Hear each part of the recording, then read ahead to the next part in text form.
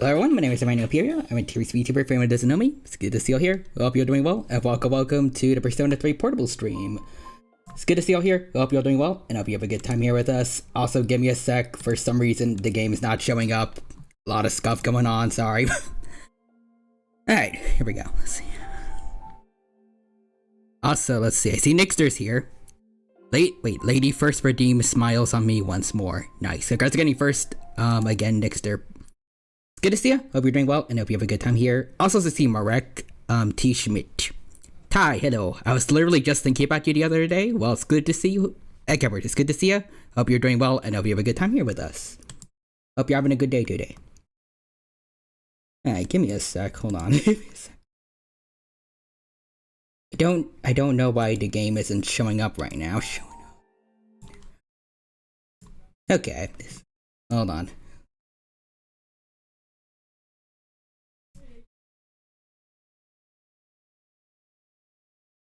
Hmm.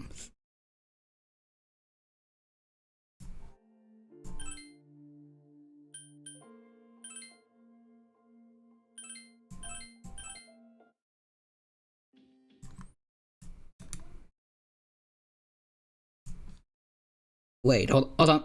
Let's see. Let me try.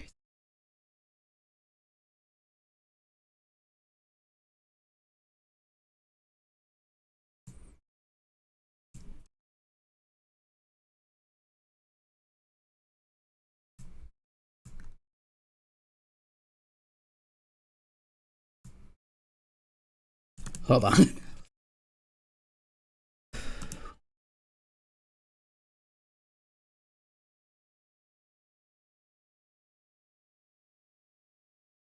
What if I use window capture? Hold on. Window. Does this work? Hold on.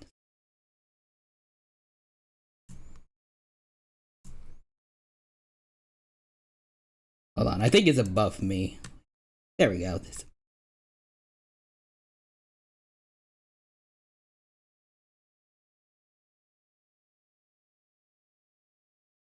Hold on.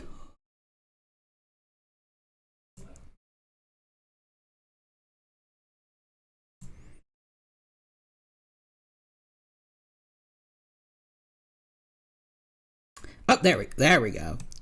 Alright, hold on. Just make sure it fits onto the screen right. Alright, I think that's it. Perfect. Alright, sorry for all the scuff just now, but I think now we're all good to go. We're all good to go. For some reason, the mod launcher that I use wasn't working, so I had to re-download it earlier and reinstall pretty much everything, I think. So I don't know if there's a few mods that I might have forgotten to put back in, but yeah.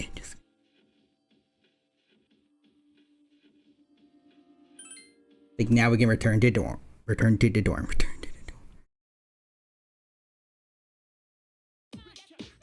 Oh.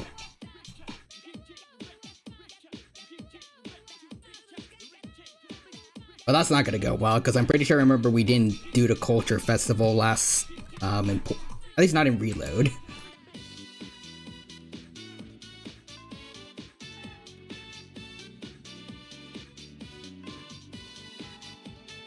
Alright, class has ended for today. Up there's Aigush. I heard that Yukari's gonna be working at a maid cafe during the festival. I do not understand why. But the male's, I'm not gonna finish saying that. She's still far from passing as a human. We just gotta wait 3 months, plus a little more for that. Alright, hold on. Hold on, let me just also make sure everything else is going alright. Hold on. Again, sorry for starting so late, but I want to make sure everything's good to go. I got all the announcements out. Yep, I think so. Okay. Also, they have this now. I finally found something for Katone's icon, at least. You can have a little beanie of herself wherever she goes. Let's see. Hey, Rio. Listen to this. I just got teased about Kenji again. Yeah. You shouldn't associate with Kenji. Okay. Let's see. What social links do we need to do?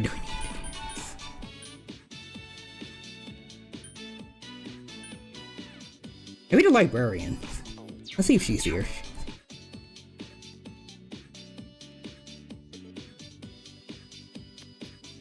Hold on. Nope.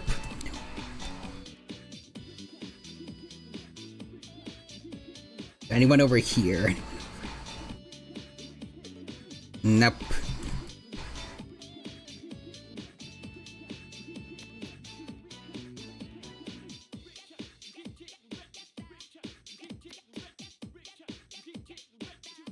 Really, nobody. Alright, let's...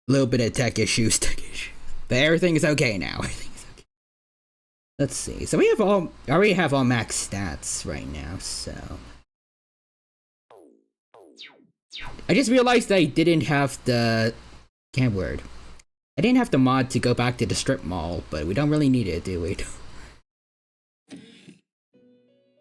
Hello, Theo.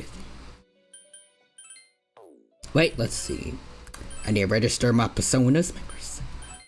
As you can see, I still did a bit of grinding. So I have a few more slightly powerful personas for where we are in the game. Slightly powerful.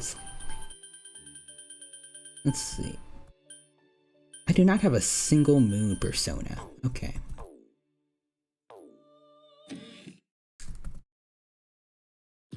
Shinji, let's try our best with you, and hopefully you don't, you know, I hope we can make it in time. We can make it in time. Anyways, let's see, out of context, Ben 10 quote of the stream. Tennyson, I haven't heard from you in years, and now you're calling me. Yeah, my bad, so how are you? Under attack, thanks for asking. I need to see where that episode's from. Also, I might have gone a bit overboard when it comes to out of context quotes, and you have 3 weeks worth. Nice. Glad to see you're all stocked up on out of context quotes. Anyways, Taverna, what's up? Hey Shinji, wanna go hang out? You feel the relationship with Shinjiro is going to become closer soon. Yeah, let's spend the evening with Shinjiro. Well, I don't mind. Shinjiro seems secretly happy, let's go. There's someplace I want to go today. You want to come along? Yes. I'd love to go. Great, let's get moving, Let's see. Chagall Cafe at Polonia Mall. Is this really where Shinjiro wanted to go? What do you want? Coffee, tea, melon soda, coffee. 2 coffees, please. Oh, he wanted coffee too, nice. Let's see, so if you do 1 in 3 weeks on Monday, I won't have to prepare anymore. Got it. Shinjiro ordered for you. Well, that's nice of him.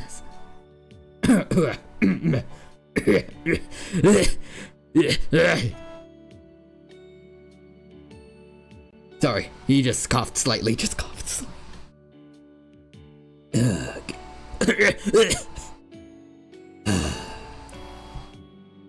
Are you alright? Do you have a cold?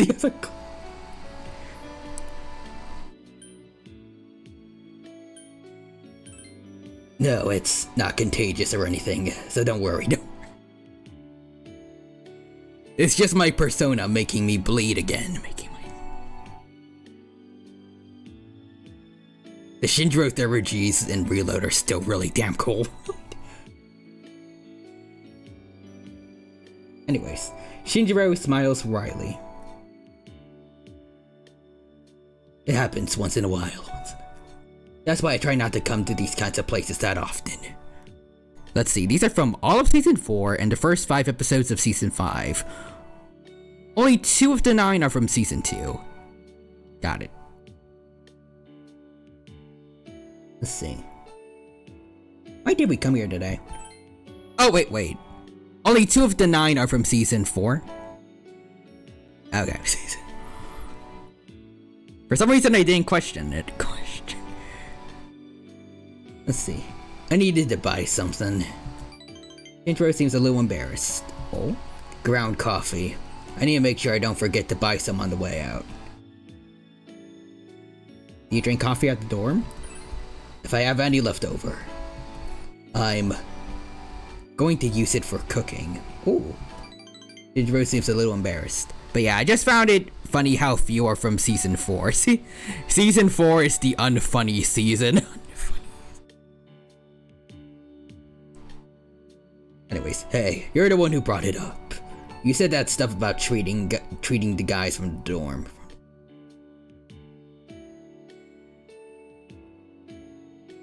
Oh, how about you? No, it's alright. Don't get all offended. It's not like I don't trust your cooking skills. It's just that, how do I put it? You won't be able to enjoy it if you help out. Shinjiro seems to be feeling a little awkward. We'll do it once I decide on what I'm going to serve.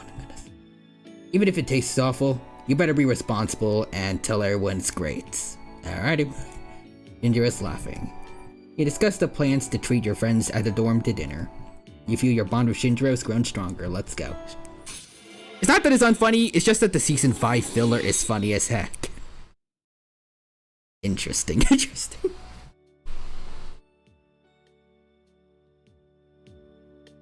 we get going.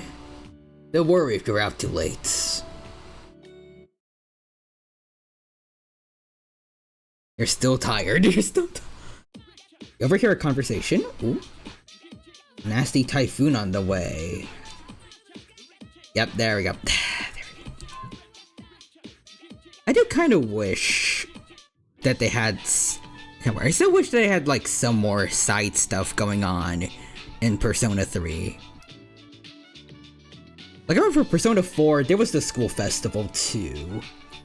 Also that one festival in the city where we had like a little concert with Rise singing. And then P5.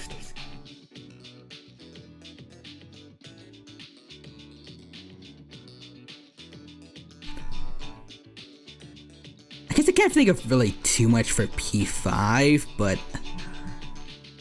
Actually no, there was that one festival where we wanted to go see fireworks, but then it rained.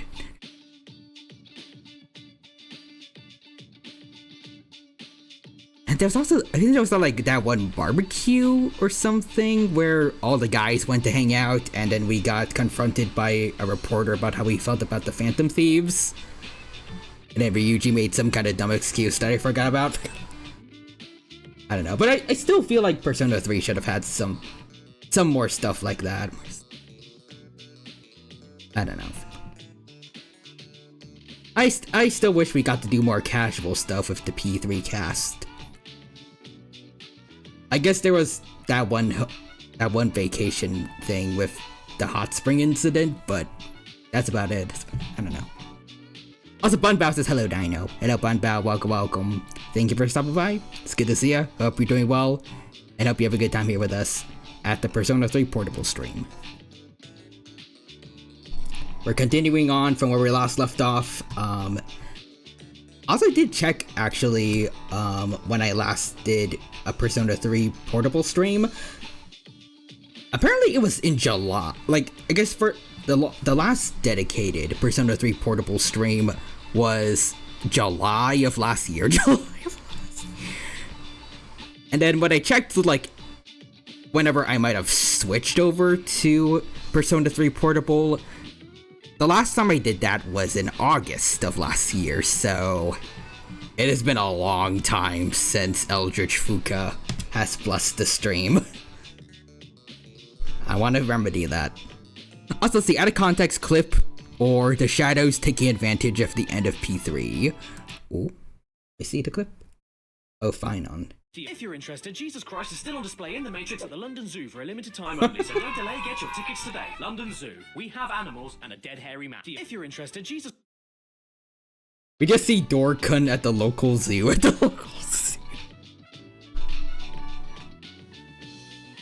After my version of Makoto died, after he went through his redemption arc, he became more chill, less of a toxic League of Legends player. He decided to go hang out with the animals in his afterlife.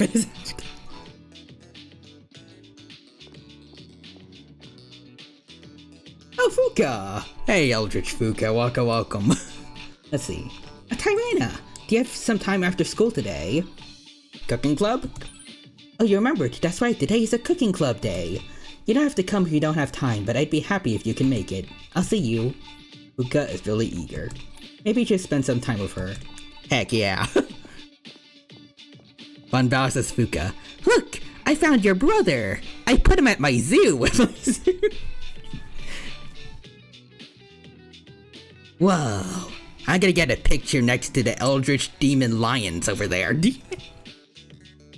And that one effed up wolf from Bloodborne. Hey, Sayori.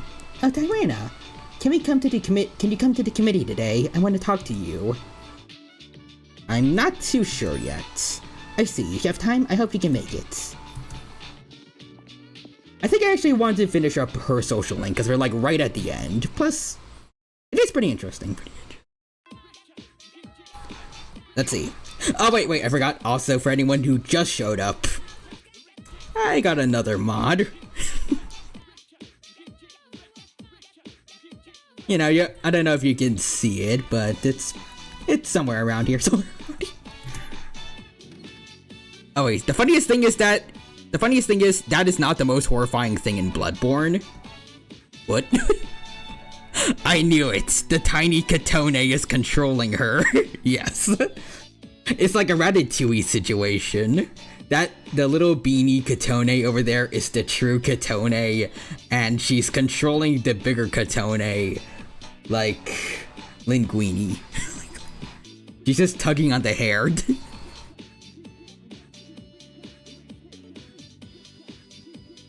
Alright, so let's see. Actually, I should probably check personas too. I don't think I have a priestess, do I?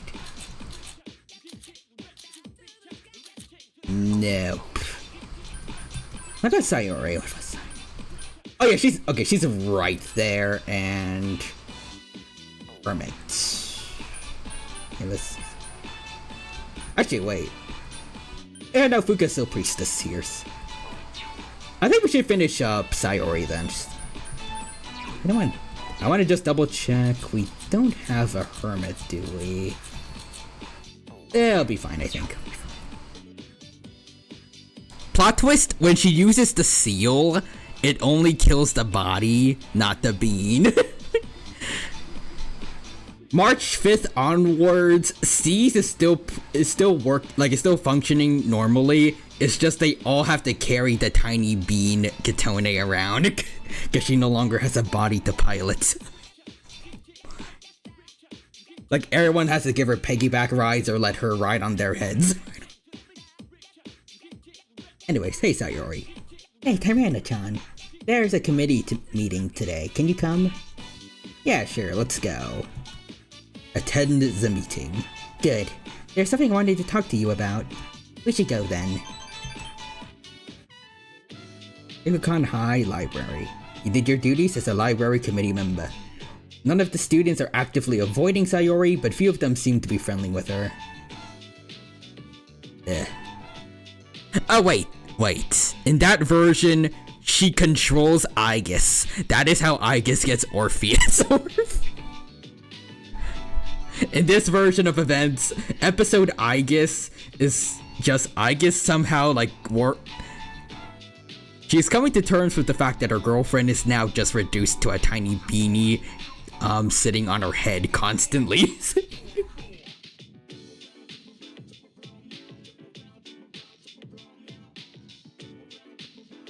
And it's also somehow had Orpheus override oh god, I forgot the name. Palladium? I think. Wait, Athena, yeah. Wait, is Palladia the one that is before she gets her awakening, or? Yeah, okay. Weird that I remember the first one and not the second one. Especially when it's one of the most famous Greek gods, basically. Anyways, Shadow Katone coming out. Bean Katone. Yo, they stole my vessel. Or better yet, there's a Shadow Bean Katone. That is on the regular Katone vessel. There's just like a little evil Bean Katone that stole the original body.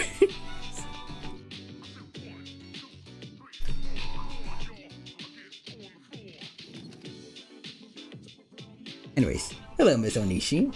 Ah, good, you're still here. Sorry to keep you here so late on a day like this. Behold everyone, I think like the one good teacher in Persona 3.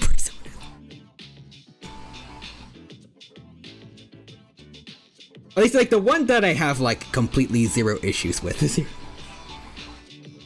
Maya is technically pretty okay, but she could have better tact, at least, when it comes to discussing the dead parents of her students. You don't need to read everything out loud. you can skim over and, you know, try not to bring up trauma to the MC.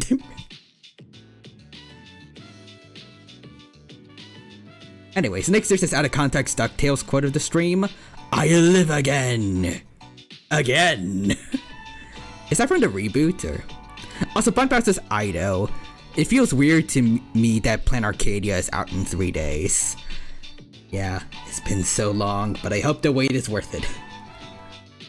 I mean, Sparksy's in it, so I feel like it's already gonna be mostly worth it, but I'm still worried about who the heck I'm gonna get. It feels like it's going back and forth between whether or not I need to get Yao Guang for her or not. At this point, I might as well just bite the bullet and get her just to be safe, but yeah. I would like to make sure I have as many Jades as I can to get Sparksy. Well, I mean, I'm gonna get Sparksy guarantee. I have 100,000, but like, ideally, maybe Eidolon 1, S1? We'll see. Anyway, see, I like Miss Torumi, but yeah, she has the issue of tact. Yep.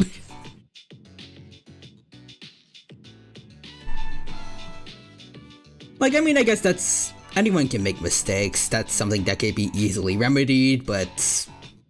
you know. I don't know how long she's been a teacher for, but I feel like she should know better than to just immediately read everything on a paper out loud. You know, you can take a bit to be quiet and, like, just wait, like, think, should I fully read this out yet?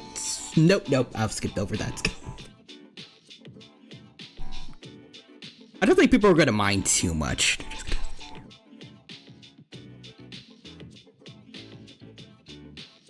But yeah, people who say you need her versus people who say you don't need her. Standing here, I realize. Yeah, pretty much. Yeah, like I said though on Discord, I was really hoping it would be as easy as just Sparksy Sparkle, then SP Silverwolf and Blade SP for some kind of sustain. Assuming that is what he's gonna be, since we don't know for certain. I thought it was gonna be kind of easy as that, since, you know, 2 Sparkles I love. Silverwolf I think is awesome too, and Blade equal. It's not like I don't it's not like I dislike Zanjo generals, but like, I don't know.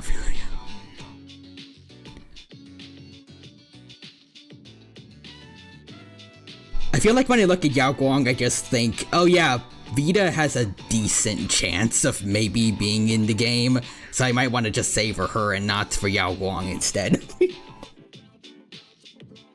Go for the real peacock. Anyways, basically this is what people are saying for endgame. Silverwolf SP, Sparksy, Yao Guang, or Elation MC / Sustain, or Yao Guang EMC Sustain. So generally people are saying it's gonna be Yao Guang no matter what. At least she's gonna be part of them. But this is purely theory. Also, next is, yeah, basically it was a reference to the fact the character that said that voiced Goliath and Gargoyles. Oh, that's cool.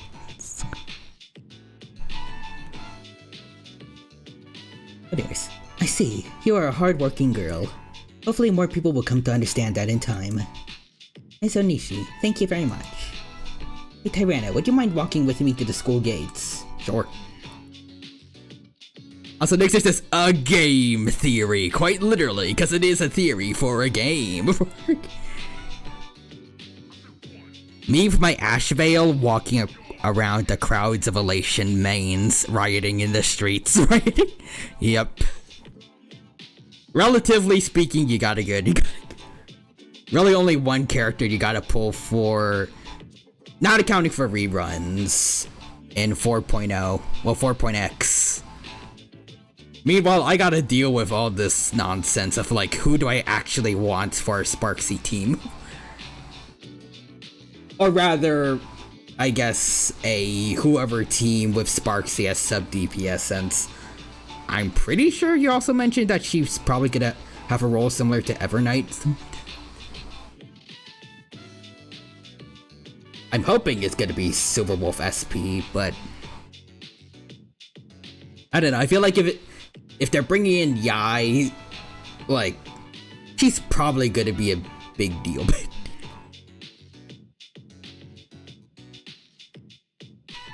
I feel like it has to come, maybe it has to come down to whoever's gonna be the anniversary event, maybe. Well, anniversary units, like Cass was.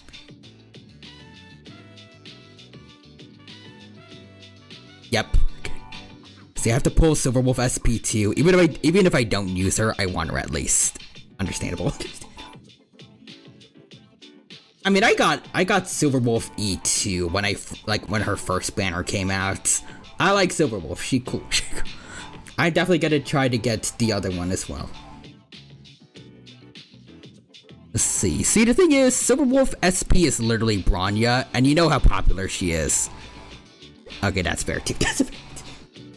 Two XPs of very popular Honkai Impact characters. It all comes down to who they want to sell slightly more than the others. Although that being said, I feel like they're putting more spotlights on the new buffed up Silverwolf. Like her getting her powers unlocked from Elios. I feel like it would probably be weird if it wasn't her, but still, Yai is Yai.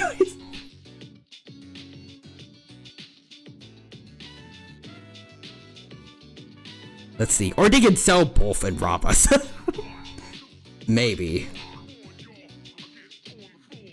Imagine they actually do something like that. Like Silverwolf and Yai both have two different niches in Elation, but they're also both so good and so meta.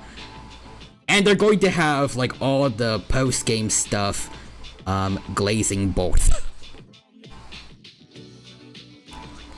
I don't know how to describe it, but like for Forgotten Hall and Pure Fiction, like all the buffs you're supposed to choose, like they're mainly dedicated to what Silverwolf SP is good at and what Yai is gonna be good at, so they encourage you to get both their teams.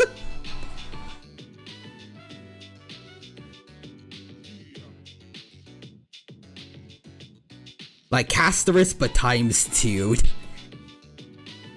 I don't think that's gonna happen, but it would be crazy if they tried. I was about to say Firefly / Acheron, but I forgot Firefly was 2.4 with Jade. Gee, I wonder who they were selling in 2.4. 2.4?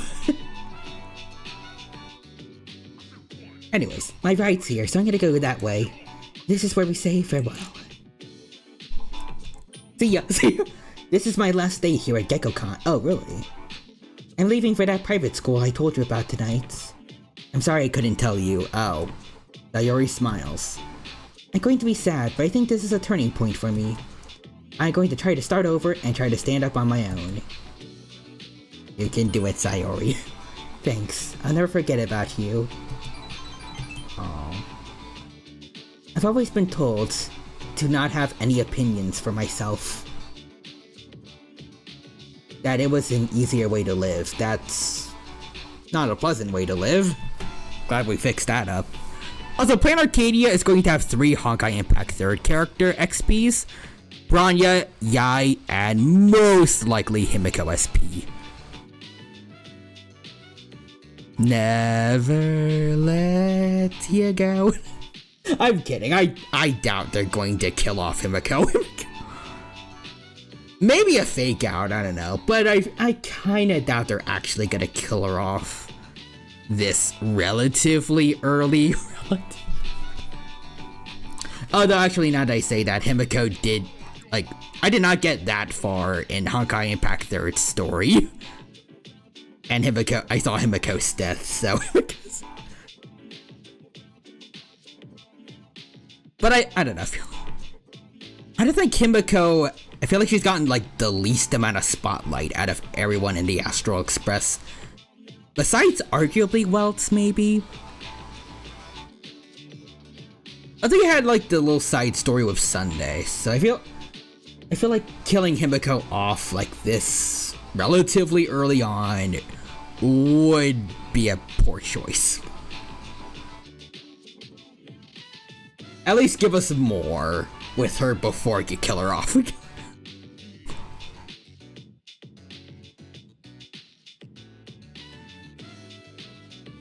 Himiko is going to die. She's going to toss a die at a casino and win money. Heck yeah. Also, Sayori is Peak. And Nixter's is Firefly. Group hug. On that note, I'm pretty sure Firefly is gonna get a Nova Flare buff very soon, so she gonna be stronger. Also, I'm gonna be real. The only one I could see die, if anyone were to die, it would be Welts. Highly doubt it.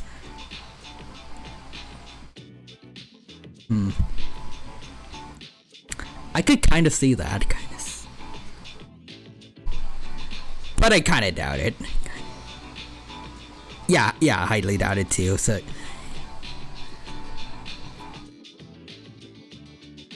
especially like considering how strong he is.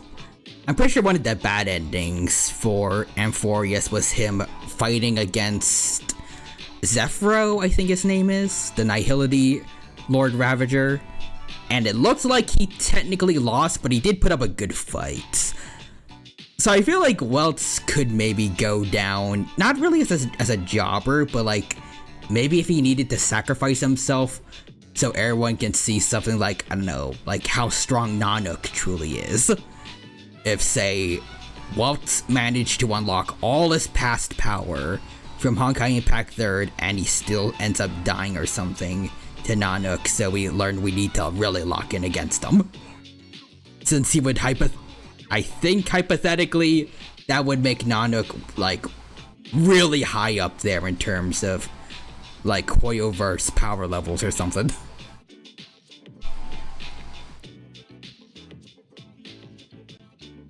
Otherwise, I don't know why else they would kill off Weld. Also see Nixter says Himiko, I don't want to go. Hopefully she won't, but we'll see. The Jin Wang and Daniel fans. Insert swear music video. You won't. In HSR. In HSR at least. Nixter says Firefly. My future power level, it's over 9,000. And even before the buffs, like right now, Firefly is still pretty damn good. The Dahlia has helped her a lot in becoming relevant again. And Firefly's team has still been pretty helpful to me in a lot of post-game stuff.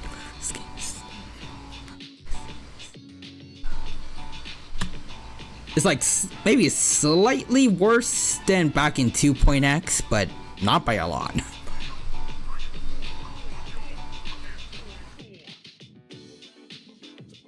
Also, Bunbao says Genuine and Daniel fans sing the Firefly Nova Flare. Fudging bullshiz, Aeon dang bullshiz. I've returned to doing 0 cycle clears with my Firefly team. Nice. I'm still debating whether or not I need to get the Foxwife too. Maybe I can do without, but again, I know the Trailblazer is gonna keep getting passed along to whatever meta is gonna be relevant each time, so I don't know if I really want to stick just to Harmony MC, but yeah.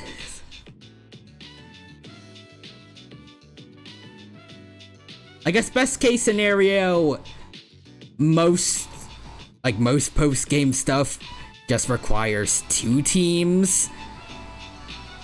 There's also that one, I forgot his name, that I don't like anyways, and it doesn't give you jades, so you don't really need to do it.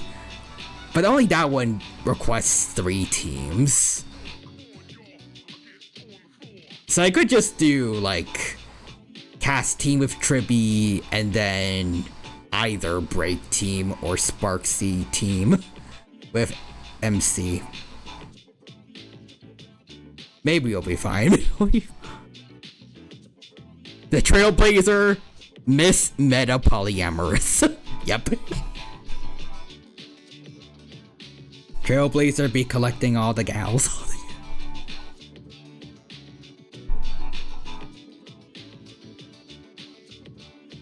Anyways, if I can make anything someone else's fault.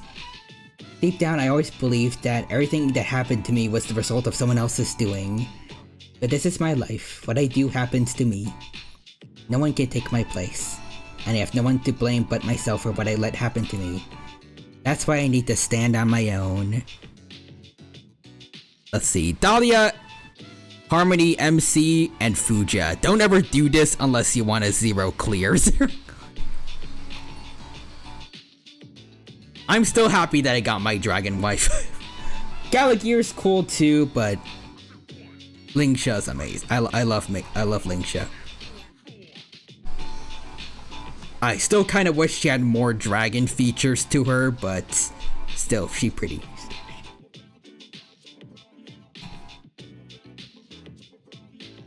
Anyways, I need to have my own voice. Sayori laughs cheerfully. I knew that I'd never get anywhere if I let other people tell me what to do. I've known it for a long time, but I had no one to give me the final push I needed. And I was too scared to accept it, even if I did have someone to help me. But you pushed me forward, along with all the fears I had. Aww. Awesome Nixter says dragon. Dragon features, see. True though. Like, if you're going to dedicate an entire race of playable characters, plus some NPCs, to being dragons, make sure people can tell they're dragons. Make them look cool. Like, at least, Bailu has horns and a tail. Dan Heng at least in Barbara Lune, has horns, and a hologram tail in his idol that really should just be part of his normal form. Especially since PT Dan Heng has just a tail normally. They could have just done that too. And then poor Lingsha just has scales on her arms and legs. And they don't even look like... Hold on. There. They don't even look like dragon scales, they're fish scales.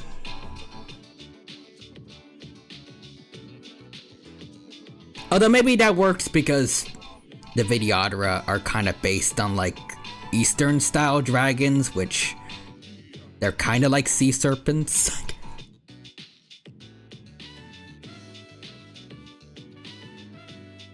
I don't know. But it'd be nice if Lingsha at least had like smaller horns, since she's not the High Elder, and a tail. Anyways. Also, minus 50 points to Bunbao for not recognizing the Doctor Who joke. I mean, I don't know Doctor Who either, so... Anyway, so that's why I was able to do this. Sayori takes her cell phone out of her pocket. You can hear her voice being played from it. This is Sayori Hasegawa of Class 2C. It seems to be a recording of the school announcement. I made a recording of the announcement as I was making it. Whenever I feel discouraged, or whenever I feel scared or discouraged, I gotta listen to it. I was brave and spoke my own mind, and you helped me find that courage. I'm sure that this will give me strength if I ever need it. I want you to remember this too.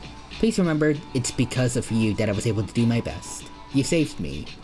Aww. So, please take this. You saved it on your own cell phone. Lastly, let's shake hands. Sayori's hand is warm. You tightly clasp her trembling hand. You sense a strong bond with Sayori.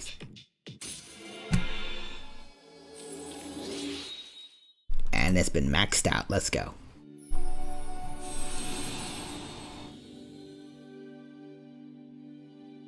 Thou art I, and I am thou.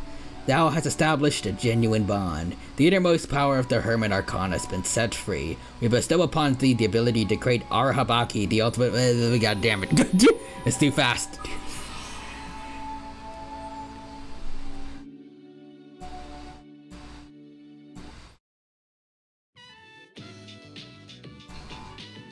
You remember your first love? When it comes to Persona, Marie. Because Persona 4 Golden was my first. And then after that, it was... Yeah, no, it was definitely Chihiro. And then Aigis, because we saw Chihiro first. And then Kasumi. I know the exact orders. I know the exact... Anyways, let's see. Sayori says, mine was... Oh yeah, was my uncle. I mean, I was a little girl. It's not that unusual, right? And that's why I want to hurry up and become an adult. Every night I would pray to the stars that I wanted to be grown up. Now I look back at my childhood and laugh. I wish I could go back to those innocent times. Maybe it's for the best that one's first love almost never comes true. Yeah, probably. Well then, I'm going to go. Thank you. Goodbye.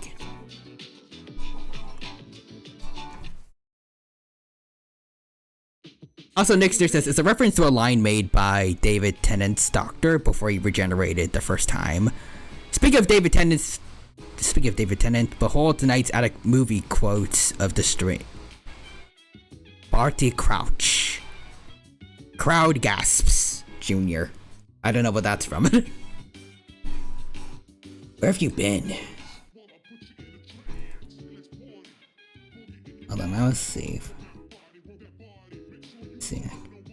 Oh, yeah, there's Catboy Junpei again.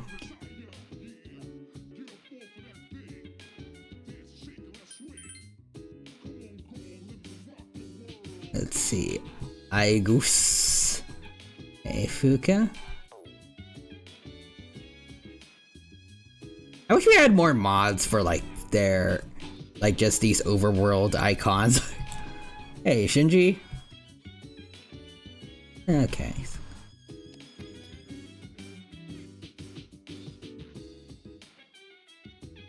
Oh, I want to see. Do they have these in console? New recordings. Let's see them.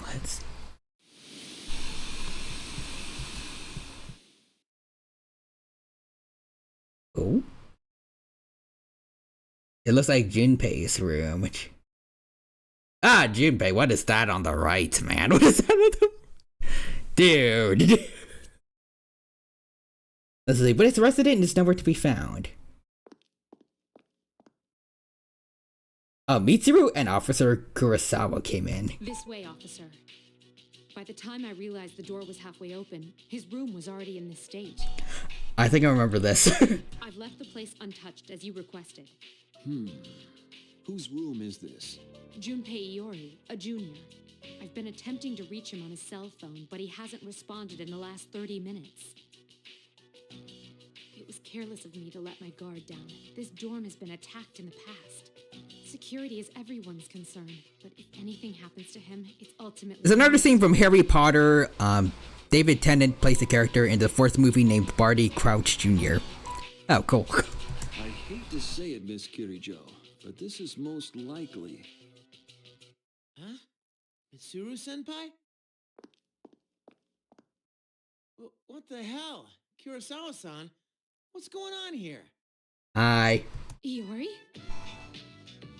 Next, this is Junpei. That's Bruno. Where were you? I've been trying to contact you. Huh? Oh, It was hot. The AC was busted, so I went to the manga cafe and fell asleep. Well, I'm just glad you're safe. Also, Bunbow says Mitsuru, damn, B-word, you live like this? Damn, you rapscallion.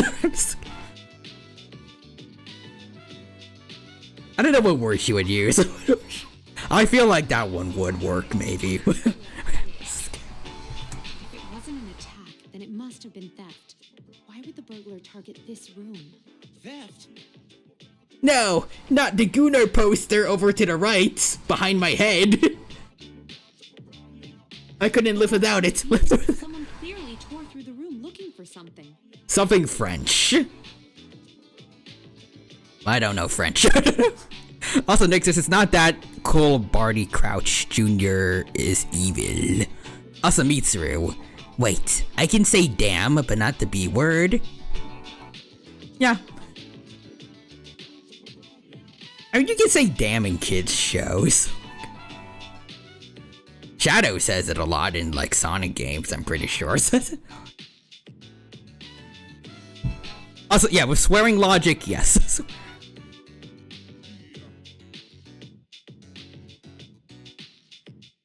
Vandalizing a school dorm. When I find out who did this, I'll see to it that he or she is executed.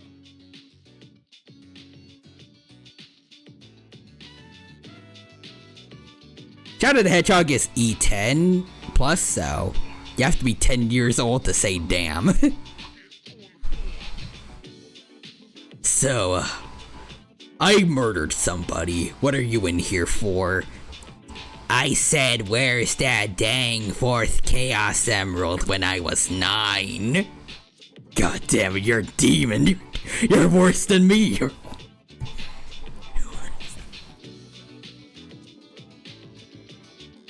Well, son, sounds like you've got a death sentence. F. How about it, Iori? Was this room in fact vandalized? Well, my room always looks like this. What? But... You can't possibly live here in this state, can you? For goodness sake, you rapscallion, you live like this. And the door was open. That's not even that weird. For some reason, I feel like it's weird, but for some reason, in some I've seen plenty of people in college dorms that just leave their doors open. I don't know why. It just seems stupid. Like, what a reason, especially since at least most people should be carrying around their keys, like when they leave the room to go to classes and then come back. There's no reason to have the door, like, not locked even. Not even just keep the door closed, like, fully have it locked. Keep your stuff safe. I don't get why people have a hard time with that. I don't know.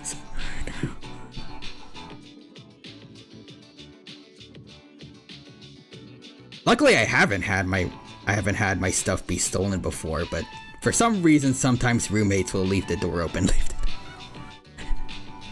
I'm glad I'm living home now. Anyways, Bunbow says, shout out to that 9-year-old when stealing from him. This is like taking candy from a baby, which is fine by me. I love that quote. Also, Bunbow says, Mitsuru, why are you more messy than Katone? Now I can't even complain to her that she has the most messiest room. Does she also have Gunnar posters? No. Damn. I got nothing then. Also, Nixus' baby hits Shadow over the head with a frying pan. That baby landed a heavy. Real Human says, you see, it's a tactic. If your stuff is stolen, you can sue someone. But who? As far as I know, there aren't security cameras, like, directly in the rooms. Ooh, how do I know who stole my stuff? Also, Nixter says, human, I cast Fireball. Bunbow says get more money. Yes, get more money than what was stolen. Not with that attitude, get your own camera. Get your own Good idea, good idea. In any case though, again, I'm glad I finally graduated and I can just live safely in my room here at home where I can keep my door locked as much as I want. And real humans just buy more RAM. Maybe not with the current prices.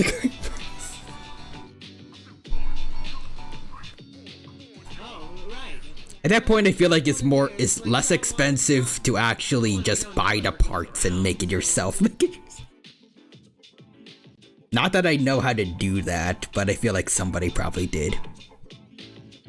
Wait, Dino graduated? Cuts. Oh, alright, cuts to the Dino fading. No, stop, wait, don't leave me. I forgot that that's still used in VTuber culture for, like, I don't know how to describe it, just like for leaving.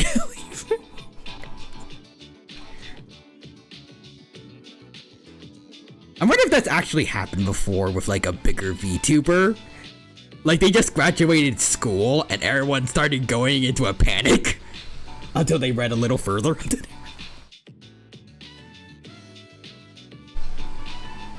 Yep. Oh. I need to know who it happened to. Oh. Hachama of Hololive. Is that the one who goes Hachama? Oh, actually, no, absolutely. Like, that's straight up. It's pretty much just her names. I've seen clips of her, but that's about it. Like, Hachama.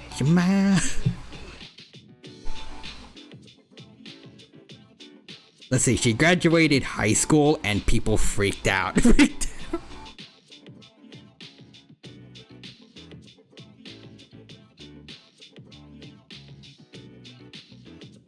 They got us in the first half, not gonna lie. Got us in the first.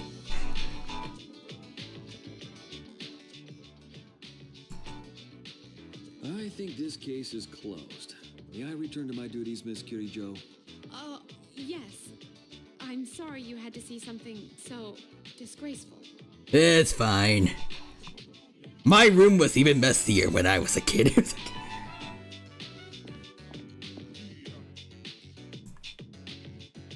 I apologize for all this.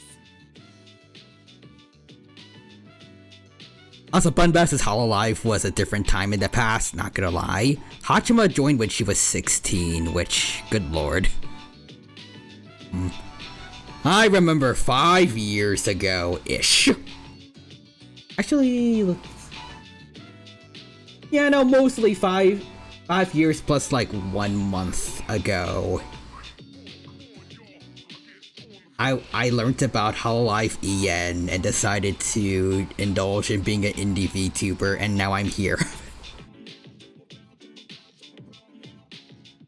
That's kind of hard to think about. Actually, wait a minute now. I debuted in March. I forgot exactly what day. I think it was the 24th. So in about a month, I'll have spent half a year. Wait, no, half a decade streaming. That's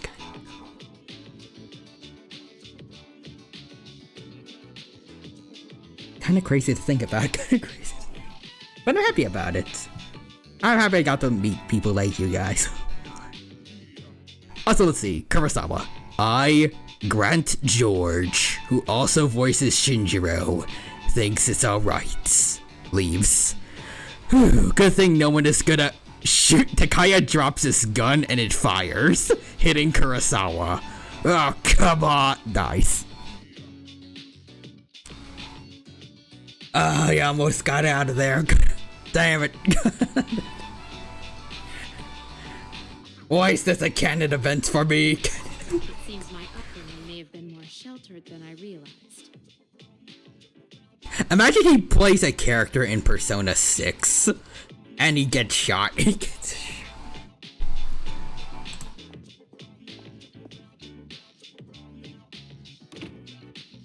Mitsuru left as well. Come on, at least yell at me or something. What's the deal with you calling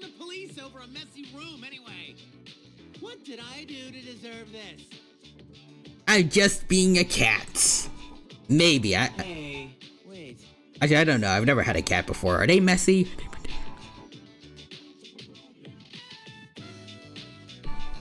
Also, let's see. Real Human says, there's now recorded footage of a high-level Guilty Gear player,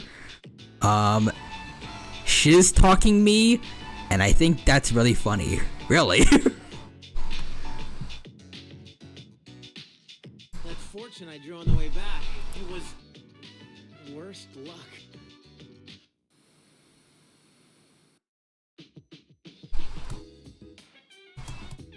You're recording.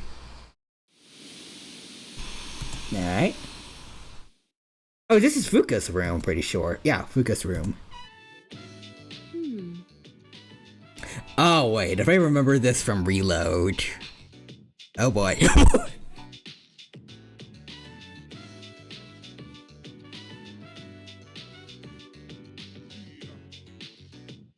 wonder if I should have gone for the one-piece suit instead. One Piece? Oh, wait a minute, actually, I remember, in the Reload when we saw the Reload version of this, that was the time when Bun Bao ended up in Discord jailed. Good times, good times.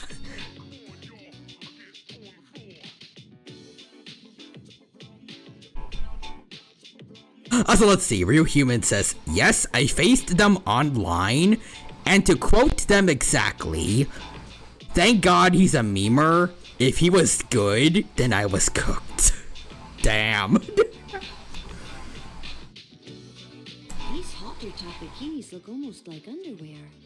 It feels weird to have my belly button exposed.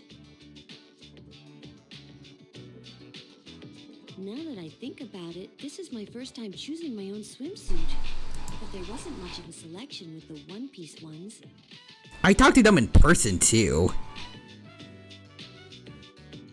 Also, Fuuka. Beep boop. Weird. Belly button. So this is what mortals use when... And I gotta finish saying that.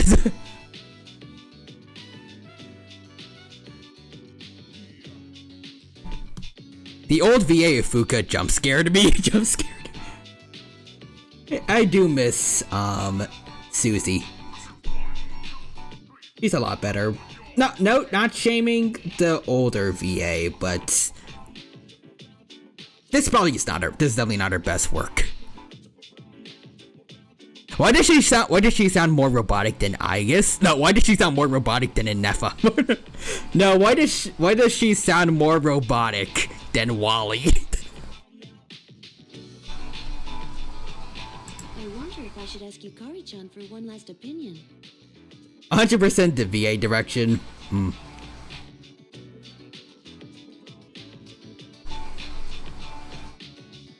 Although, I don't really exercise, so I probably wouldn't look very good standing next to her. Our leader is so slim and fit, too. I think the idea was she was supposed to sound introverted and shy, but well, I guess all introverts are robots.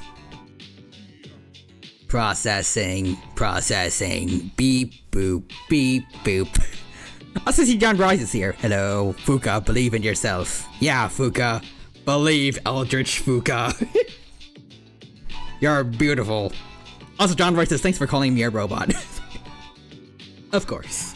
Am I really the same age as those two? Oh, right. I have just the thing. If I possess their bodies too.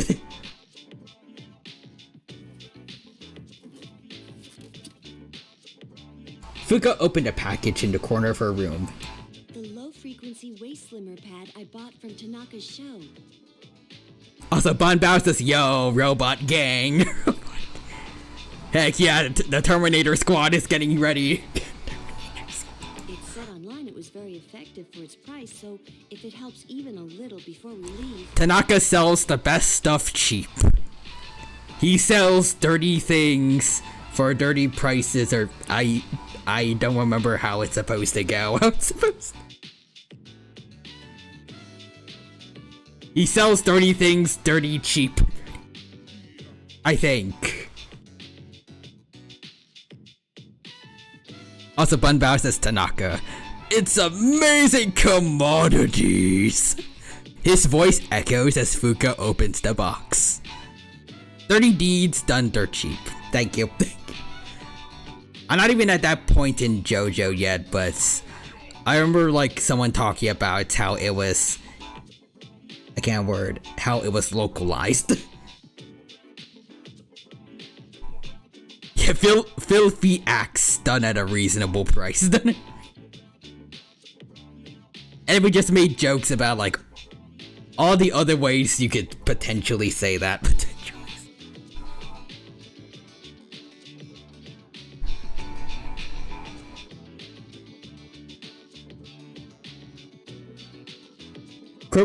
Criminal activities done for criminally low prices.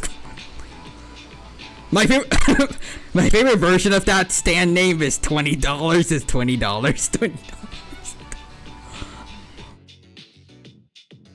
Also, John Rice says, oh, "That's for Steel Ball Run, like the one that has an anime coming out soon."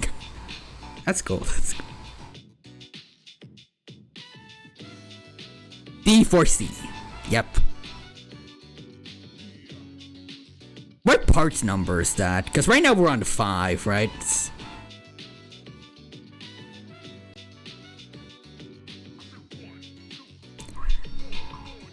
I'm pretty sure I've said this exact same thing and promised to do a JoJo watch along, but then I forgot to do it. I know, I get it. Abaccio made you so sad you didn't watch anymore. Steel Ball Run is part 7. Okay, so that's not so bad. Finish up part 5, then 6, and then we watch 7 when it comes out. Yeah, Golden Wind, then Stone Oceans. Funny thing is, even though I haven't watched JoJo in so long, I'm still listening to the music a bunch. Like, for some reason right now in my head, I think that one opening from part 4, Chase, it has like a weird, I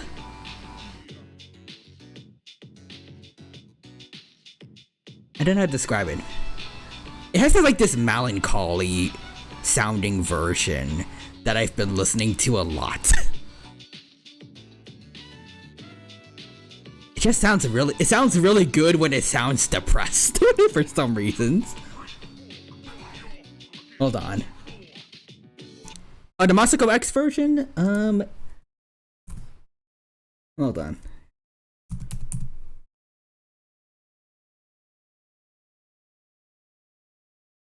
Also, John Rice says, tell him your... Wait. Do you want a small spoiler? Tell him yourself? Maybe a small spoiler. I don't know. Maybe not. But also, Bunbao says to quote part 7 out of context. Jojo! Tell him to eat shiz and die! And fall off your horse. Especially falling off the horse. Make the horse betray him.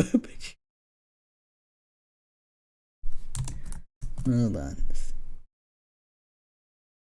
Oh, here it is. The acoustic version. Hey everyone! Tickets are now. Shush. Yeah, this one here.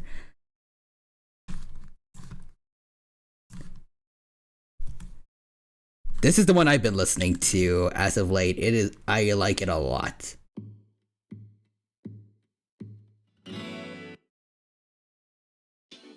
Again, for some reason I like it more when it sounds melancholy. So let's see. Jesus is in part 7 and he is the main plot point.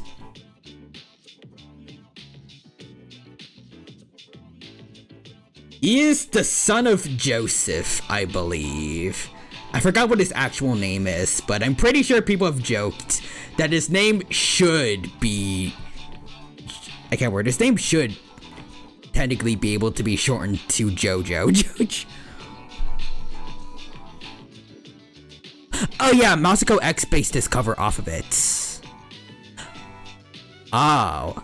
Okay, I need to listen to the Masako X one then. I need to hear Team 4-Star Goku sing a JoJo song. Depressingly depressing. Also, Real Human says, Jesus Joestar. Joseph Joestar. Yes. Hold on. Let me see if I can find the meme.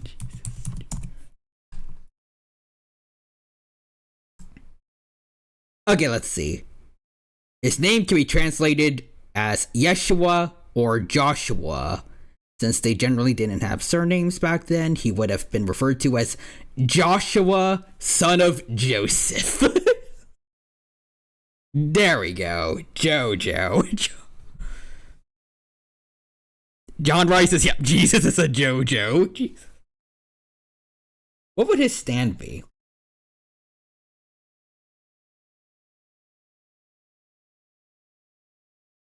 Would it just be like a random song from a bard at that time, or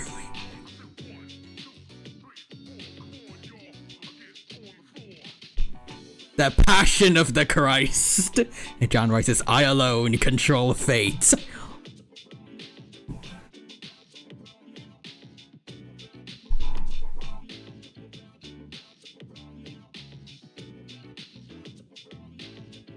As someone who did grow up raised Christian, it's like a few really good songs that I feel like could work maybe. I can't say any of them by name because it's been a while, but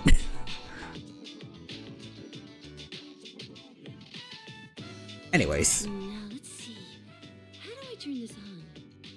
You know, we might need Jesus right now. We might need if I remember correctly from what happened here. Oh no, this. Oh. It tickles. Oh. What am I gonna do? Okay, never mind. I feel like it was weird. It was not weirder, but like.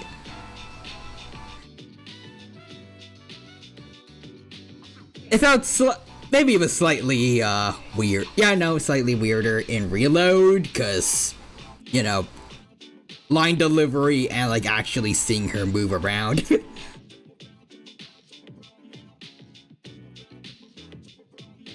With this voice actress right now, it kind of sounds like she's trying to copy how Mickey laughs.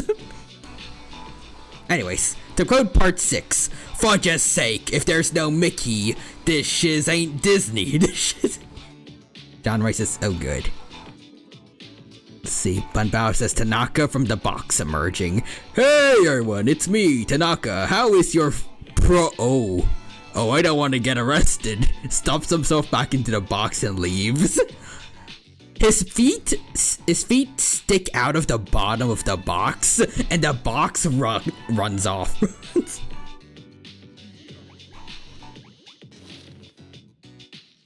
Fuuka is giggling and rolling around the room with the belt still on. Why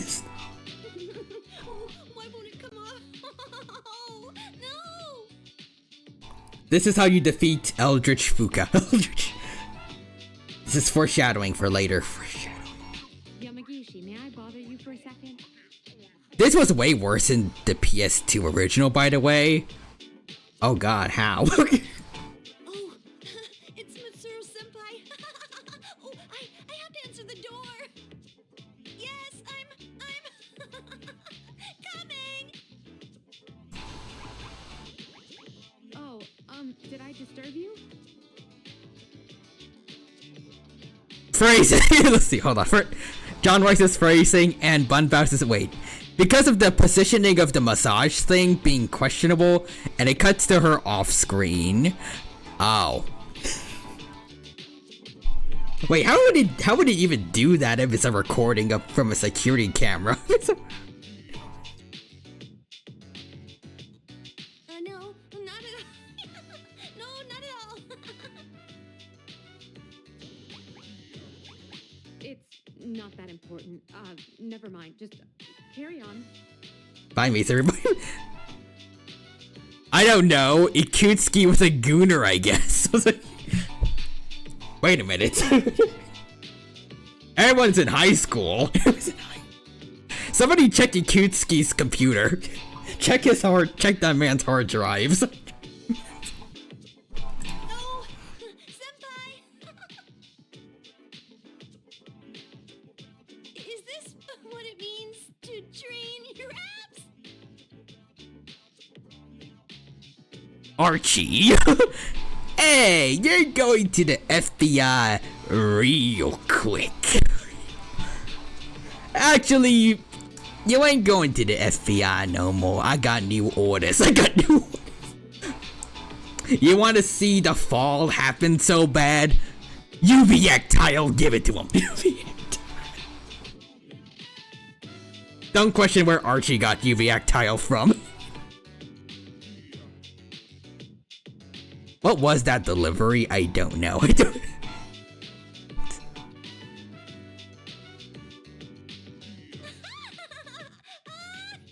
someone help!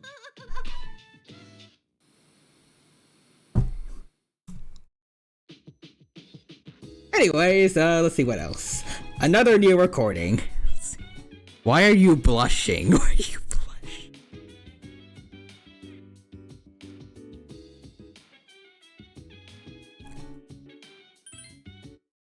The belt was flirting with her or something, I don't know. I wanted to say something funny there, but I don't know how to make it not weird. The belt was whispering sweet somethings. Yeah, no, that's worse. That's worse. Also, Bunbao says Katone. We really need Mitsuru to take over the cameras. Good God, good God. Why is all this stuff? Why is all this being recorded? God forbid I get Aegis to rank 10 and they record all of it. They record.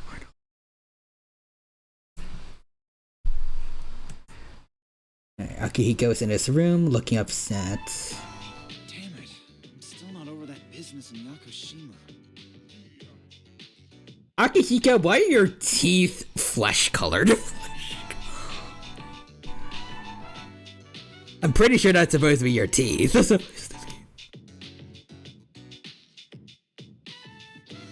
I don't think it's the lighting.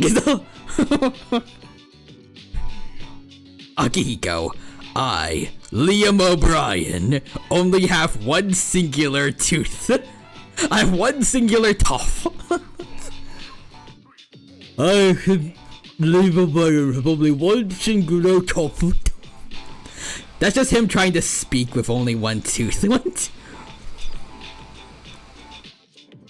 Why did the dev team do this to him? Is my way with girls really no better than Junpei's? Oh. They treat me the same as his lame pickup lines. Like, I get that Aegis just... She swung that particular way for Kotone. I respect that. But for all the other times... I should at least be a easily second place. Why am I tied with Junpei?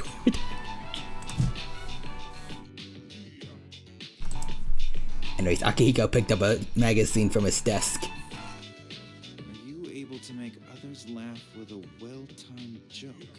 Well, I can't think of many examples, but I can do that much at least. Careful. Making others laugh and being laughed at are two entirely different things. Damn. When people speak to you, do you try to respond with pure logic and reason? Also, the funniest thing is that this is the current voice of Doctor Strange. He literally sounds the same. I know how to hit on girls at the beach now. Hey, I've come to bargain. Oh, we got the same brain. Akihiko, trying to flirt. Women, I've come to bargain. Women, I've come to bargain. You already said that. Women, I've come to bargain. Oh God, am I in a time loop? This is a common mistake with inarticulate men. Try to consider what the other party is feeling.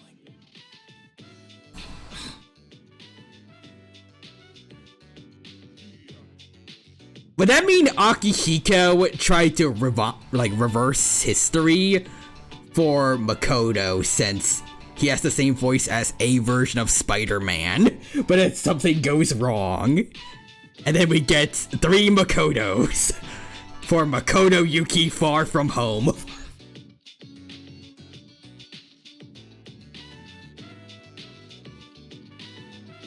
By the eye of Agamotto, I see you will go out with me, get slapped. Get slapped. Makoto, Katone, and Makoto P Persona 5. Yes.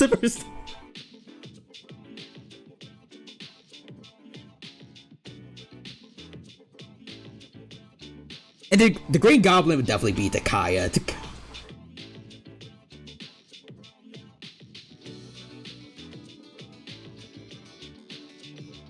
Who would Ned be? Junpei or... Also, Aki stuck on that face is perfect. The disappointment he feels.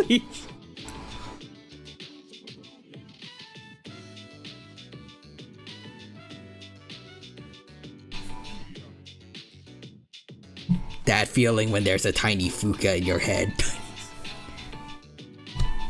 That is 100% Junpei. Yeah, that works. Real Human says, as Akihiko once said, I unleashed the Mashanti's power.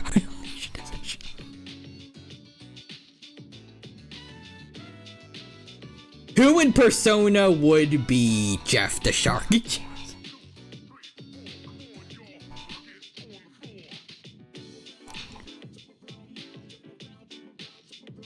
Actually, no, I feel like that one should be easy. It'd be Koromoro. He's pretty... At least as far as I know, Jeff is pretty much just dog shark. Koromoro's got the first half down.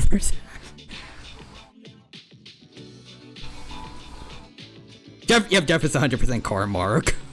As Akihiko once said, flames of the fault, impact palm. Flames of the fault, impact palm. Flames of the flame.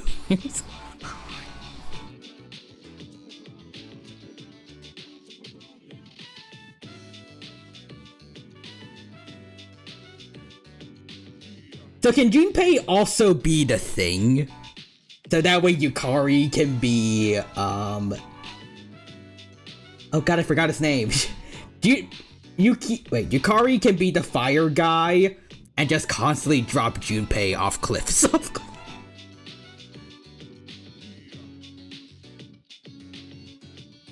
Jeff would be additional voices, Also, by the way, Dino, do you still stand that if Devil Dinosaur was playable, you'd play Marvel Rivals? Yes. Human Torch, thank you. If Devil Dinosaur becomes playable, absolutely. I'm gonna hop onto Marvel Rivals.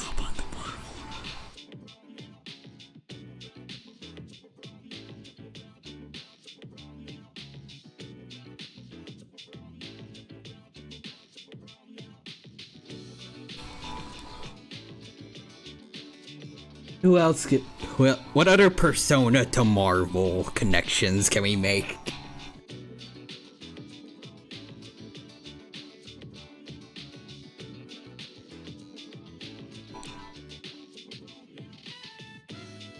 Iron Man blasting everything, as far as I can tell, that's what he mostly does, and Marvel Rivals can be Yu Narukami.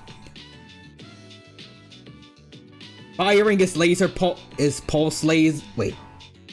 I think it's like maximum pulse or something. It's just the same as you constantly using myriad truths.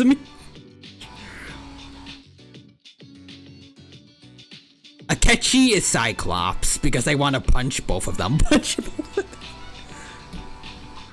That works. That works. And then...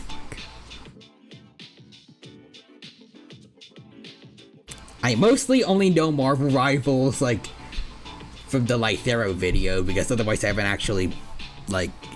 I haven't actually seen too much of Marvel Rivals myself.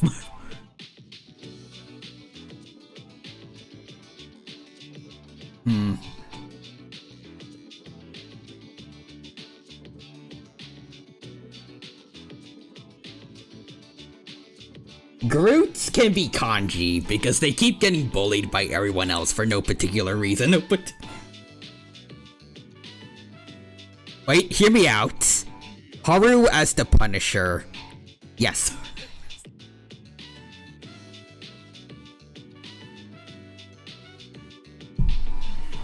I mean, she has a gun anyways, because, you know, Persona 5 character. So, she already has that much down for Punisher. Plus unhingedness.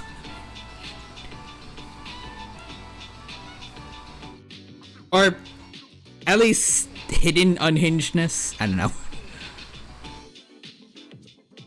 At least as far as I know about the Punisher, he's like, no chance at mercy, he will kill.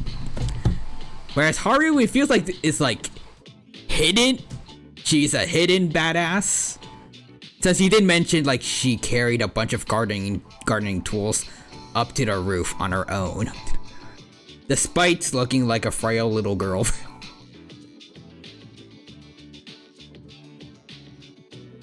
Actually, would that make her better for Hulk then? Because she has a hidden, strong, badass side like Hulk. I don't know. I can see An as Rogue or Rouge. No, I think it's Rogue from X-Men, I'm assuming.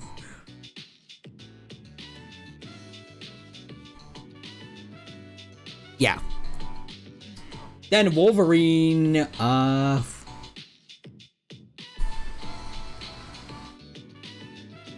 just a lot of sword or knife users.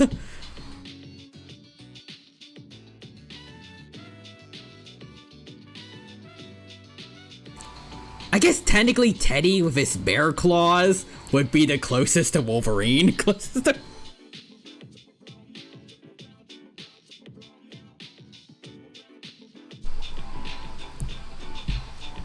Yeah, also the quote Marvel Rivals quotes.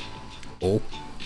Gambit as a child when his teacher asks him to fold a paper. Gambit never folds. I'm trying to do like a French or Cuban accent. Wait, no, Cajun accent. Cajun accent. Also, Budbow says, Rogue in the divorce. I'll take everything. I'll take everything.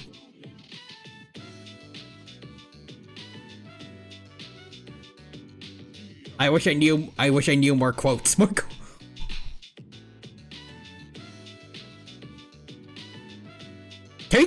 Can we give Akihiko multiple Marvel characters, or?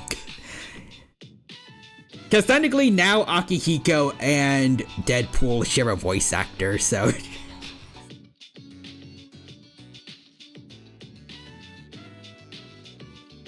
Actually, now they said that, I just realized Wolverine could work with Shinji.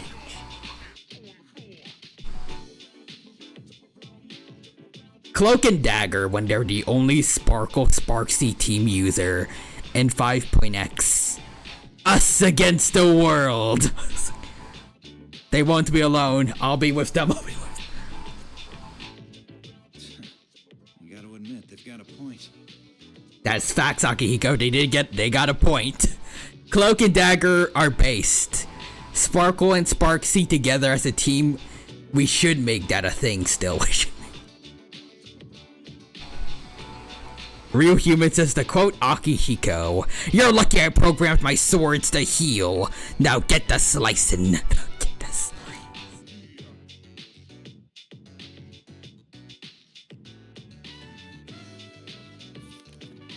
Try testing yourself by speaking as if you're asking a female friend or coworker to your favorite store. Huh. Okay. Wait a minute, wait. Didn't Akihiko do that for Katone in his social link or social? Also, to quote Akihiko to Takaya, "Where are you aiming at?" Also, yep. Wait a minute. The two most important things are to smile and have a good sense of humor. Huh. Hey there. What great timing to see you here. Good one. I'm going to the beef bowl place. Wanna come with? Humor. You know, the beef bowl place. Oh, hey, maybe we could meet up there. Hey! I get it. As Akihiko sang after killing 6 people. Gotta cap 'em all. Also, to be fair, Aki is one of the more popular people they date for P3P. I can get why. What am I, the chairman? That's it, screw this. Akihiko started pounding the sandbag with all his might. Listen, he's a dork and boy failure. Affectionate. True. Let's see. Another new recording. Let's go.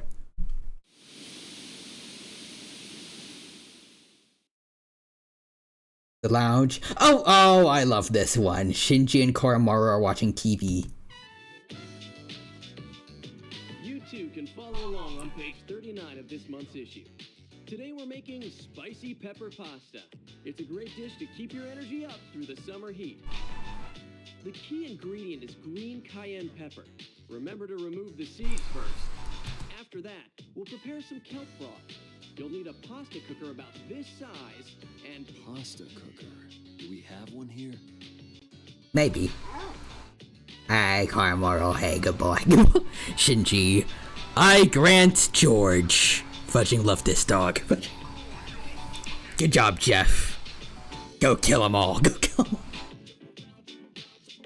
I'll back you up as Wolverine. It's still pretty hot. Actually, having just said this, I remember that one meme you showed me a while back. But I don't know if it was one specific meme, but like the general meme of Akihiko going to Makoto and being like, "Your dog is cracked at insert video game." And now I'm just imagining Koromaru playing as Jeff in Marvel Rivals. Also, Real Human says, "Go Jeff, use Vor." Koromaru! Wait, Koromaru with his mouth permanently open. Bark. Guys, help, my sprite doesn't let me close my mouth. Help. I can blink, but I cannot stop screaming. It requires energy to maintain an appropriate expression. You know what? Oh. Did they actually have that? Oh, okay.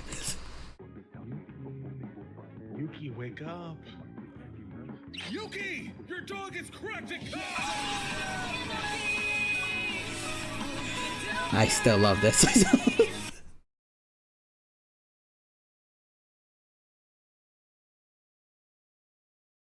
We just need a Marvel Rivals version now. My favorite part of this is Koromaru magnetizing to the skateboard.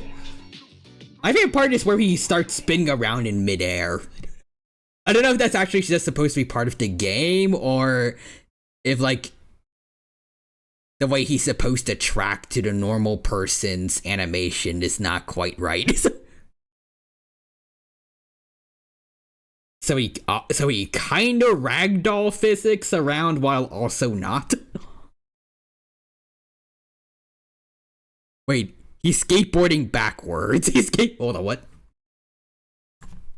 Your dog is cracked at Oh! Did I not notice that until now?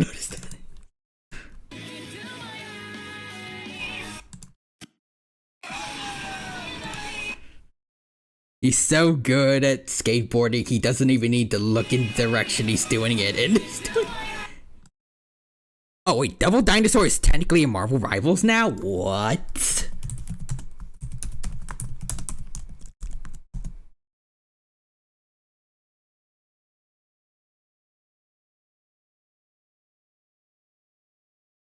But is he playable?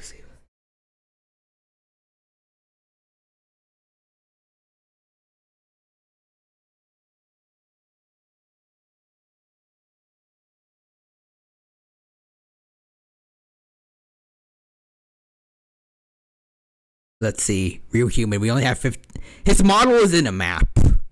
Real human, we only have 50% of it. No, that is totally what I said. We need him playable. Exactly. I mean, if he is playable, at least, like, as part of someone's gameplay, maybe? At least, maybe if he works alongside Moon Girl for that TV show they have, or maybe with a member of the Hulks? Because he was kind of like their pet in the Agents of Smash show. Like, I'm okay with that if he's like, I guess kind of like an assist character for someone else technically. If he is in some way playable. I'll take it and I'll start playing Marvel Rivals. But yeah, let's see. His model, though, is a lot more detailed than the rest of the models made just for the map, though. So there's a chance he's in Season 7. I'm holding out hope for it. Oh, crap.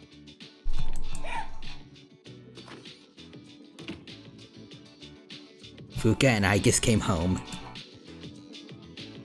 For some reason, Shinjiro is pretending to be asleep. He has a magazine in his hands. We have returned. I really do prefer the version in Reload, though, where like he puts the magazine over his head when he pretends to be asleep, so it looks like he fell asleep reading. We're home, Koro-chan. Oh, shh. We should be quiet. It looks like Shinjiro-senpai's asleep. He says that Shinjiro-san is not asleep. Huh? Senpai's magazine. It's the monthly guide to the family cooking show. Does Shinjiro-senpai enjoy cooking shows? Oh, that's a new issue. I didn't know this month's was out. Shinjiro-san frequently watches programs like... it's okay, I guess. Come on, let's go. After Fuuka and Aegis left, Shinjiro got up. Damn it. I forgot she understands dog talk. Aw, poor Koromoro. Don't sweat it. It ain't your fault. Don't worry, boy. Next time I'll make you something too, Koro-chan. Aww.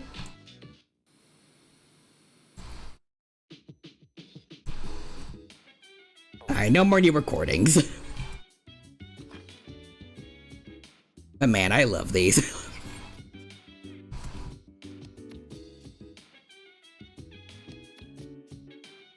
So we can't talk with anyone here right now.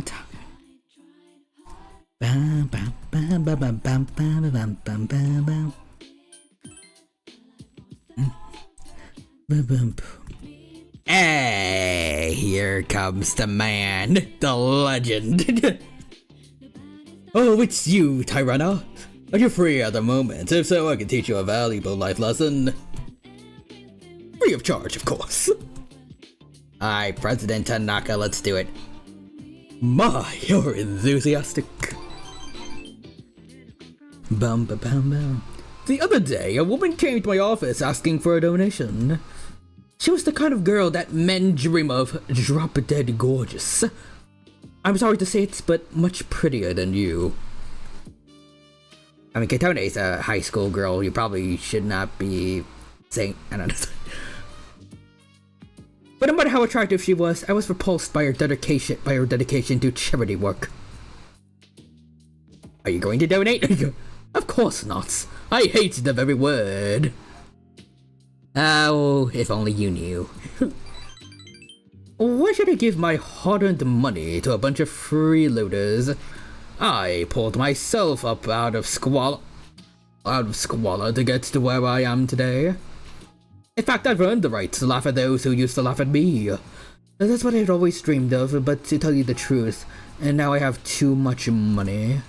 Profits are booming, but I'm so busy I don't have time to spend a dime. And maybe I should train someone to take my place.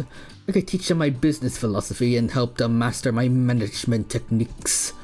I could create a carbon copy of me. It'll probably cost me a fortune, but if it works, I could sit back and relax in my massage chair. How about it? Want to become my successor? I'll even let you join the Tanaka family. And not just work, I'll even take care of your wedding. Just kidding. I'm sure you'll obtain something even bigger than my company. I sure hope Atlas doesn't forget about you. If I say it's for sure.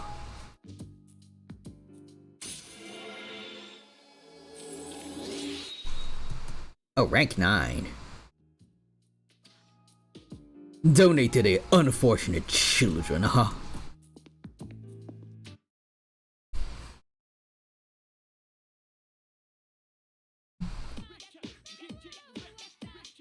Ooh, the film festival.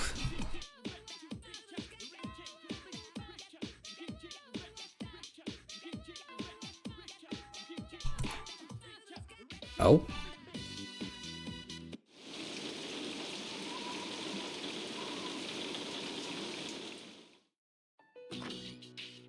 You're drenched from the rain. You're shivering. You weren't quick enough, huh? According to the news, a typhoon just hit. Supposedly it's the biggest one on record. It's moving slowly too, so it'll be around for a while. Yeah, thanks to that, the school festival got canned. Well, setting all that stuff up is a pain, so I don't mind. And luckily I wasn't caught in the rain, cause I'm a cat, so I hate getting wet. But it sucks that we'll be stuck indoors. So, how you gonna spend your break? What break? What? Do you love school or something? Most students started looking forward to winter break a month ago. What about you, Fuuka? Me? Well, the only thing I plan to do is go to the movies. Oh, a movie. Is it a date? It's not I'm going with Natsuki-chan. She absolutely loves movies. Oh yeah, her. But with this typhoon, I don't know if we'll be able to go. How about you, Yucatan? Will you still have practice? I'll need to alter this planet's climate in due time. I doubt it. The archery range is outside, so it's most likely cancelled until the storm blows over. Same here. This stupid typhoon is gonna mess up my training. What about you, Senpai? I haven't decided. Besides, what business is it of yours, Iori? Me? Well, I'd be happy to tell you about my plans. Does it include cleaning your room, Junpei? I suspect that you will be visiting Chidori-san. Although she has stabilized, we cannot release her. Man, Ai-chan, you must be psychic. And you know what? She wants me to come. Not to brag or anything. Nice. Good on you, I Junpei. just thought I should check up on her. You know, with the storm and all. I guess you could say that I'm the storm that is approaching. Is that so? What's up with him? Well... You don't know either? Oh, yeah. Ken-kun, what are you going to do during the break? Oh, nothing in particular. Come on, you have to be doing something. Oh, wait a minute. Hey, Ken, I just need to go check on something real quick. Let me see. Oh, yeah, there it is. Ken social link rewrite. There we go. Just wanted to make sure I still have that mod installed. Don't worry, Ken, you're safe. Well, I'll probably go visit the shrine. Dude, you're a kid, not an old man. But that's where I always go. I guess you could say I made a vow.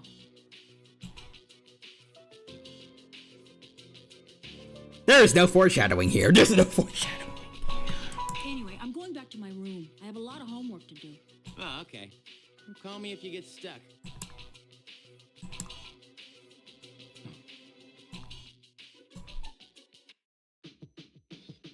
Okay, then.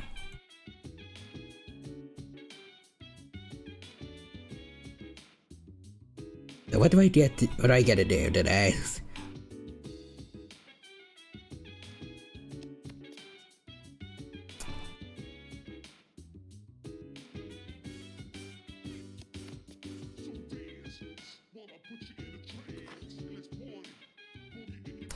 Alright.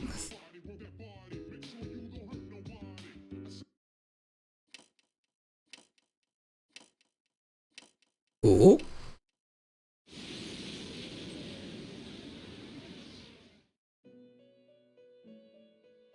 This is the Velvet Room? I was ready to start saying some Gen Z slang, but okay. This works. I have been waiting for you. I last summoned you in your dreams quite some time ago. Several seasons have come and gone since I first offered my assistance. Now then, your special power, persona. Have you been using it wisely? I'd say I have. I'm already level 91. Therefore, please allow me to provide you with a new form of assistance. Henceforth, you shall be able to fuse 4 or more personas. I am certain that this will be of great benefit to you. Alright. But now, you must be tired. Please, rest easy. Until we meet again. Farewell. And now, the end of this dream is near. Oh, Jesus Christ. We skipped quite a few days. You seem to have slept for a long time. Yeah, definitely.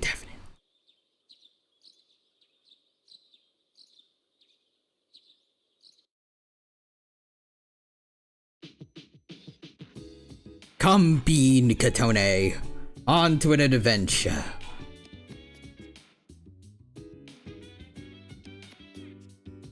Alright, let's see.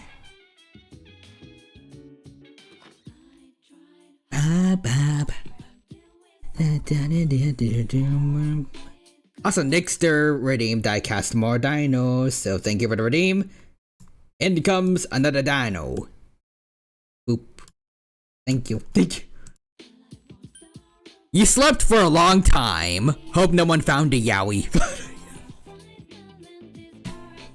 They found a Yowie. We need to blow up the earth. We need to blow up the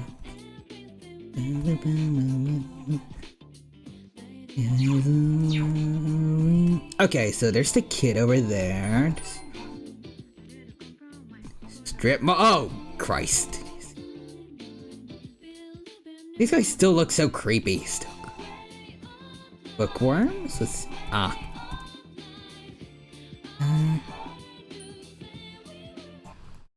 Wait, hold on a second. Do I have it still? Hold on. Chihiro for Femc? Yep. I just want to know for later. My life.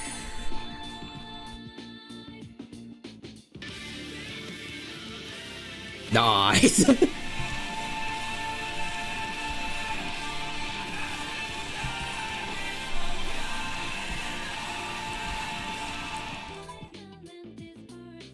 I like how we had like the nice calm Persona 3, like, I think Femc specific music for the overworld, and then we have this.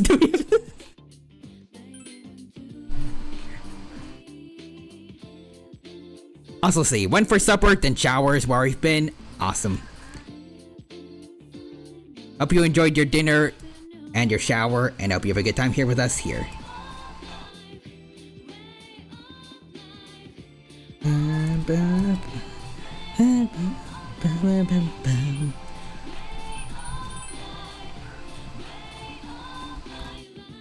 Hi, Michael, let's go hang out. Oh, hi, what are we gonna play today? Let's play talk about your divorcing parents. Again, the divorcing. What should we do? Hey, come on, let's play on the jungle gym.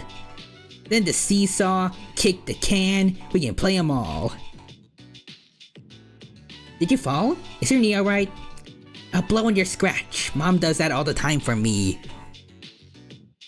Hey, we played enough for you to remember me, right? Don't forget. Maiko seems sad, but she's smiling.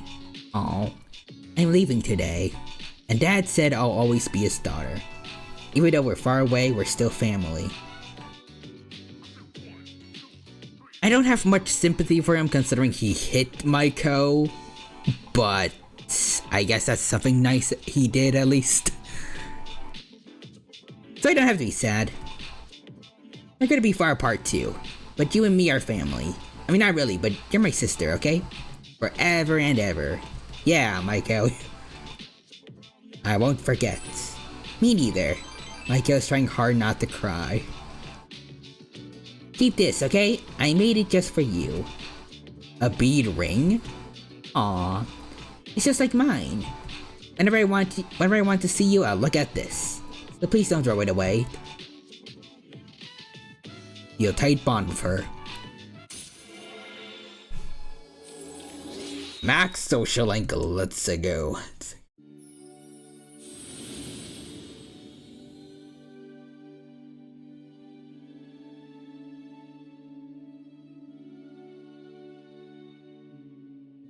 Addis the Hanged Man Arcana. Ouch. Wanna see you out that door. Thank you for the redeem, real human. I remember when I was listening to that a lot after the Deadpool and Wolverine movie came out, but then it just kind of stopped. Just like most other songs, they get stuck in my head. Me when I max out a social link. Bye, bye, bye. And never talk to them again. Never talk to them. When I get big, I'll come see you. I'll save my money and buy a plane ticket. Until then, bye-bye. Bye-bye-bye. Micah ran very quickly so as to hide her sadness. Hey. Hey, Shinji.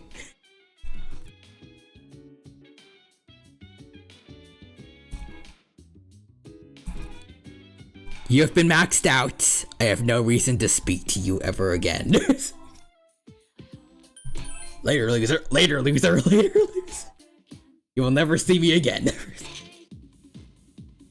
Unless it's for a story. Oh, that's, I forgot. That's the cameo guy. So I don't see the old man. What do I do today?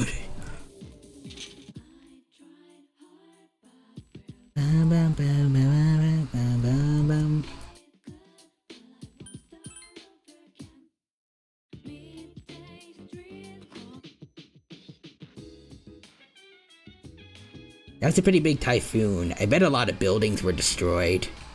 Yukari and Fuuka were very scared during it. Were you scared during it too? I slept right through it. Oh, that's right. They lied to us. High school isn't like Persona. Isn't like Persona.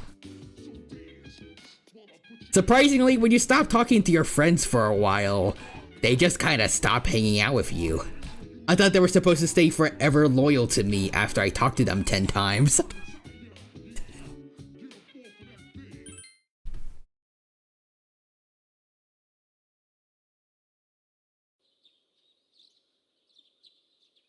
Today is national holiday. There's no school. There's no school.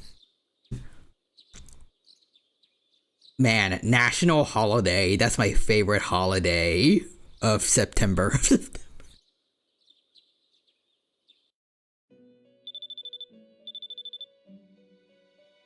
I talked to you like 5 times. Why aren't you going to my funeral? Why didn't you give me some kind of benefit after talking to me 3 times? You should have at least let me commit vehicular manslaughter by now.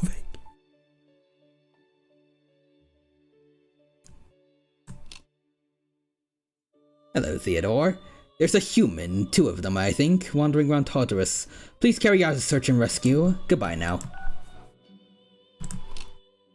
I bet.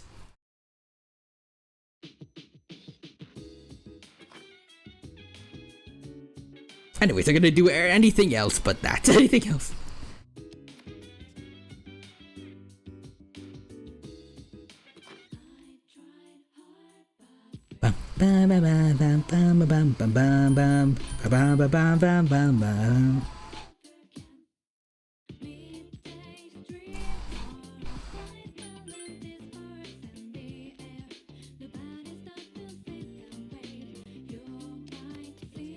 Now that's an out of context. Perfect.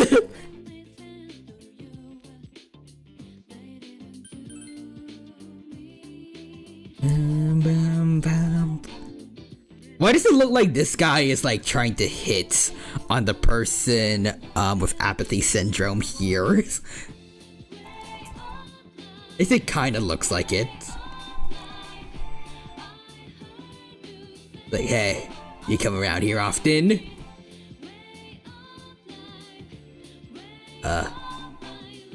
You gonna say anything, or good talk. And then he walks away. He walks.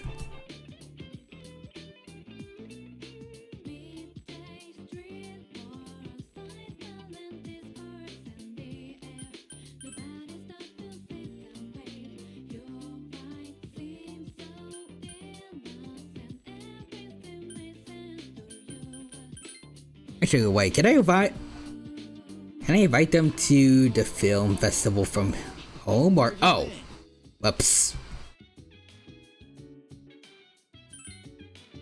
I forgot that going back wastes a day slot. Dang it. And there was like no social links to do anyway, so anyways. And then he waddled away, waddle till the very next day. Bam bam bam bam bam bam.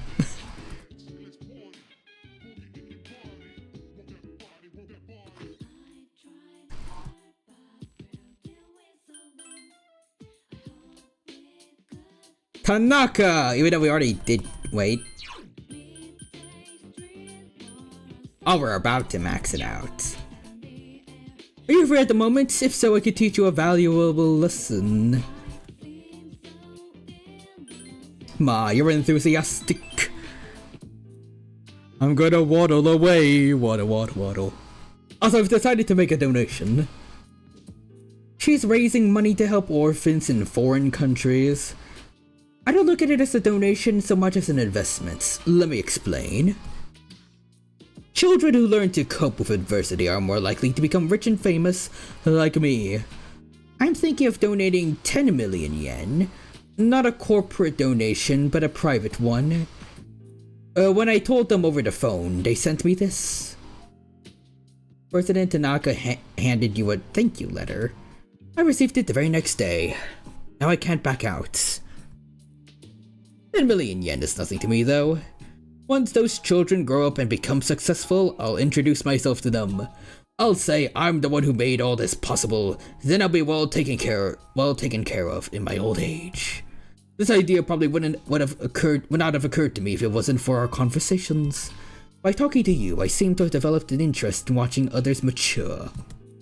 I thank you for that. Actually, I should be thanking myself for wisely noticing this. You feel like you fully understand him now. John Rice says, good on you, sir. And Real Human says, the duck walked up to the lemonade stand and he said to the man running the stand, hey, bomb, bomb, bomb. Low tier God quote.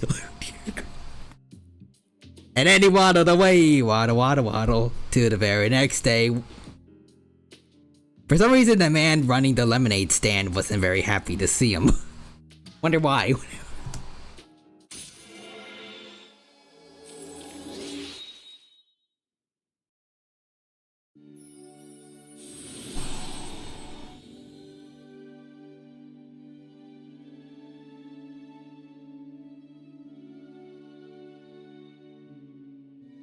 The man went and blinked and replied, why should I?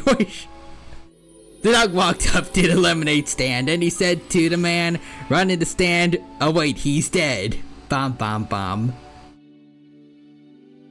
The duck stole his grapes and then waddled away.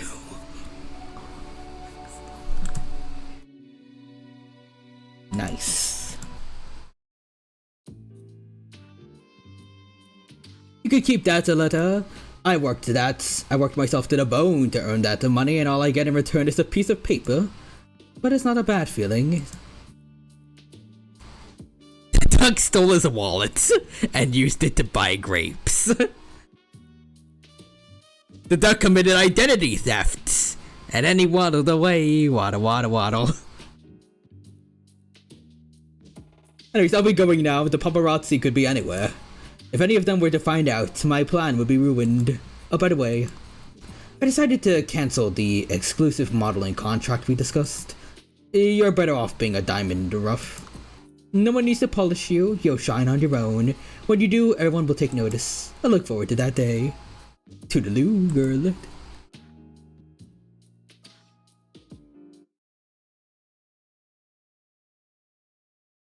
So as for the updated today, I saw the new Stuff movie indeed. What do you think of it? I love it because it has both Yoimiya from Genshin and Sparkle from HSR's voice actors.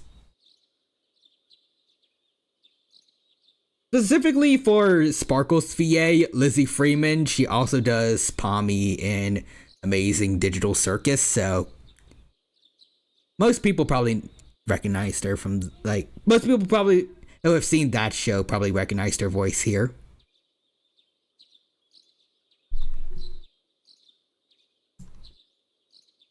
Anyways, it seems to be a day-long film festival today. Maybe you should invite someone from the dorm to go with you.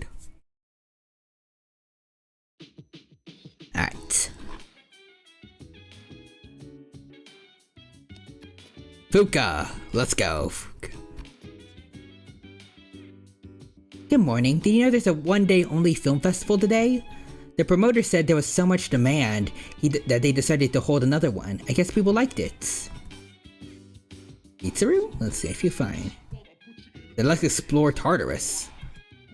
Let's see.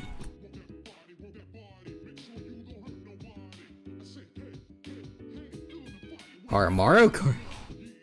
Shinji?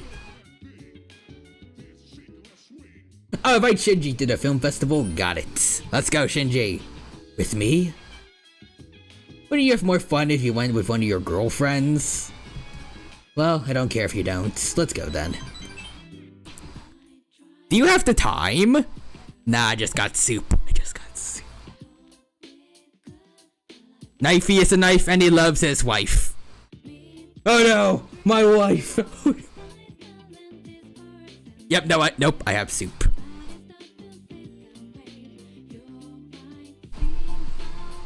My friend likes you. My friend is a worm. Let's see, the theater is crowded because of the movie marathon today.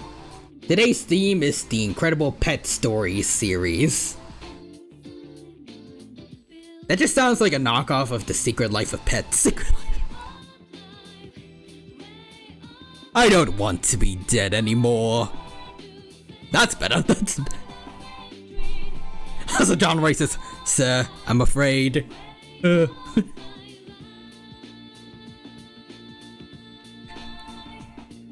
Are we really watching this? Well, if this is what you want, I guess I'm game too. And now, Secret Horse. Introducing the guy that sometimes turns into a train.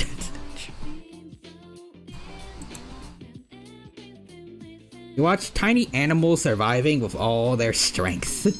Your courage greatly increased. The river. It just washed that dog away. Oh. Shinjiro's eyes seem a bit red. I gotta go. Welcome back. John Roy says, I'm gonna put on something more comfortable. As long as it isn't a fish hat again. It's a fish hat! It's a fish. I love that one.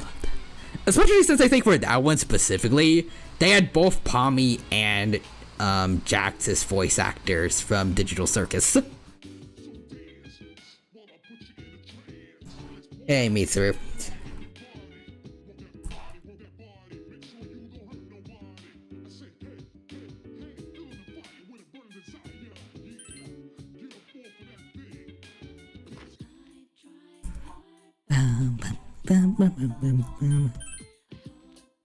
It's hard to believe how long the Stuff channel has been around for, and it still feels the same. I kind of like that.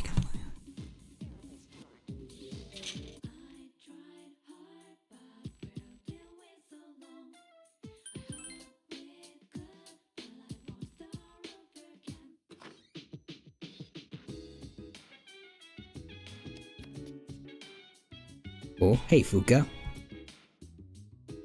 Doc? What will happen to us if the dark hour disappears?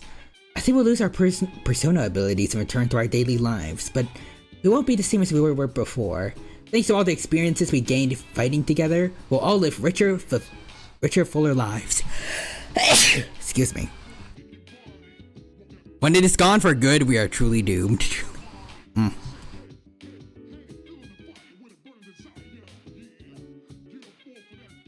When Ostov discontinues, that's when you know everything's over. Also, bless ya. Thank you.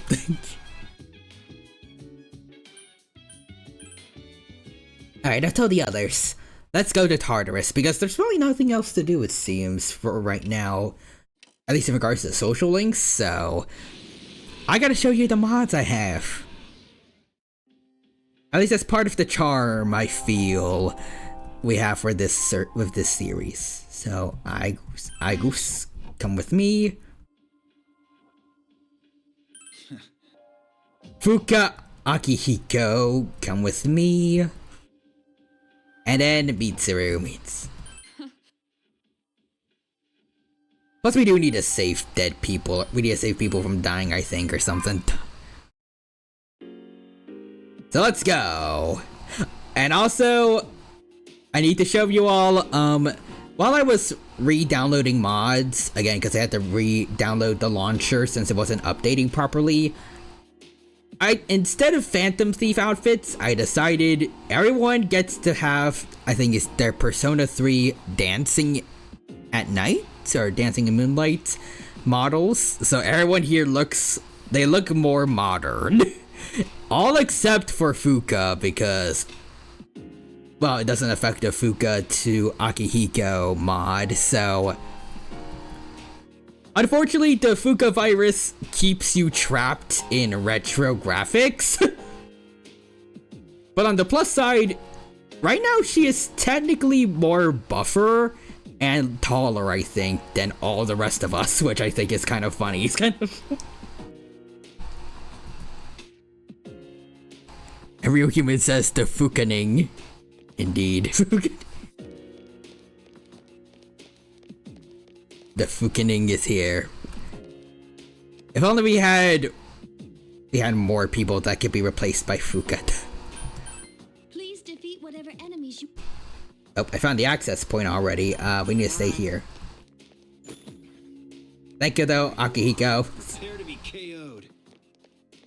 Damn, he really wanted that shadow dead. They all really wanted that shadow dead. Good job, good job. If only we had lemons, you know. I got one. I'm going into battle. If someone could make a mod someday where it's literally just everyone's replaced by Fuuka, that would be great. There's someone on this floor. Find them, please. Hey, Fuuka. Please defeat whatever enemies you encounter. Bye. Shadow located. I will fight it. Oh, hey. Yeah, let's go save the person. Good thing you were able to find the missing person. They're resting in a safe place now. You can go on and keep exploring if you want. Got it.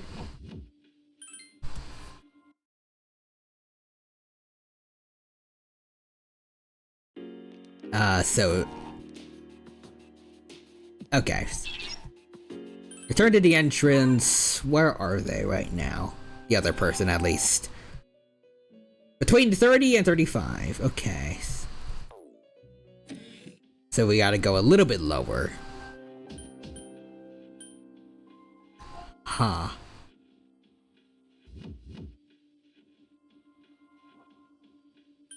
Yeah, I guess we'll have to do that. One hot dog with no frogs. Frogs?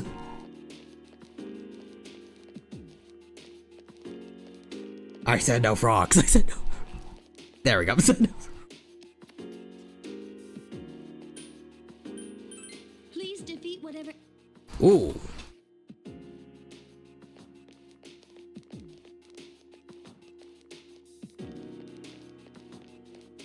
Say your prayers, Shadows.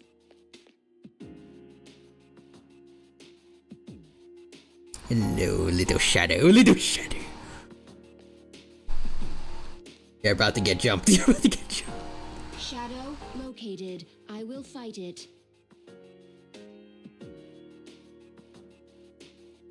Yeah, I'm gonna fight you on my own. Get over here. Get over. Oh, get over here. Get. 5 enemies, and they seem rattled. Persona! Moradine. Burninate. Nixer says I cast $100 million in lemons. Yes.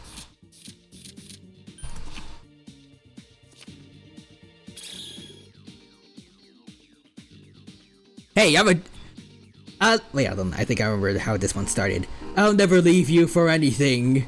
Hey, I'm a jet ski.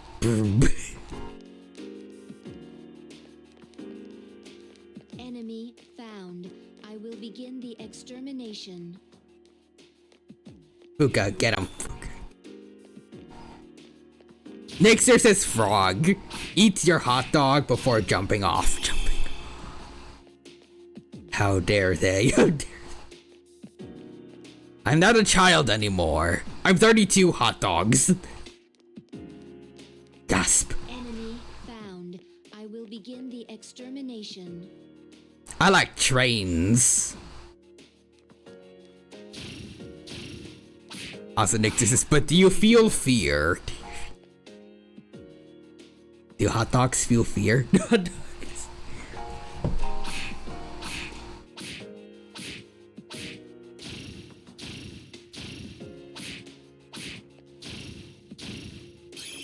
There you go. Thank you, guys. Thank you.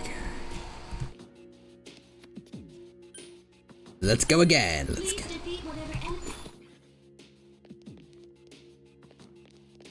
Bum bum bum bum bum bum bum bum bum bum bum bum bum bum.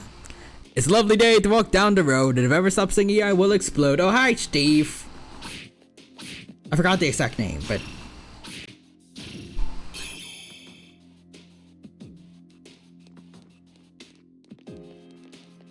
Enemy found. I will begin the... What have you done? What have you done? Boom. What have you done? Dino's son. Now I'm hungry. Hey, Dad, can we get hot dogs tomorrow? Sure. Enemy encounter. I'm pretty sure I actually do have hot dogs in the fridge right now.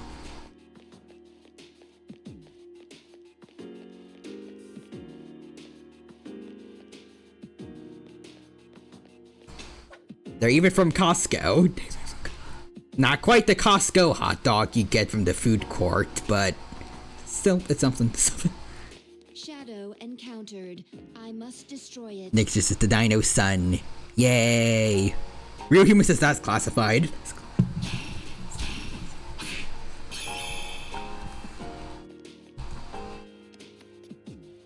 Everybody do the flop. Everybody. Please defeat whatever enemies you encounter. Enemy found. I will begin the...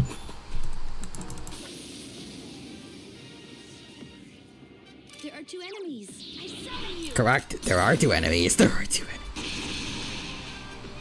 Oh. Very nice.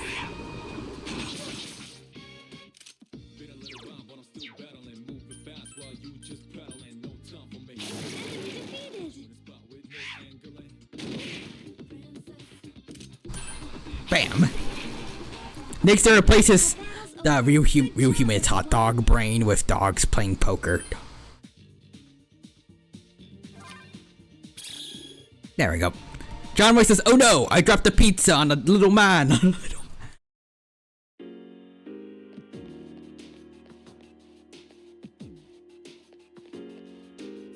I am a stegosaurus.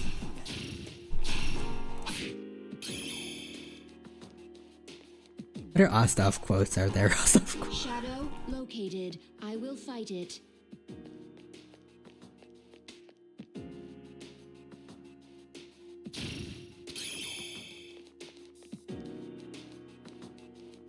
I got one. I'm going into battle.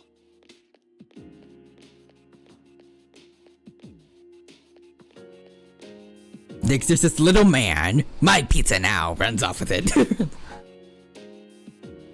Also, for the trans people, egg.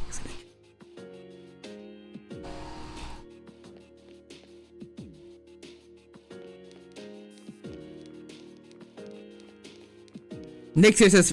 Wait, next, we're doing one Dino Dad joke.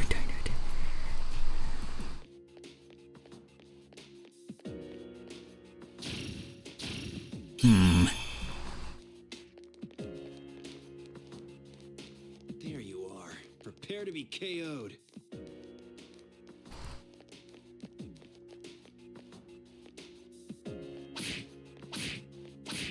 Let's see, what's a good dad joke right now? Also, Real Human says, "Oh no, a gunman! Oh, I'm gonna stab you." Just quote Ozdov some more. Alright. And Nick says, "I may not be trans, but I cast egg."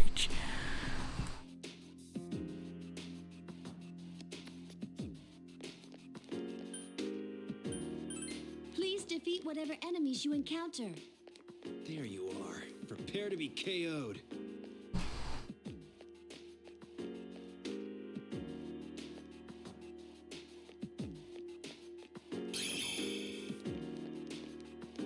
Everybody do the flop. I feel like I already did that. Already did that one though.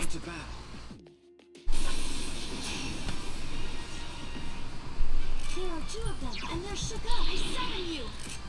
Did anyone say they wanted a muffin? No. Why won't you eat me? Why won't you?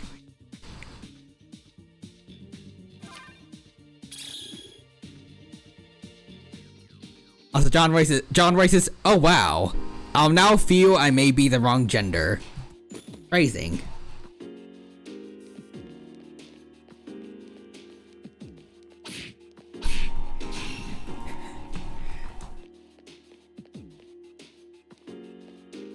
Wait, phrasing?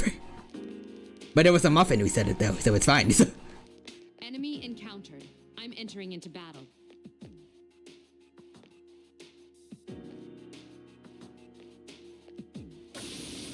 Oh. Alright, guess we're doing this, guys. There are two enemies. I just cast random stuff at this point. Alright. What an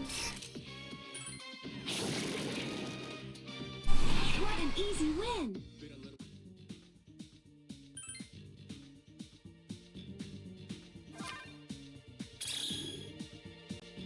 Hello, yes, I am real man. I like to do the crime. I like to...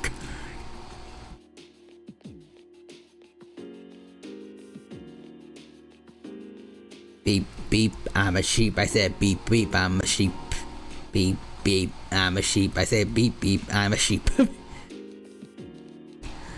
Today's mystery, the Dino Buddy is the Muffin Man. And Real Human says, "This is what I'm expecting out of D&D." Do you know the Muffin Man? Because I do. Enemies you encounter. Enemy detected. I am entering into battle.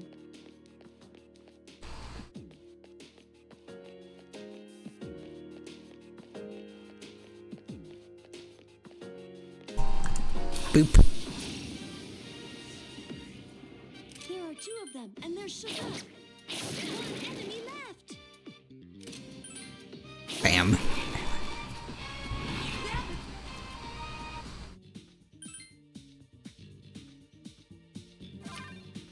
Ah, whoops. Dang it.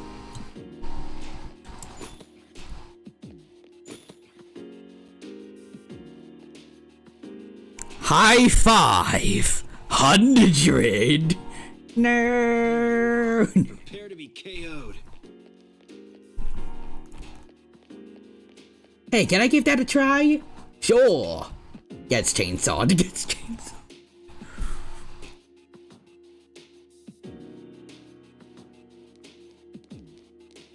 Next there says a million. Shadow encountered. I must destroy it.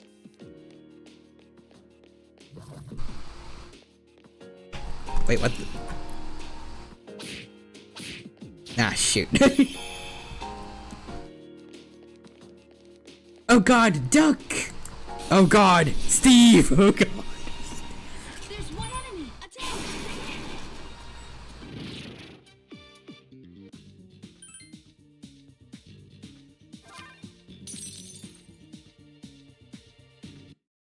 I baked you a pie? What flavor is it? Pie flavor, pie flavor. And then a pie epically jumps out of the pie. Whatever enemies you encounter. Nix's duck sits on real human's head. KO'd.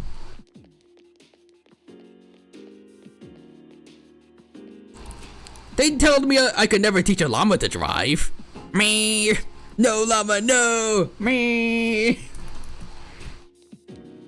Suddenly, pineapples. Enemy found. I will begin the extermination.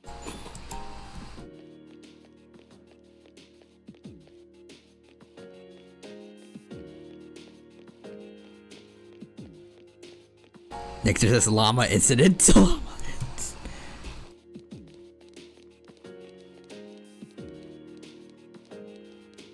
There you are. Prepare to be KO'd.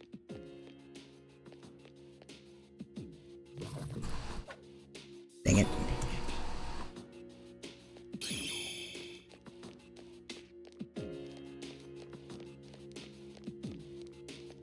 Enemy Next is not detected. knock I am knock. entering into Who's battle. there?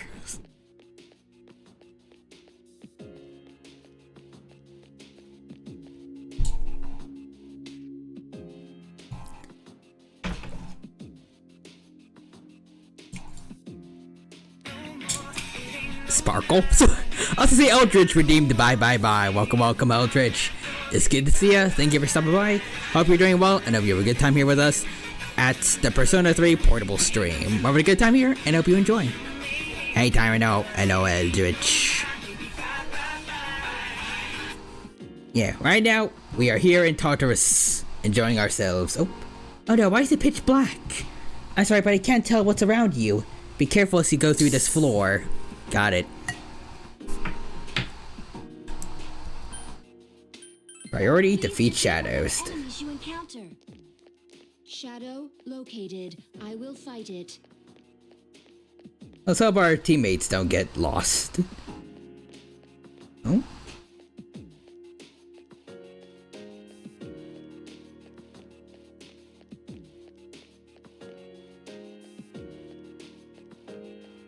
I found the stairs.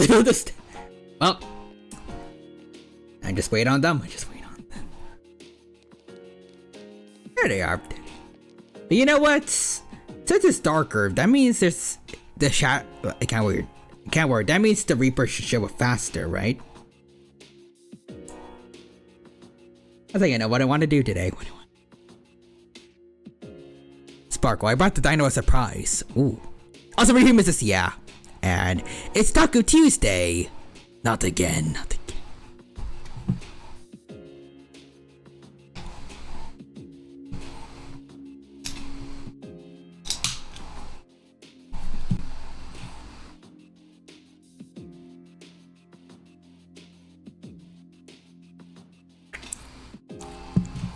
Hey Ferb, I know what we're gonna do today. Aren't you kids a little young to be fighting the personification of death itself? Yes, sir. Yes, we are. Well, great.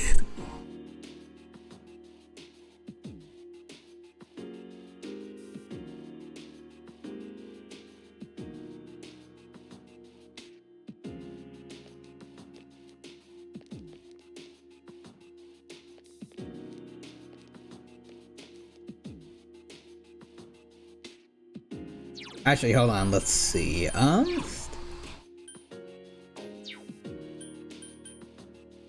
guess I might have to wait until we actually get into a fight to change everyone's tactics.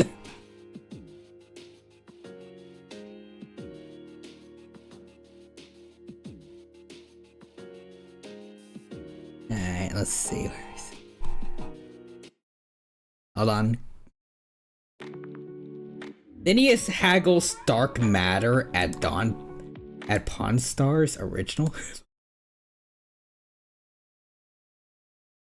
Interesting.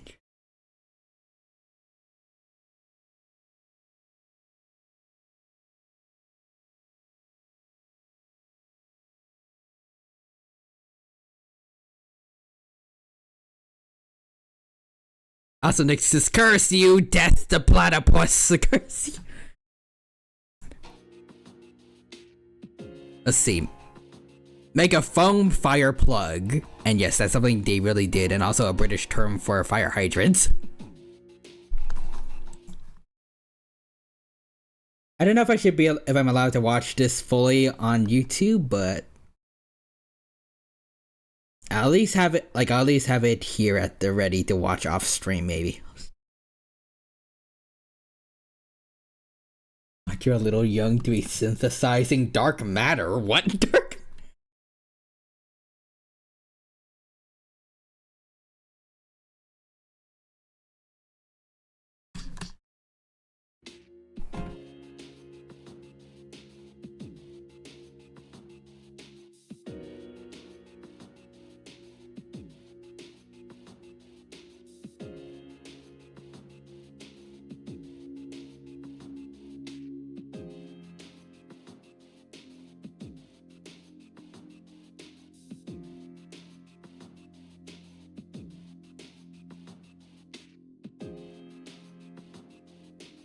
Alright.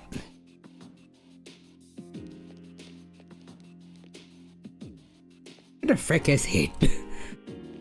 Where is the platypus? He should be here by now, should be.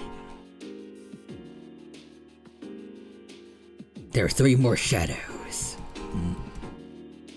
3 more shadows left, but no one knows how strong they are or what they do. Underestimating the enemy may be a greater threat than the enemy itself. We're nearing the beginning of the end of our battle with shadows. Hopefully it won't end without much resistance. If only you knew.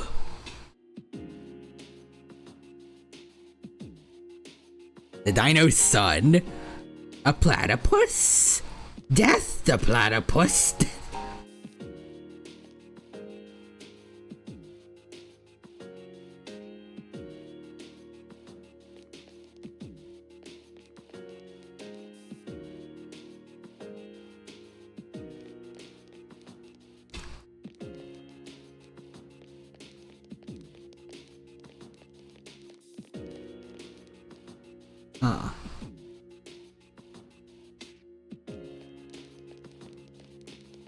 He really ain't coming, really ain't coming. Or maybe I'm just being really impatient, I don't know. Just...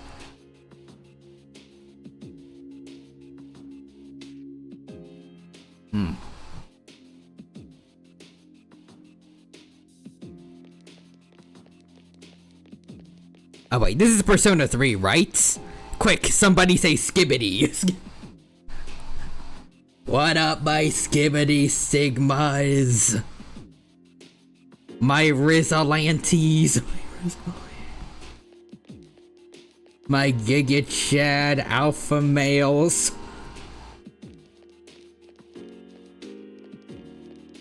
Ryoji, you here?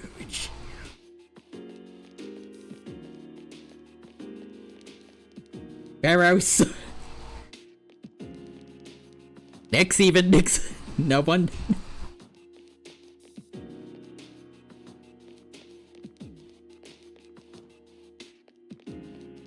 Darn it. Next, wait, Eldritch says Skibbity Persona. Skibbity Persona Riz. Nix versus Ferris. I'm in the bathroom. Sorry, my Skibbity Sigmas. I had Taco Bell today.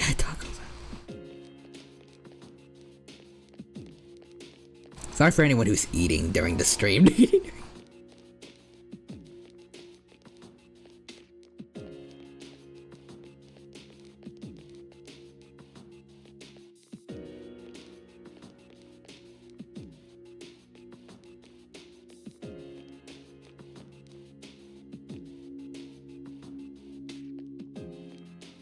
Actually, I had Chinese.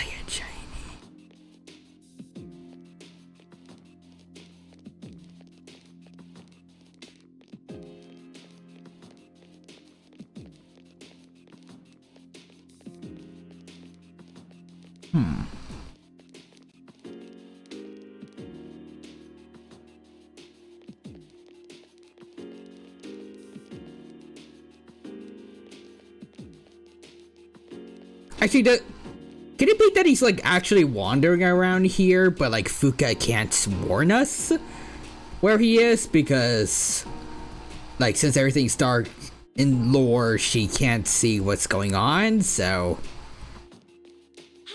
oh no, never mind. Here we go. Thank you, Fuuka. Thank you. It didn't feel like it took less time though. Ah well. It's time, folks. Get ready to rumble. Get ready.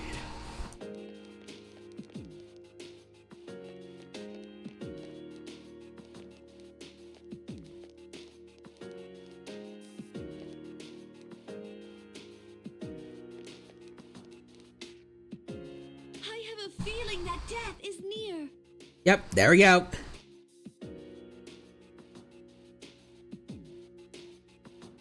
Alright. Be careful. I sense death. Mm-hmm. Everyone get... Oop.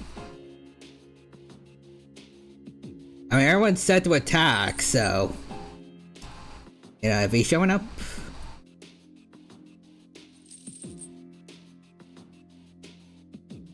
Let's see.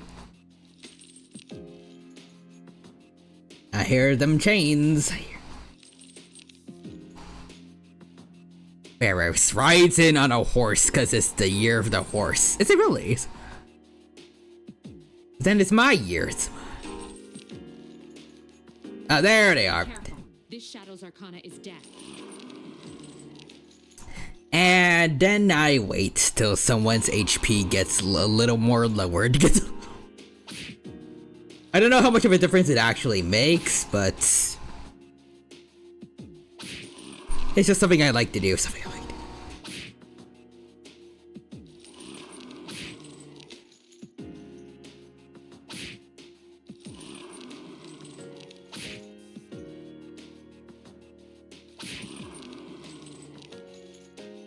Yeah, keep whittling him down for me, guys. Good job, good job. Okay, now I'll do it when Mitsuru's at like half Mitsuru's.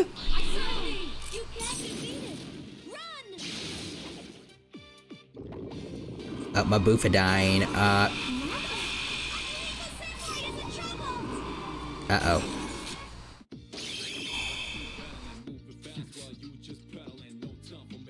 It makes a difference of over 9,000. Okay, let's see, wait. Direct commands, please? Actually, let's see, full analysis, sure. Yeah, I noticed that. Marajadine.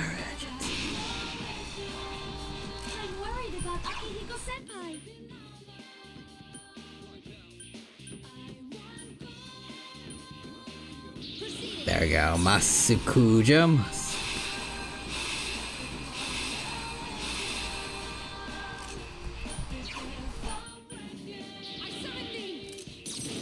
Bufadine. There we go.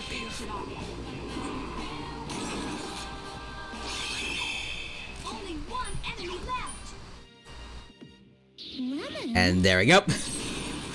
Lemons. I'm worried about me. Worried.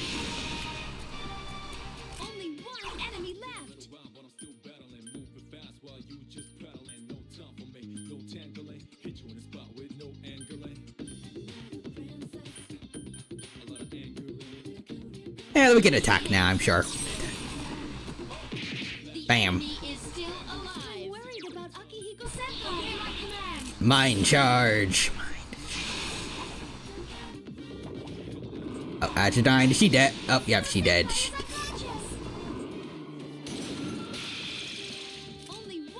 Nice.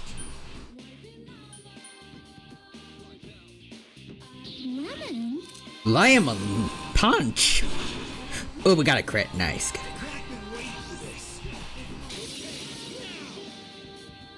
Pull the lever to dino. Thank you, Dexter. Pulling lever now. Pulling lever. It makes a difference of over 9,000. Also, anyone wondering why? But also not just because of higher level, but the reason that Katone is doing a lot more damage is because I got both fire. On Saturnus, I got both fire amp and fire boost. Meanwhile, Mitsuru, I don't know if she has either for ice right now. Pretty sure she's supposed to get them later on, but at least right now.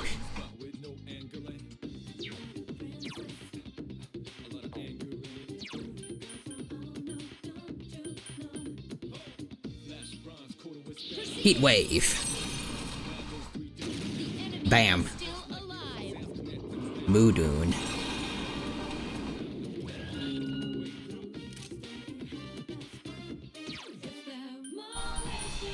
Zeonga. Nixer says right to lever, right. That is the correct lever. Okay, that's a little bit of a problem. Hey, still decent damage. Ah, we got a crit. Good job, I guess. Good job.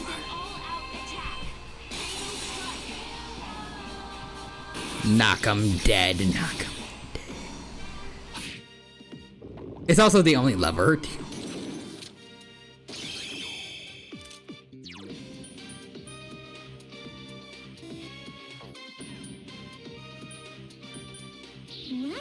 Lightning.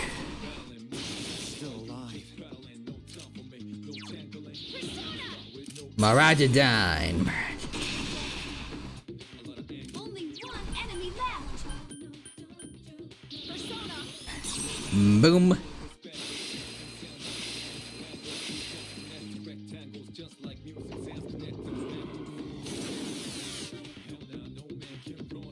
I'm worried about Akihiko-senpai.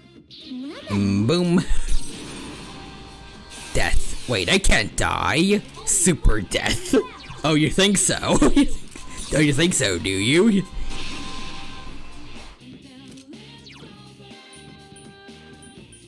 I like the idea that there is a death for death. Target locked. Must be eliminated. Igus has taken heavy damage. Lemon? Still alive.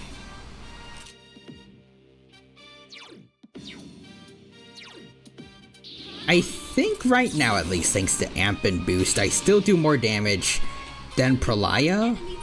So I think I'll keep doing that, although maybe I might want to switch to Shiva. Oh. And now I'm all by myself, Oh, Megidola. I think we tank one. Or we can dodge it completely, that also works. Good job, Katone. Good job. Oh, that's the joke. Yes, that's the joke.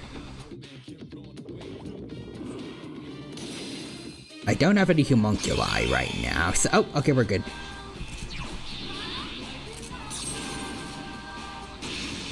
Oh.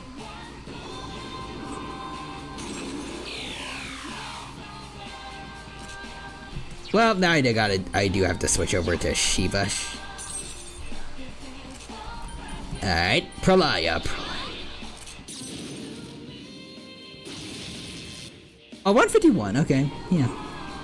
Also, this is Alejandro Senpai, no!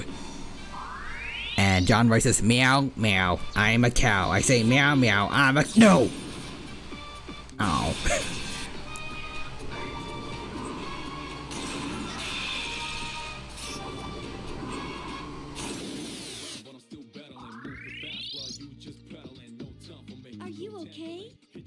I think so.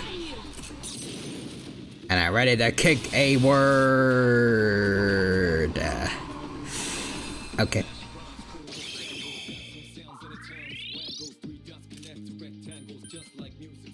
Smack 'em, smack 'em.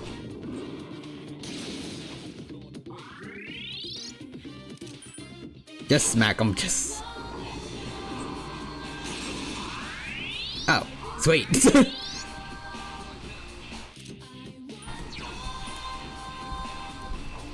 Pralaya.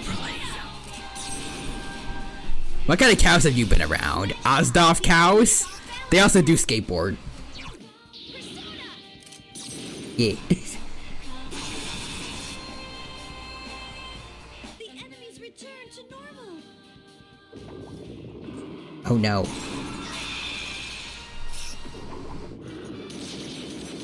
Ha. You fool. Fight hard. I summon you. Yeet all Ozdov cows at death? What did the cows do to deserve that? Are you okay? Please be more careful. I'll be fine, don't worry. Only one enemy left. Maraja died.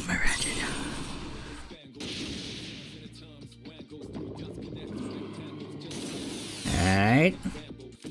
Maraja died again. Maraja died.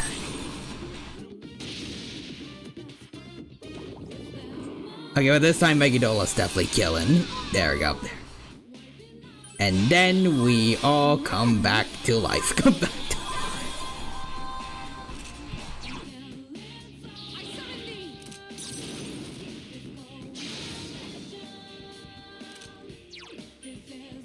Lemon? make sure everybody's gonna be able to hit properly.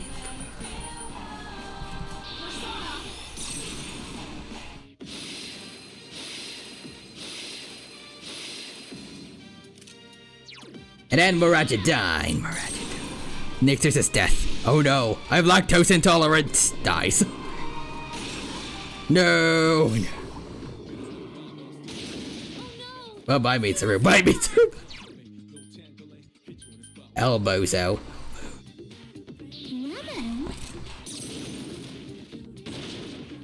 Oh, we got a crit. We've been waiting for this. Knock 'em dead. Ooh, almost.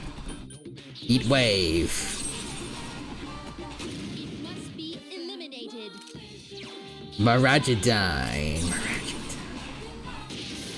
And there we go. In a literal blaze of glory. Good job, guys.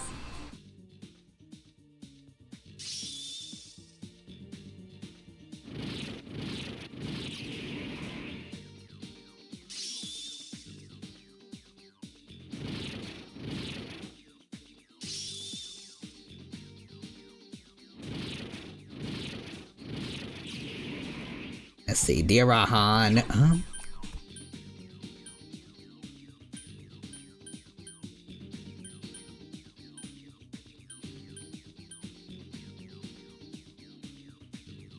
Probably Sukukacha since we have the AoE ones. There we go. John Roy says, oh no, it's Nick Big Feet. My feet aren't that big. Curse you, Johnny Big Feet. Curse you, Johnny.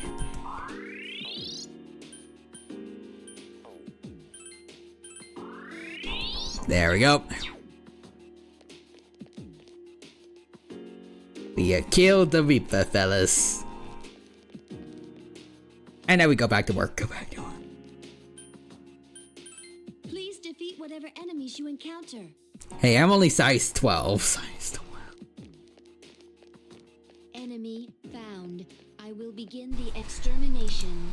Real human says Johnny the Truck. There's one enemy.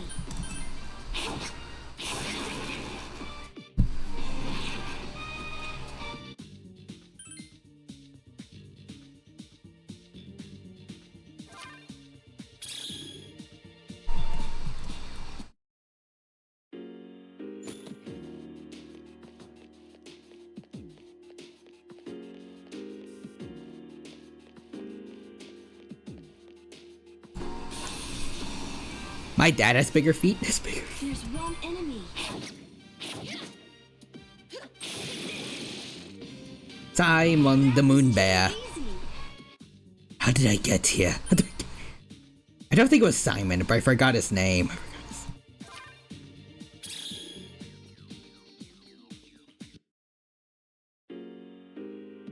Also, Nix's Pharaohs. I'm size infinity.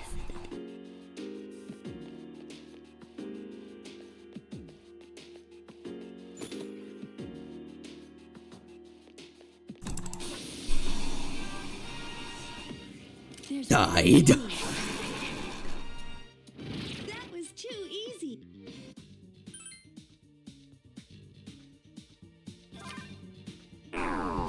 Dang it.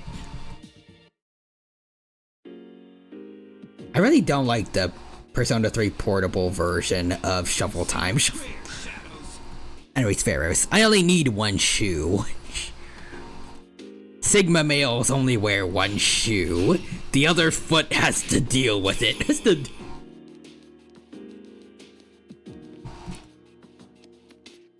There's someone on this floor. Find them, please.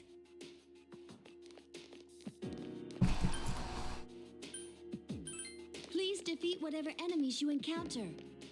I got one. I'm going into battle. Get over here, get over here. There are 2 enemies. 1 enemy left. Yes. You fool, you fool.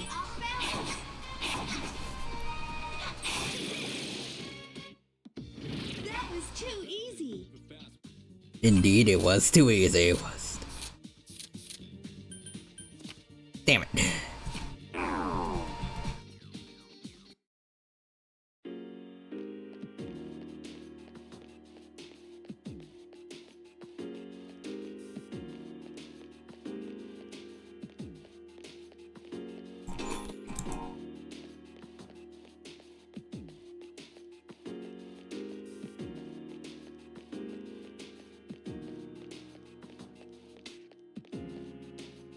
Alright, let's see, folks.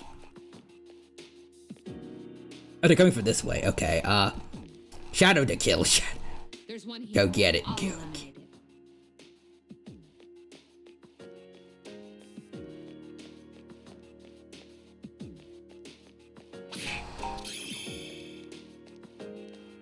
Then go get this one. Go. Or not.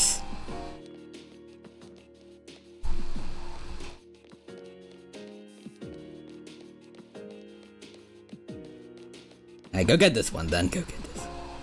Enemy detected. And then we're gonna go hang out with this guy over here and... Oh, this lady here?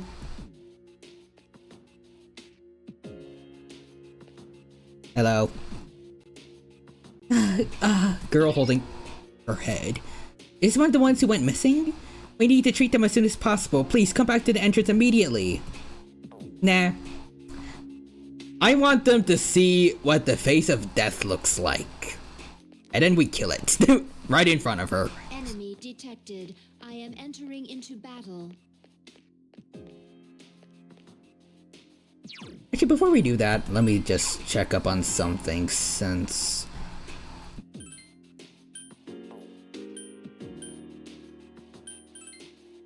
Because right now we're mainly using, Saturnus.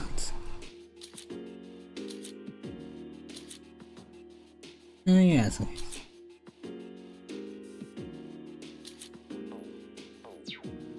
Let me check Mitsuru too. Hold on.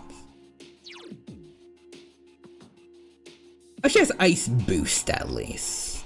There's no amp yet. John Rice says, got your nose. What's a nose? I don't know. God, oh my god, I remember the other one. Got your nose. Look out, he's got a nose. Bang. Also, let's see, hold on. Pharaohs, no, my shoe is just so big I ride in it like Mario Bros. Also, I don't know, but it smells. Oh wait, this reminds me of another joke.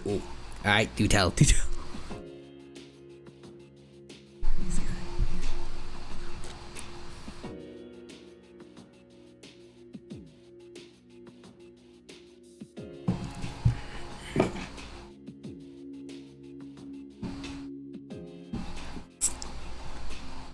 You want to take this outside? Yeah! It's really nice out. Yeah, this was a great idea. Also, alright, Nixer says, what did one eye say to the other? What?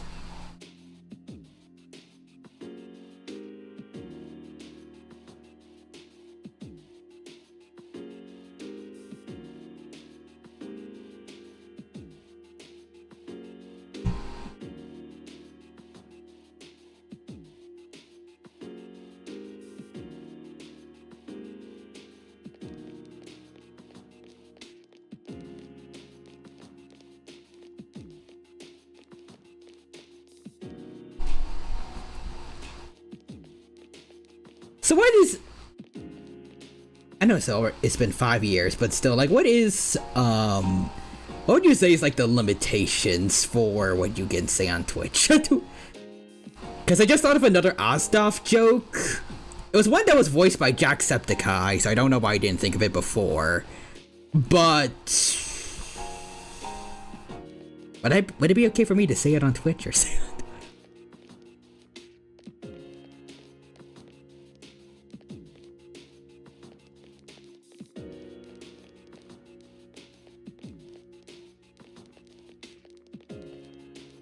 Probably. Okay. In that case. Wait! I can't do a Scottish wait, not Scottish, Irish accent. Wait! Don't jump! Sets up camera. Okay, now jump. Okay, now jump. Also, John Rice says 98, 99, 100. This is too many fingers. Too many. Also, Nixter says, oh wait, there's a punchline for his joke. Between you and me, something smells. I get it because nose is in between the two eyes. Nice.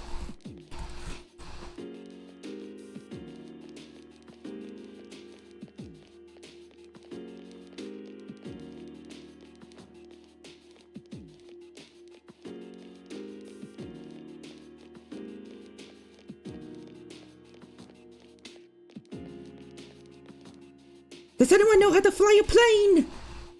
No.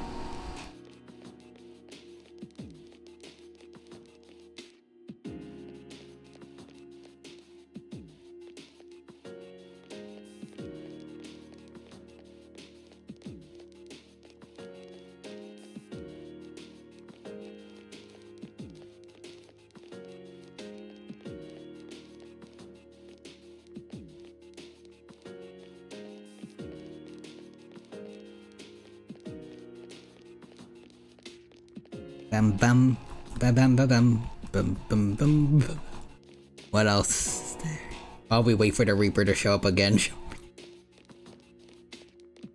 Oh wait, I remember one. I think this one was voiced by the Odd Ones Out. Hold on. Is there a doctor in the house?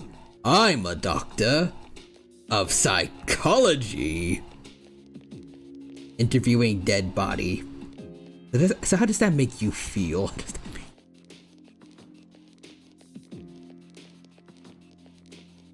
I don't know why I didn't think of these until just now. I feel like the one with Jacksepticeye should have been the first on my head. Also, Nixon says I cast $200 million in toilet paper.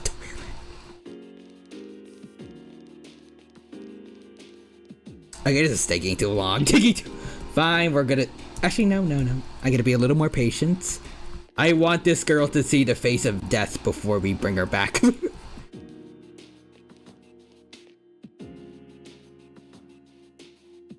She needs to see me kill death. I don't know why I need this, but I do. Also, Real Human says stuff doer. I wish that was me. I wish I did stuff. There we go.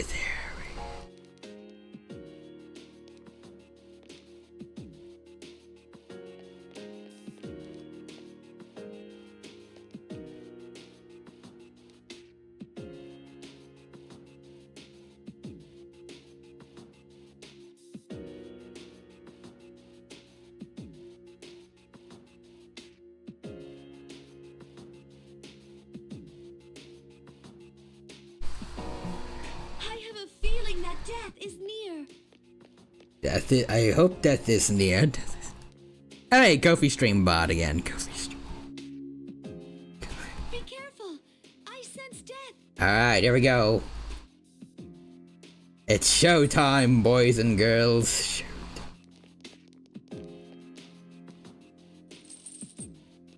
Come on. Let's see. Try to get everyone right here in the corners. So when the Reaper shows up, he should be right here for the girl to see. Is Kofi's streambot death? Yes. Look out, death is coming. Yeah, it's a little, okay, it's a little to the right, but, well, no, a little to the left. I'm dumped. And I guess this, I guess Quiet isn't getting into the fight yet. She's just Naruto running in place. But she's trying her best. Alright, now let's go. That shadow is dangerous. Marajadine.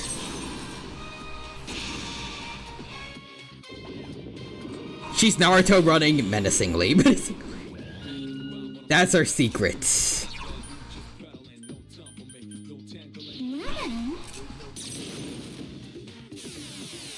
That's how she wins every battle. I mind charge for her.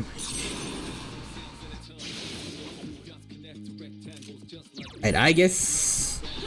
There we go. Next is a Kofi Streambot. Skibbity, skibbity. Well, it's been confirmed. Kofi Streambot is, in fact, death.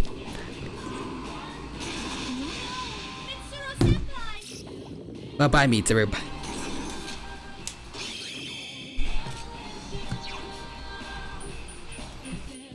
Sonic Punch. Finish it off. I'm worried about Akihiko-senpai. Persona. Bam. Be eliminated. Persona. Firepower.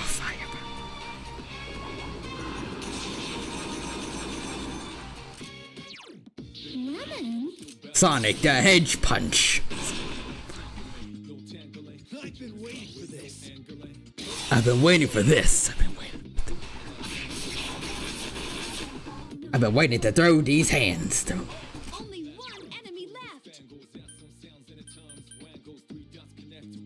Proceeding.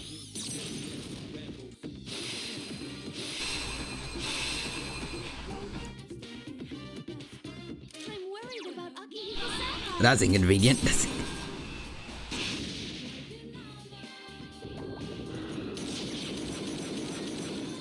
Only one enemy left. Sonic Punch. Finish it off. I'm worried about Akihiko-senpai. Proceeding.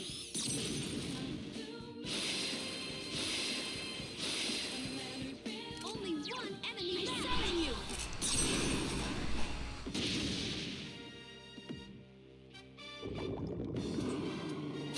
Uh-oh. I'm worried about Akihiko-senpai. There we go. Lemon him.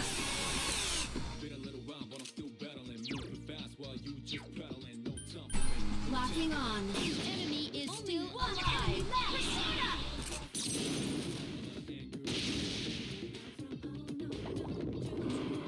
Uh-oh. Lemon. Oh, nice. I'm worried about Akihiko-senpai.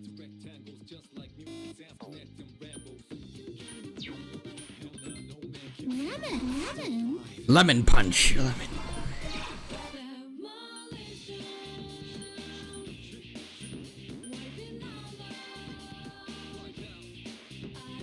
Proceeding. Let's try Fatal End. Must be eliminated. Dang. Marajadine.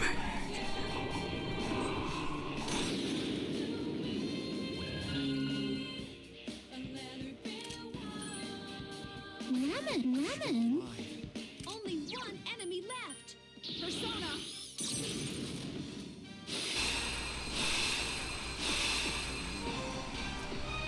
Dang it. I really wish the turns could stack. Like for how long the buffs last. Lemon. Oh.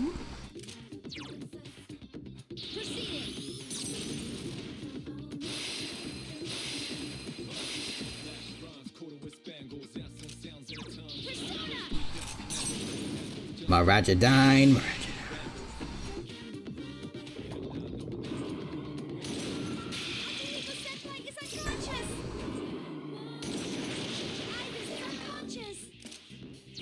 You missed me. You missed me.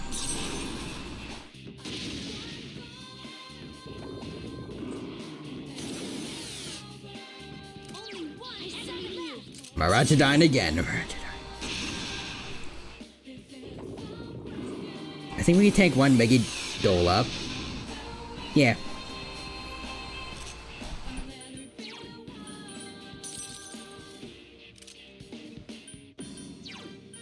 Shiva, go. Oh, we got a crit. And we can't really do much with it.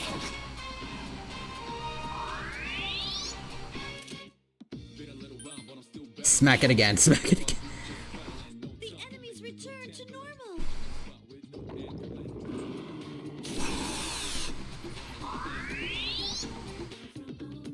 Are you okay? Smack it again. Oh.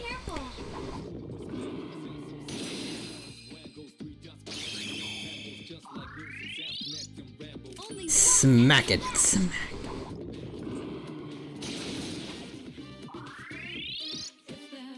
Smack it. Smack it. Crit it.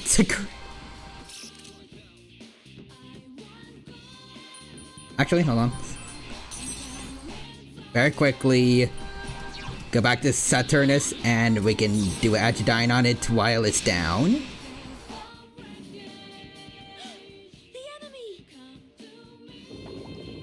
Oh, but Zeodine. We're okay. We're okay. Shiva, go. Shiva, go. Prolaya, Prolaya. And we got a crit. Nice. We got a crit. Another Prolaya while it's down. While it's... Nice. While it's down. And a third Prolaya while it's down. Nice silence. Careful, the enemy's going to attack.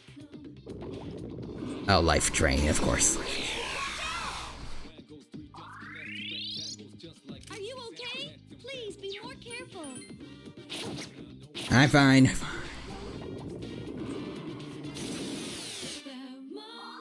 I'm pretty sure I negated pretty much all the HP they drained with that. There we go.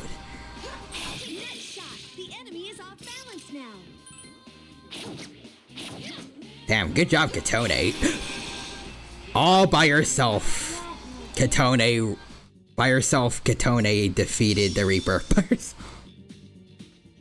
Good job, good job.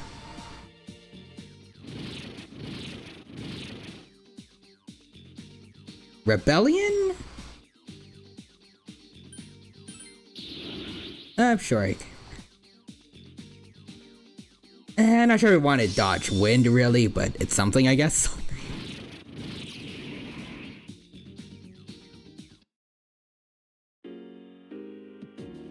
Anyway, since all my friends are dead right now, let's go. Oh.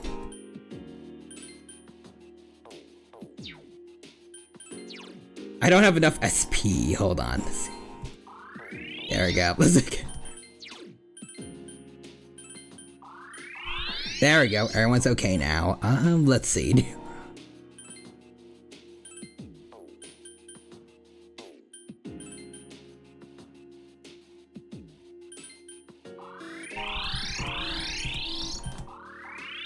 There we go. We're all good to go now. We're all good to go. And now we can return this girl back to the entrance. Back to the entrance.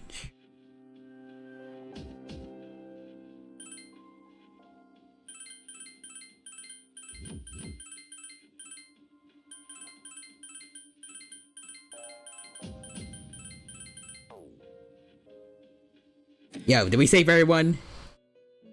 Assuming we did. Great. Bye now. Bye now. Now we can return to the dorm. Return to the dorm.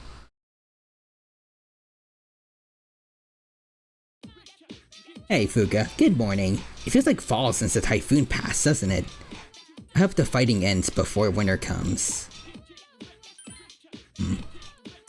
If only she knew. A lot of people are concerned about stress today. Believe it or not, crying can relieve stress. The tension is washed away with all those tears.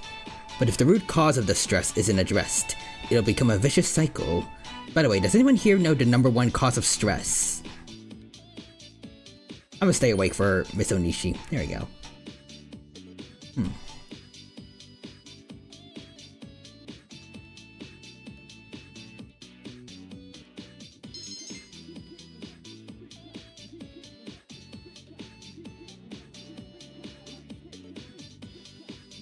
There's Miss Toriumi.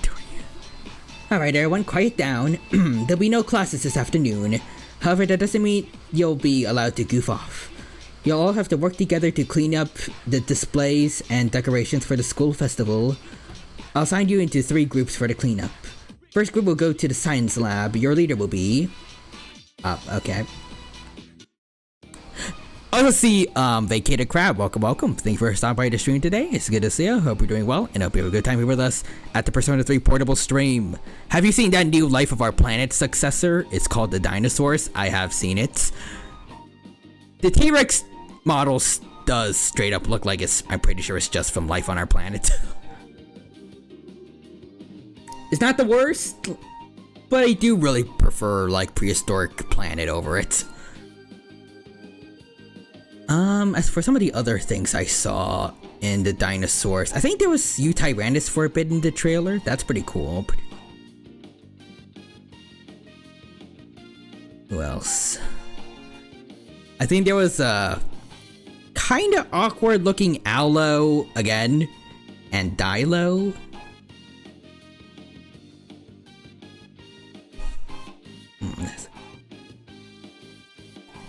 I think they're bringing back the bad Allosaurus as well, since reusing assets.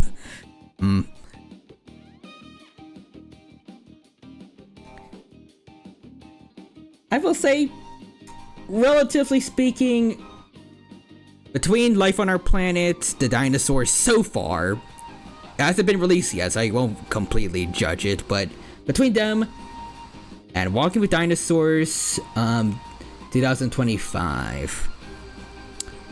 And technically Dinosaurs with Stephen Fry, because it was kind of recent-ish. It was in recent years. I do feel like the new age of paleo media that we thought was going to come after Prehistoric Planets is not quite living up to our expectations, but it's still nice that it's technically happening.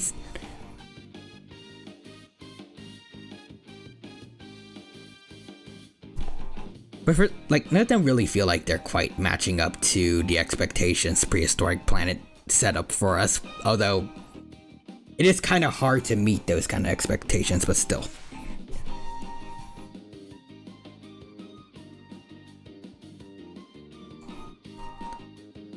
Like, I feel like a good amount of them are still, like, generally worse than the old Walking With series. So I don't think it's really a matter of budget, because, you know, the Walking With series hasn't aged that well when it comes to, like, animation or anything. But it presented itself really well in a way I don't feel like any of the newer documentaries, except, like, Prehistoric Planet, something like Prehistoric Planet has been able to do.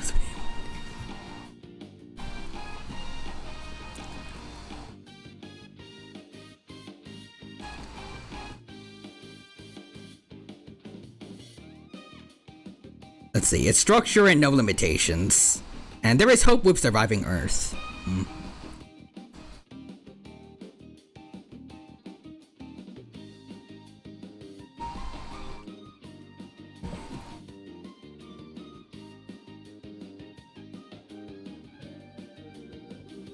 And then Rebirth ends up being just as bad as 65.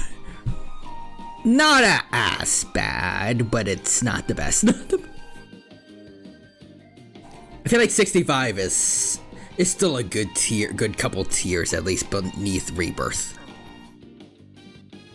See, like, Rebirth had bad mistakes, like immediately killing off the storyline of dinosaurs being on the mainland. I hated that. I also don't really particularly like the Distortus Rex or Mutadons, but at least Distortus Rex isn't the worst ideas. I think the idea of mutated dinosaurs that came about from failed cloning attempts during the early era of Jurassic Park sounds like a cool concept.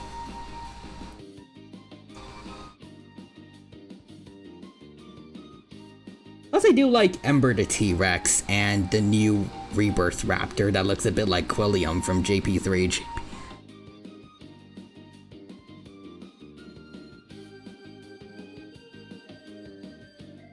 The new Quetzal that I'm pretty sure was supposed to be Thanatos Dracan. But I think they forced them to just call it Quetzalcoatlus again, just for like marketing, even though they already had a Quetzalcoatlus in Dominion. And then the vague Titanosaurus that I'm pretty sure is supposed to be Argentinosaurus. I feel like that design looks really good, personally. I like the sail. I like this.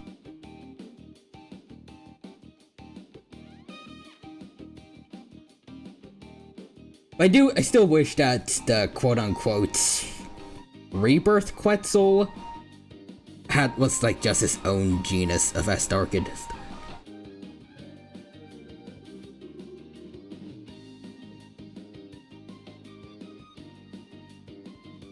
But yeah, let's see. The Mutadons exist. Yeah, I don't like them, but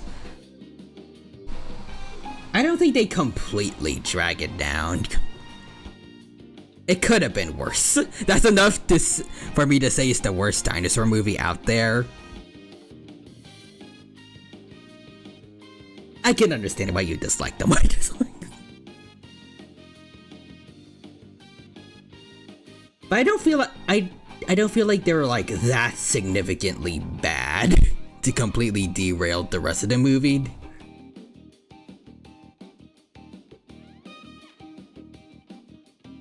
I think the Mosasaur and Spinosaurus pack make up for it at least. Even those guys are sick. Let's see. Ember and a Raptor deserve the better movie. Yep, they do. In fact, I could actually see concepts for them being like slightly more evolved dinosaurs on the mainland.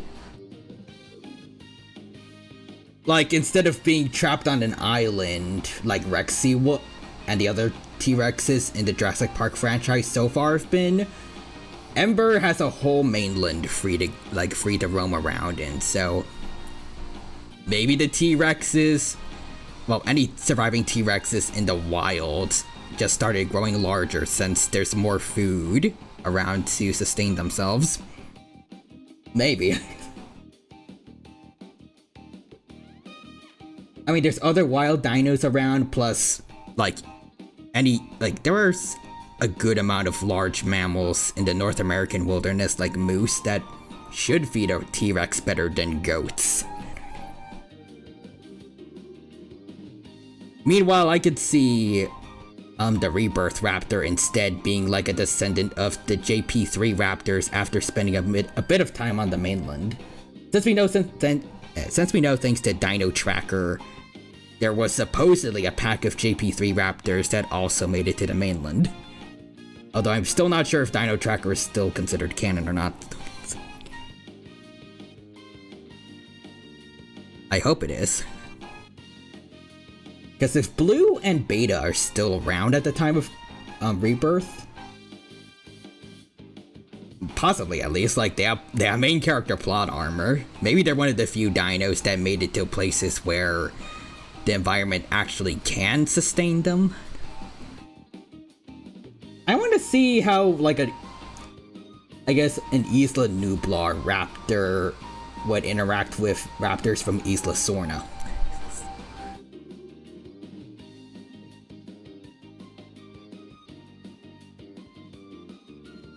Like, the idea of just, like, the Lost World and JP3 raptors interacting is cool enough.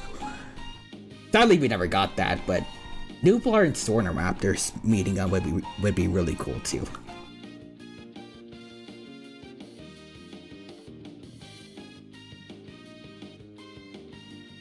Anyways, missing stuff. Hold on, missing stuff. How could it be worse than murking the raptors with plucked chickens while another character is pissing? Oh yeah. Oh yeah, dinosaur-human hybrids. Like the ones from the concept for Jurassic World before they went with the Indominus.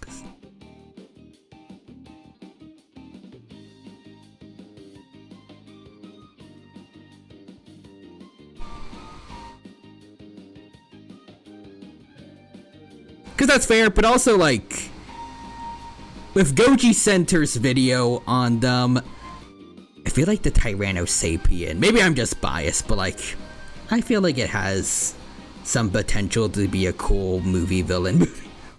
Maybe not specifically the Jurassic Park franchise, because it doesn't quite feel like it belongs there, but the idea of dinosaur-human hybrids being used as super soldiers... That alone is, there's gotta be potential for a good sci-fi series in there.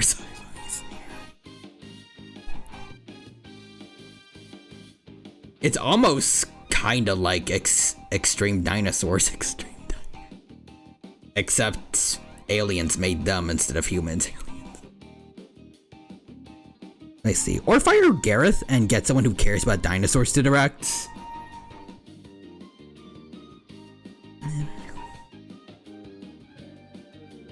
I feel like Gareth Edwards isn't the worst. Like, some of his choices are definitely questionable, but I respect his ability to show, like,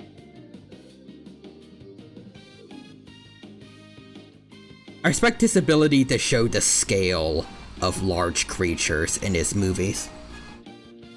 Like, again, this was the guy that helped make Godzilla 2014. He did a good job in that movie, showing just how big Godzilla and the Mutos were. And in Rebirth, I felt like they also still did a good job of showing how big certain dinosaurs are. Even if, for some shots, they kinda made the dinosaurs bigger than they should have been.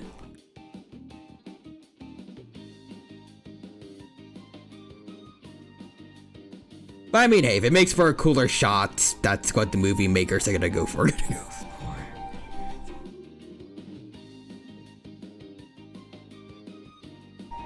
Anyways, all I'm saying is, if there's some sort of afterlife, whoever decided that scene is going to be greeted in the afterlife by an angry flock of velociraptors.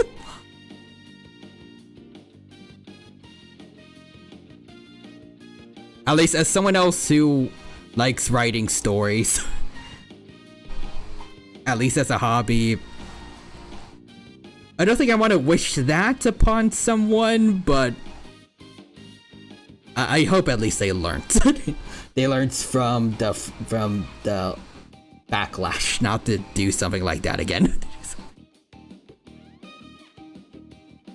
Because it's actually arguably worse. Actually, no, definitely worse than the Jurassic Park 3 fight with the Spino and Rex.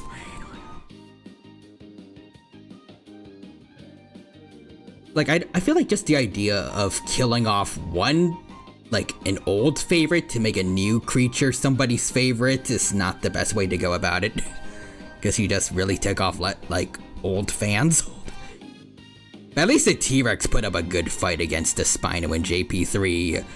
The Mutodon instantly murking a raptor in just, like, a couple seconds behind a guy peeing, as you said. Yeah, that's worse.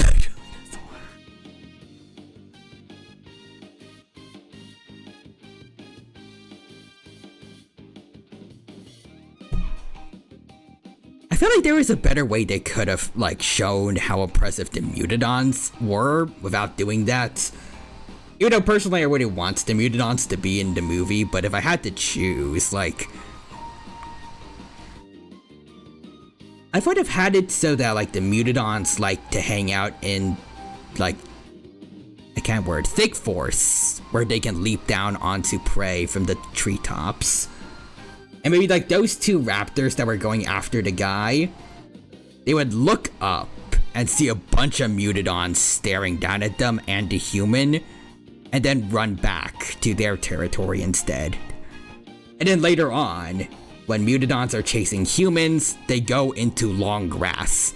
And then the Mutadons are the ones that need to stop, because they know that's where the raptors hang out. And then they avoid that place.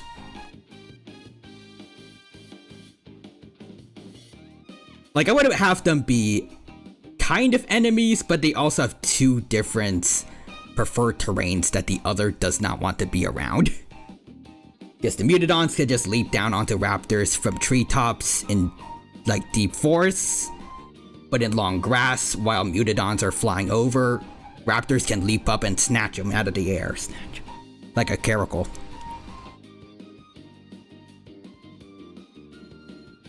I think that would be a cool way to have them coexist without one overshadowing the other.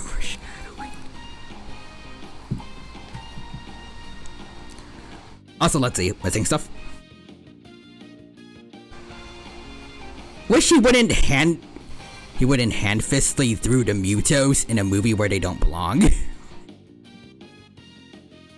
I think the Mutos had a place in Godzilla 2014, unless you're comparing the Mutos to like the Stortus Rex. Because yeah, the fact that he looks like a Rancor, I think that's what Rick Raptor said, does make him feel like he doesn't belong in the Jurassic Park franchise, but also see. All this is telling me is we need a scene where a sauropod is attacking the protagonists. That would be pretty sick, please. Also, let's see. It's way worse. At least Spinosaurus is a real animal. And looked like it could kill the T-Rex. The Mutadon got plot armor. It legit looks like it can't even walk. Also, just make it a smaller Astarchid. I could see that working.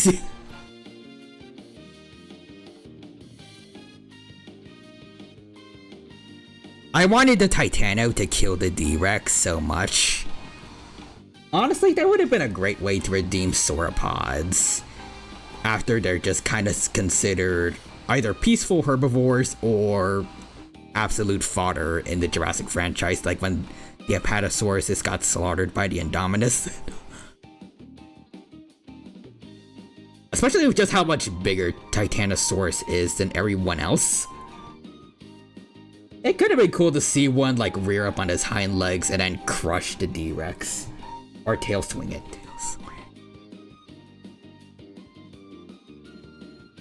But I don't know if they had complaints about it, but if it's anything like the 65 test screenings, I'd imagine maybe like the average moviegoer might complain that, oh, this is supposed to be a cool big bad carnivore and it got killed by a plant eater. That's lame. Because most people don't see herbivores as dangerous. Even though, like, hippos exist. And they're straight up they're the top intentional human killers. I don't know if I really call mosquitoes, like they are technically the #1 human killing animal, but it's not necessarily them, but the diseases they carry. Hippos are the ones doing the active killing. Like, the mosquitoes are not intentionally trying to kill people. Only female mosquitoes bite, and they do it because they need some of the stuff that's in human blood to form their eggs. They're not, like, spreading disease with the intent to kill humans, the way hippos, they go out of their way to attack and kill other creatures, like people. And they're herbivores. Also, let's see. That would be cool, but no, the D-Rex will continue to suffer because happy ending. Also, we can't have one, and yeah, meanwhile, Giganto gets bullied, and he's perfectly healthy.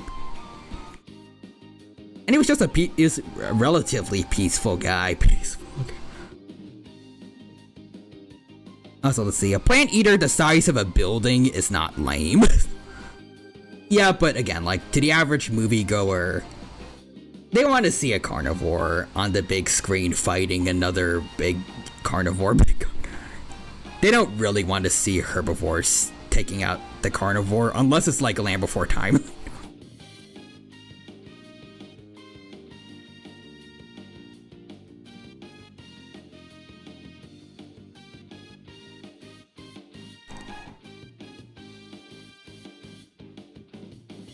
Also, I don't know how long we've been waiting in the game, but let's go fix that. Also, let's see. Yeah, they're fine with fake dinosaurs. Yeah, I guess so.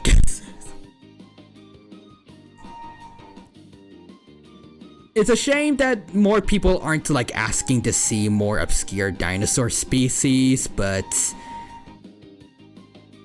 with like mutants and hybrids, you know, you can be more creative and make more over the top, like badass movie monsters for people to see. Because, you know, that's what attracts audience members. At least the average moviegoer.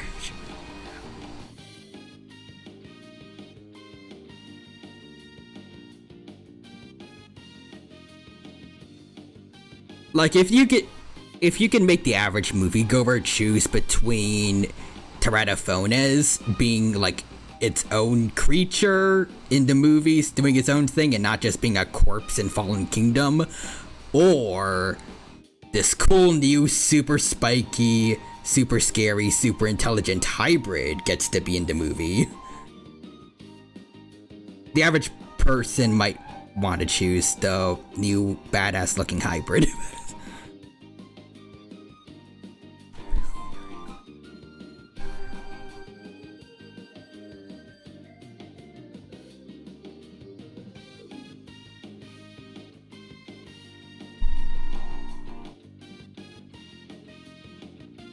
Actually, speaking of, I did see the other day that my mom was watching, I think it was called Poseidon Rex. That was pretty cool,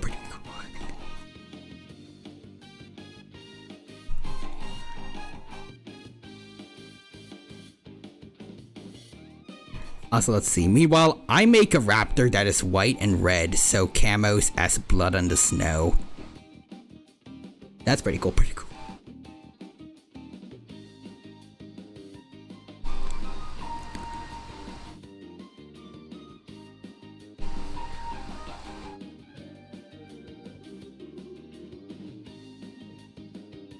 Honestly, it's kind of weird, but I kind of like the idea of Poseidon Rex. Maybe not specifically a T-Rex, because I don't think they're really the best, they're the most adequate swimmers, but I don't know, I like the idea of like a ocean-faring theropod that might get into conflict with humans. Like a slightly more generalist carnivore Spinosaurid.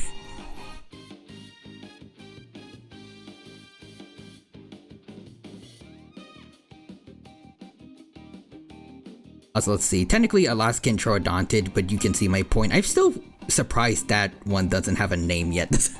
It's just the Alaskan Troodontid still. Like, it doesn't have a genus name yet, even after all this time. But I feel like that's probably better than actually... I don't know how much fossil evidence there is for it, but it's probably better than having it be like Troodon, where it's just named after like a tooth. And then there's like nothing else to work with. Also, let's see. Heck, I even have a way to make an accurate Velociraptor scary and formidable.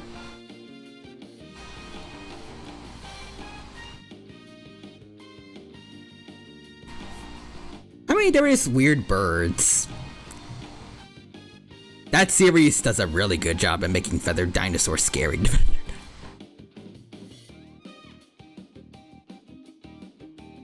Let's see, my idea is that they chase you in the desert and wait till you lose your strength while they try to eat you alive when you tire. They're kind of like the novel, Jurassic Park novel Compsognathus is, without venom. I think that's pretty cool. You could definitely make a scary story about that.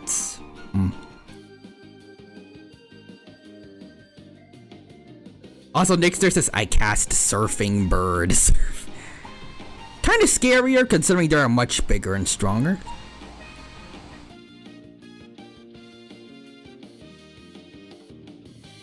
You mean like much bigger and stronger dromaeosaurids out there, or?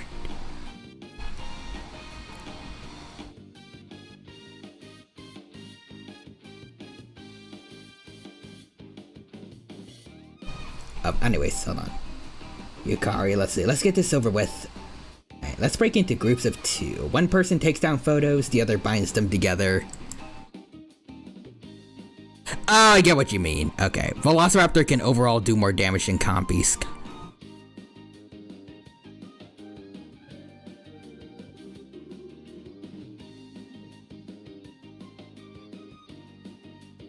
The jaws are pretty thin. Actually, no, the Compies are also relatively thin, too.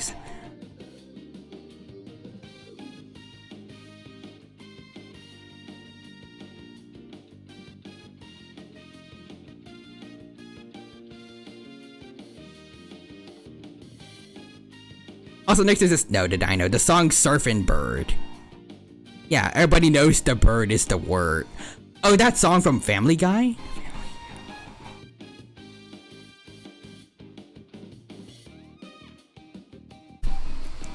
Also, Don Creeps has been busy, so I've been lurking. Just want to say hi before lurking again, because it's almost bedtime. Alright, take care, Don Creep. It was good to see ya. Hope you're doing well. And until next time we meet, take care. And yes, it's an actual song. Neat.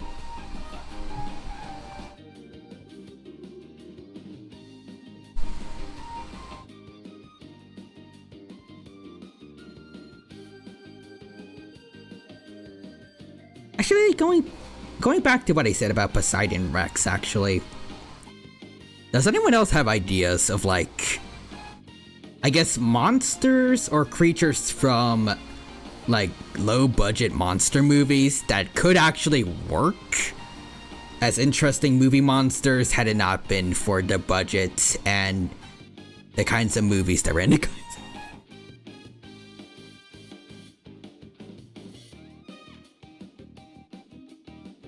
Because I also remember watching this one movie when I was a kid. It was like Super Croc versus Dino Gator.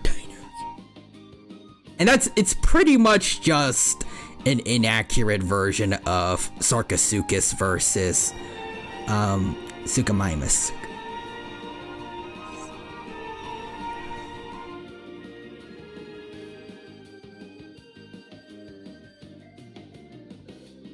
I kind of want to see that actual fight happen in some kind of media that isn't just... I think just like a kid's book, at least I feel like I've seen a really cool illustration of a Sarcosuchus and Suchomimus fighting each other in a kid's book, and that's about it. Like, I think a decent amount of people probably know they coexisted, but not much is done with it. The closest I've seen is, I think, Spinosaurus seeing a Sarcosuchus and backing off from it in Planet Dinosaur, but that's Spinosaurus and not Suchomimus. They just had Spinosaurus time travel way earlier in the past before it should have existed.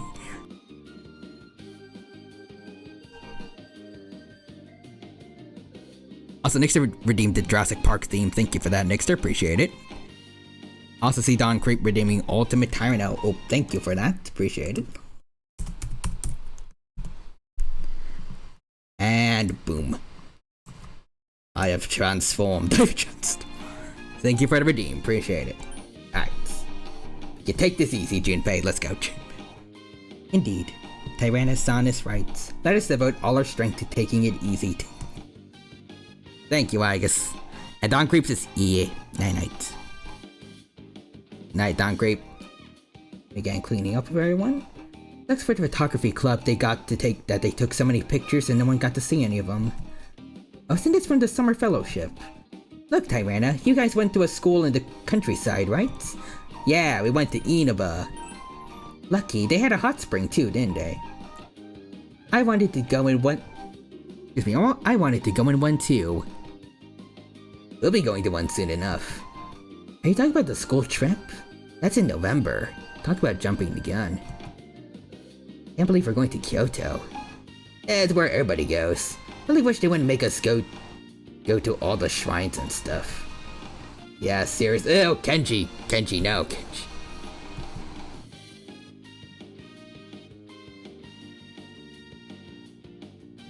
I'm not gonna even bother giving Kenji voice acting.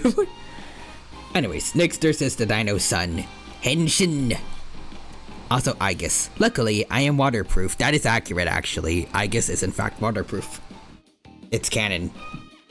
Also, Real Human says, Jesus Christ, censor that. I gotcha, fam. Let's see.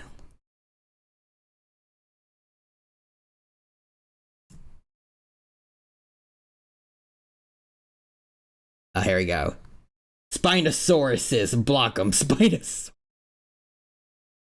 It's not enough. Rebirth Spino completely block his face. Good job, buddy. Good job. Good job, Spinosaurus. Good job, There, so Yukari is now talking to a Spinosaurus. Talking to a Spinosaurus. How do we jump onto that subject? Anyways, did you find a nail puller? It's not enough. This world is still rotten. It's still rotten to the core. We must destroy it. Time for the fall. Also, Nixter says, also not everyone goes to Kyoto. The main characters of Toradora were supposed to go to Kyoto, but their hotel burnt down, so they went skiing instead. Neat. Also, Vacated Crab says they better respect the Raptors in the next film. I sure hope. Sure.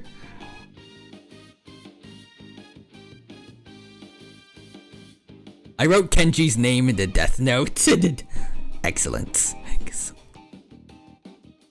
So we just need to wait 5 minutes or something, right? They're gonna be a worse design than the previous movie? Wait, really?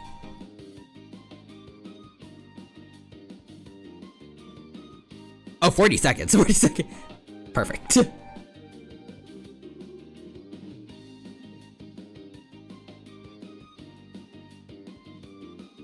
40 seconds when you said that you wrote it, or... Also, Nixter says Pharos. I'll be right back. Goes off to kill Kenji. What is taking sheer heart attack so long? Also, Vacated Crab says, do you think the dinosaurs will be good? Model-wise, since they're reusing a lot of assets. Presentation may not be the best, but I'm hoping the presentation is better than, like, with life on our planet.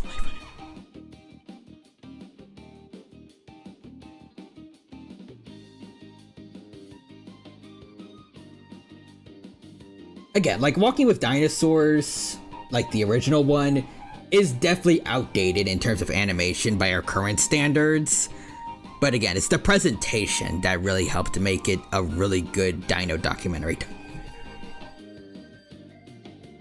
They can make a good dinosaur documentary with the relatively okay or mediocre or arguably even just bad models if the presentation is good.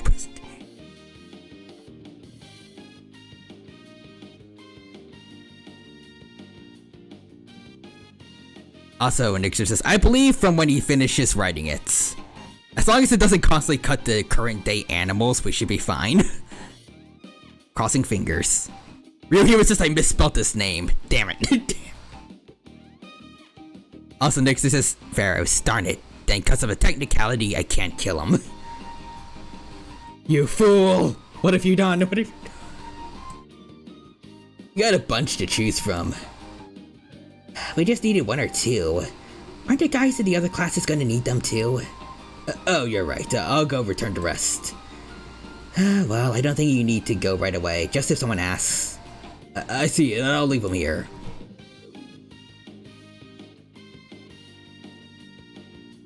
Ew! Hold on again. He's moved screens. He's moved screens. Apparently Crash's VA hasn't heard of anything for Ice Age 6, so the possums are probably not coming back. F. Although, personally, I never really liked the possums that much. I think it's okay. Vacated Crab says he looks like a normal sponge. Normal SpongeBob.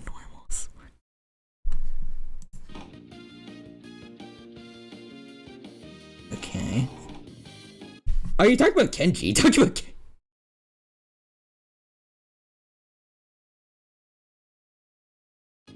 Why would you do that to SpongeBob? Why would you do that? Also, yeah, I guess more time to focus on better characters. I always felt like the possums, especially like in later movies, they just kind of exist to be comedic relief. At least in The Meltdown, they had a narrative purpose because, you know, they at least contributed to why Ellie needed some time to realize that she was a mammoth and not a possum, not a boss. But then every movie after, they're just there just to be unfunny. Also, check Jen. Okay. Also, Nixus is Pharaohs. However, hits Kenji with 3 frying pans. Excellent. Okay, oh god. Why would you do that to SpongeBob? But I do see it. But I do see it.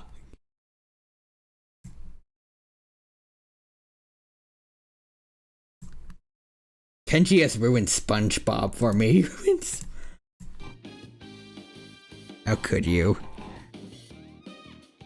Also, Gentleman Eldritch says Spinosaurus Kun forgot his dress shirt.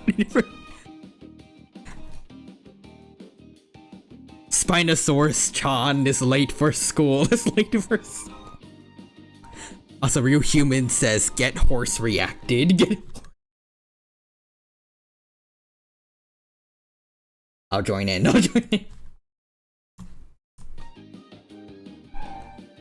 Popping stuff.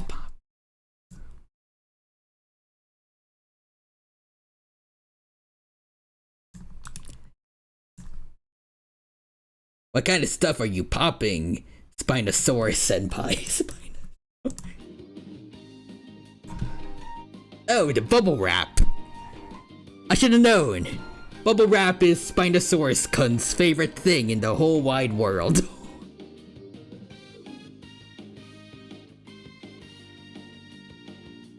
Also, Nixter says SpongeBob. Writes Kenji's name correctly in the death notes. Pharaohs. Yay. And Vacated Crab says he just looked like that. He just looked... I can't unsee it now, though. Good call. Spinosaurus-san. Go get it. You know where to keep all the stuff, right?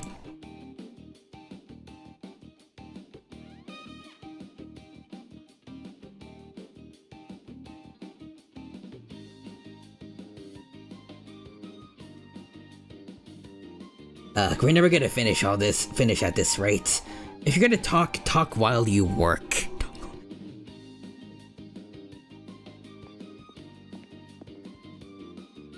She's like a pissed off samurai.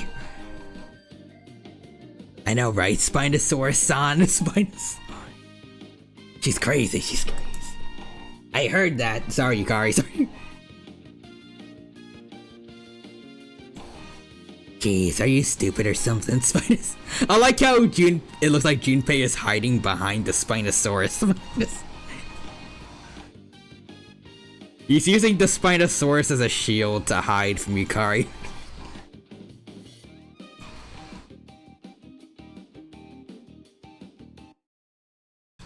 Deja vu. I've been in this place before. And I gotta have to move the Spino again. Stop jumping all over the place, Kenji. Fine, I'll go to the supply room later.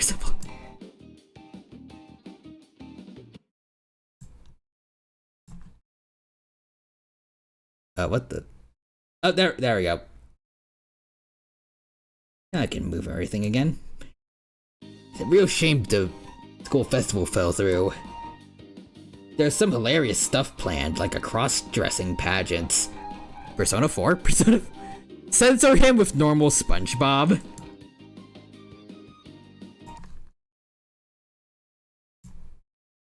Give me a sec, give me a sec.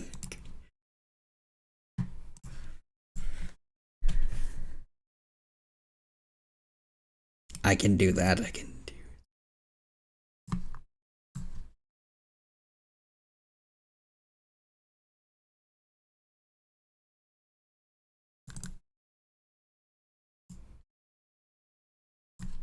Alright, so replace him, and there we go. We have SpongeBob. Kenji pants, Kenji. Lamau. It's glorious. Nixer says Pharos. Shoots Kenji with a censorship gun. SpongeBob-kun. Huh? You cross-dressing? Heck no. SpongeBob, why are you cross-dressing, bro?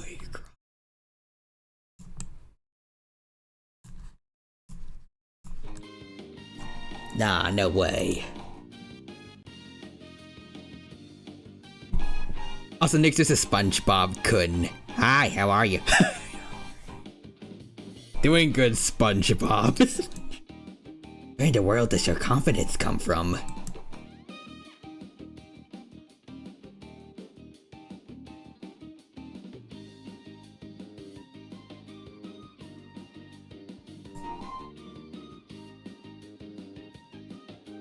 Okay. I will not lose either at dressing up as a girl. I mean, it's kind of obvious, I guess you would win. Well, duh, you're...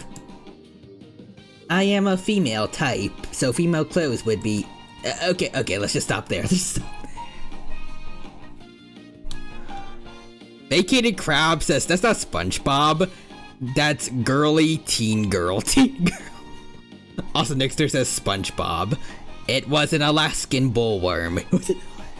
The Alaskan bullworm won the Alaskan bullworm won the cross-dressing contest.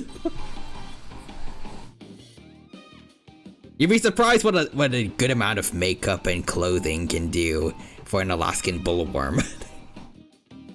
They went on to win the actual beauty pageant as well. Beauty pageant.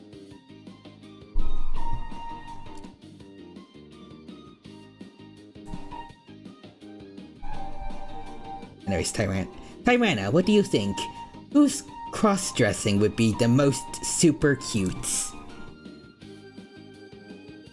I guess, of course, I have one. I was considering saying mine, because I feel like that would fit Katone's personality, but I am biased for I guess I'm biased. Also, Nixter says SpongeBob. It ain't the competition. I mean, yeah, I did do that, but like also, the Alaskan bullworm is a lot more pretty than people think. It put in effort into the beauty pageant before it ate everyone else before.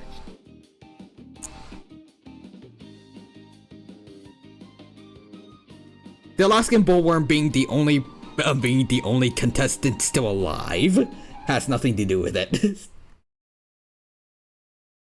Also, I keep realizing I accidentally have SpongeBob blocking Igus, so here we go. You can see her smug smile. I have one. Ah, damn it. Just wait until next time. Actually, we don't need to censor Kazushi. You better move out of the way. You guys are holding everything up. Sorry. Nixer says, I guess I am ready. You know, if you judge just by appearance. Okay. What are you trying to say? Nothing. He is saying that your personality is not cute. Okay, I guess. Yeah, I got that. You gotta learn when to speak up and when to stay quiet. Don't you talk to Igus that way, Junpei. Don't you talk to Igus. Also, vacated crabs says, damn it, SpongeBob, lol. Damn it, Sponge. If you don't learn, Yukatan's gonna give you the evil eye. She's gonna use the Sharingan on you. Also, Nixter says Yukari slaps Junpei sillier.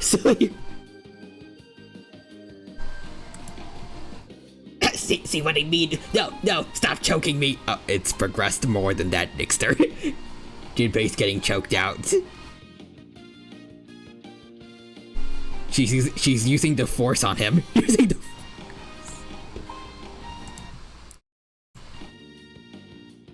Junpei, oh no. No, I'm SpongeBob-kun. Like. Wait, hold on. Where is his? Oh, there it is. Help! SpongeBob is being choked out. Yukari, stop! You're killing SpongeBob. You're killing Nickelodeon won't know what else to do without him. What else to do? He's like their only decent show left, and it's not even that decent anymore. So much seasonal rot. So much. Cass, say something. You gotta use your guts. For what? Tear out your own organs.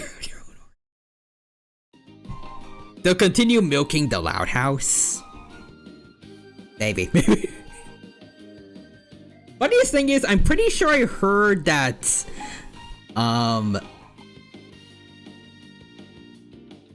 forgot the name of the full show. Maybe it is just the Loud House, but I'm pretty sure a fan fiction based on that show is like the longest piece of English fiction currently. Taking over, surpassing a Super Smash Bros. Fan fiction that used to hold that title. It's now a Loud House fan fiction that is the longest piece of fictional writing. I think that's in English. I think that's amazing. That's amazing.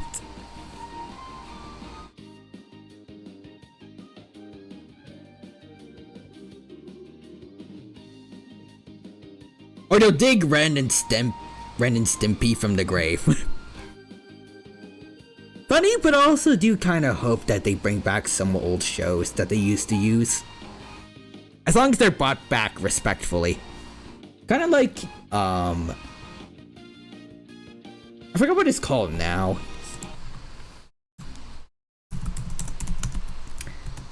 What's it like the...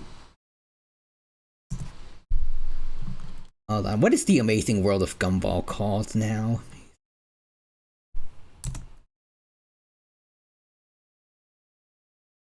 The Wonderfully Weird World of Gumball, yeah.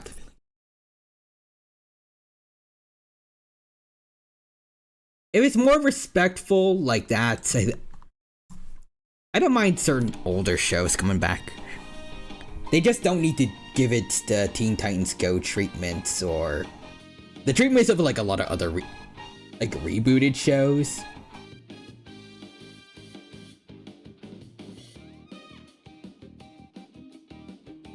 That being said, I'm not even sure if just revivals are the best, at least from what I've heard, at least in regards to like Phineas and Ferb being revived. Some people at least have complaints about like Doofenshmirtz's characterization, since he's back to being a bad guy now. Even though apparently he was, apparently he kind of reformed for his daughter's sake by the end of the show. But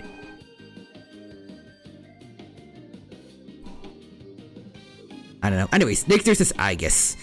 Clearly they haven't seen my Yukiko x Chie fanfiction. I want to say that, honestly. What kind of fanfiction would Aigis write? Also, Nixers is out of context SpongeBob quote of the stream. This grill is not a grill without you. Also, Vacated Crab says, Rocco's Modern Life. Also, I mean, Enter the Florpius is good.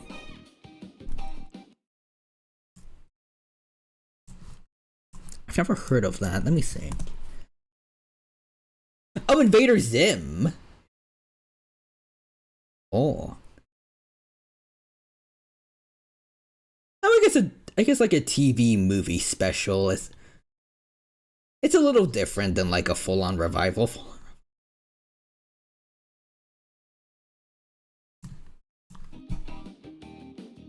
Anyways, I hear they're working on a third Last Airbender series. Oh yeah. I don't personally like Korra that much. At least I talk about like Korra the character personally.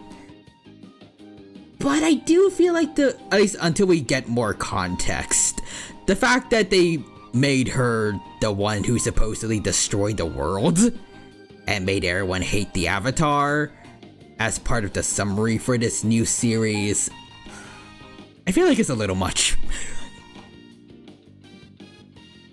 I'm assuming they're probably gonna make her framed or something, but eesh, like a lot of people are not taking it the right way, I think, on social media.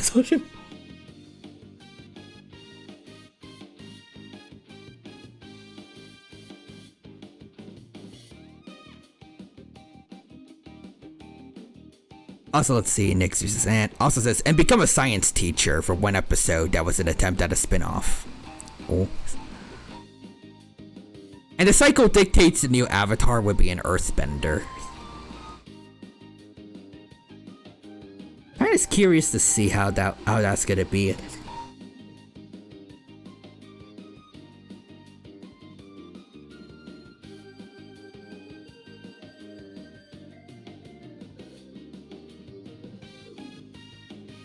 I feel like it would probably make more sense for her to be completely unrelated to anyone else, because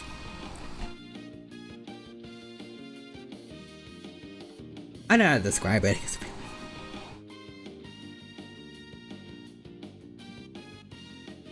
I guess it's just that generally the Avatar isn't really supposed to start out entirely as someone all that special, I guess. And then it just kind of happens a little later in life. Kinda.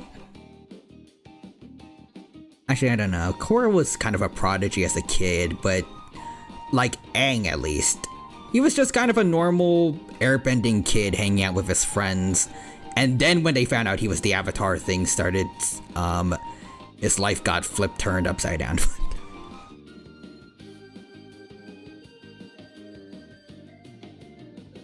I think, although I'm pretty sure he might have also been a prodigy airbender. Because I think he taught everyone how to make the air spear thing.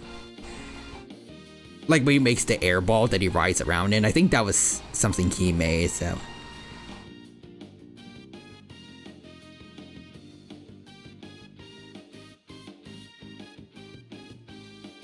But I also kind of like the idea of like the next Avatar just being like someone random, but also maybe potentially like a descendant of Toph.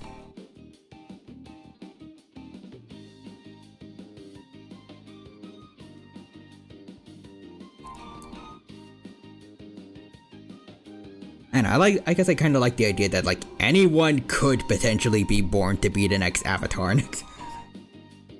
It doesn't have to be someone like outside of the fact they end up becoming the Avatar. They don't need to be that special.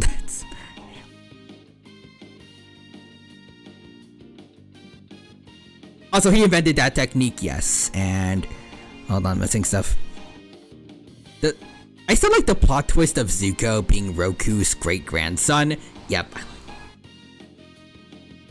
Like he was both a descendant of Fire Lord Sozin and Roku. So like I feel like as Iroh said, he could help right the wrongs of their family's past and make way for things to get better.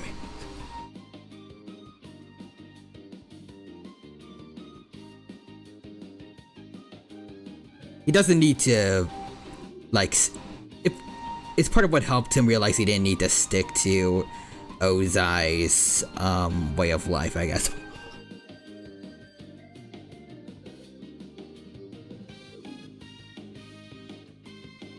Honestly, I still feel like Zuko's redemption arc is still almost unmatched when it comes to redemption arcs in all of fictional. Just done so well.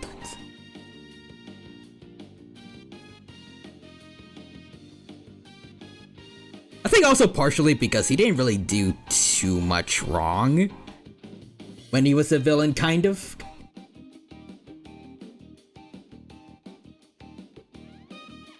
The sort of betrayal at the end of Book 2 technically makes him responsible for Ba Sing Se being conquered by the Fire Nation, which definitely did not lead to anything good while it was being occupied. And he did technically burn down Kyoshi Village, but like we didn't see him kill anyone off, like kill anyone on screen. He tried to save Admiral Zhao when he was about to get drowned by the moon spirit. And we got his backstory very early on, so we knew from the get-go there was something about him to be sympathized with.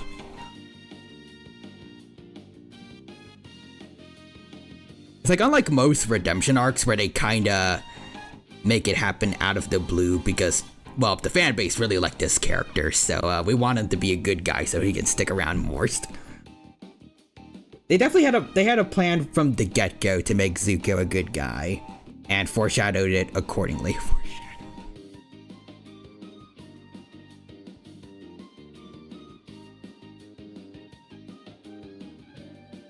Also, wait, missing stuff? Let's see. There's apparently a possible fan theory that Princess Yue almost died as a baby because she was supposed to be the next Avatar had Aang actually died at the start of the war.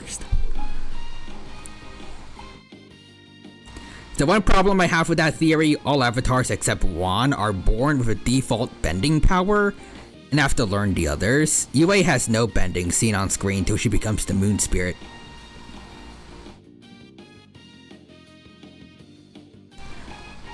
There is also the fact that, like, why is she... I can't word, but like, why wasn't she just born normally then?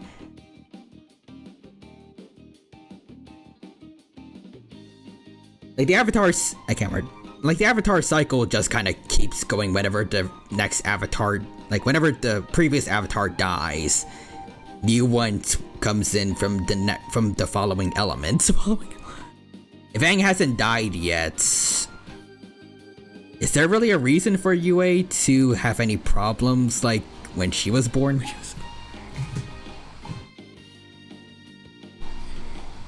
Shouldn't it just be...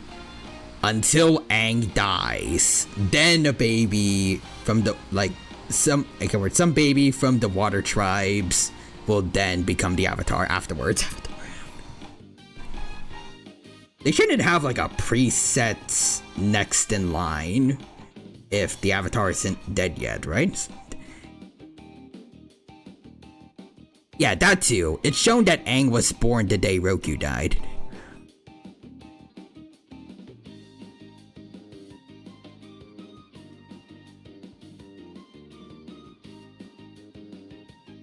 Like, it's a cool theory on paper, but it doesn't work.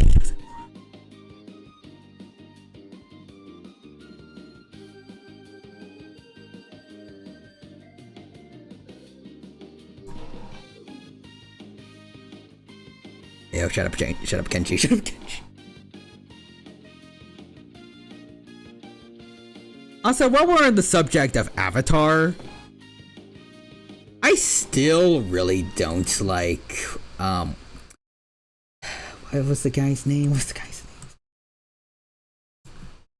He was the resident firebender for Legend of Korra. Mako. I really don't like him.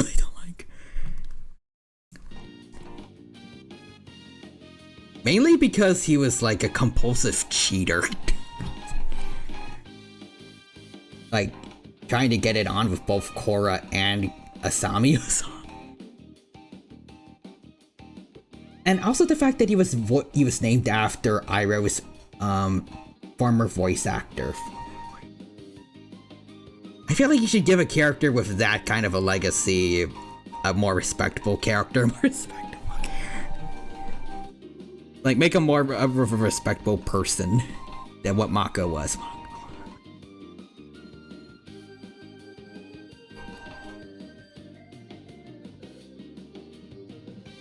Kind of wish he was replaced by the second General Iroh. I really wish they gave him a different name, or at least maybe a different title. Like that one guy in Korra that also has Zuko's voice actor for some reason. I think it'd be cool if he was maybe the grandson of Zuko, since he's still alive in Korra.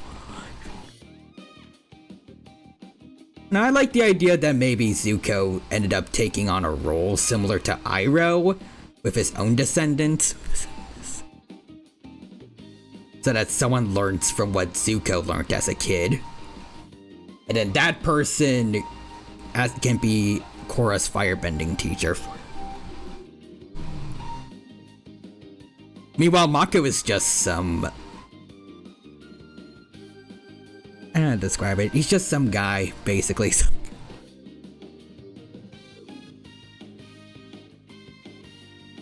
He's a decent athlete in regards to Avatar world, basically, with... pro bending, I think it was called. But I don't think doing sports should also make you, like, on par with the best benders in the world.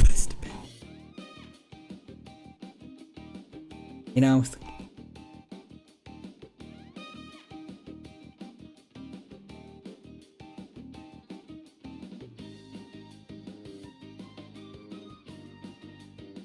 Anyways, let's see. Also, because of their shared birthday, my brain says Sozin easily could have been the Avatar. That would have been terrifying. Also, ironically, Korra and Asami wind up together at the end of the series. I kind of wish they did a better job at foreshadowing that, though. They just kind of shoved it in at the end.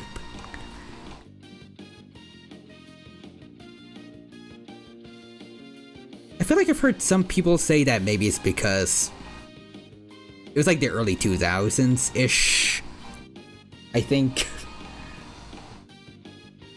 But I think the idea that some people have is that maybe they reception wouldn't have gone too well if they made it if they made the foreshadowing for them ending up together a little more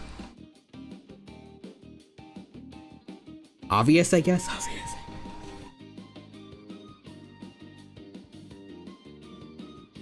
But I still personally, at least, I don't know with it. I had to say it. Retroactively, I wish that they just bit the bullet and gave it a shot.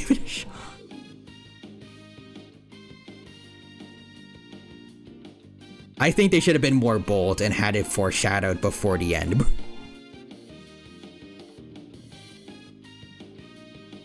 Because if you're afraid people aren't gonna like it, they're not gonna like it if you have it shoved in at the very end either. Might as well just commit to it. The people that don't like it quit the show. The people that do like it stay around, and then they get to see the relationship fully bloom by the end of the show in a way that's fulfilling for them.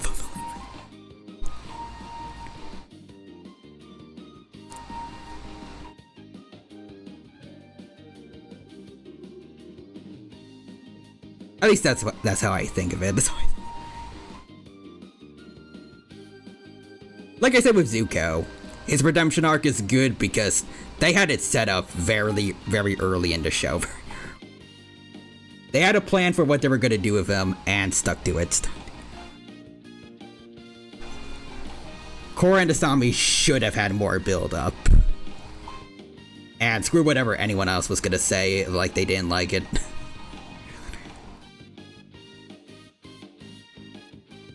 Unless maybe Nickelodeon would have had a problem with it, like they wouldn't want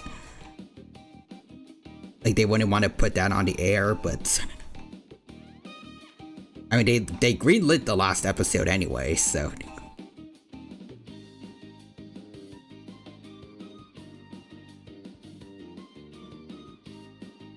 also see Real Humans saying, not gonna lie, outside of Amon, I don't remember anything about Korra. Fair enough, Amon was a pretty cool villain before what they did with him towards the end, in my personal opinion, but he had decent aura.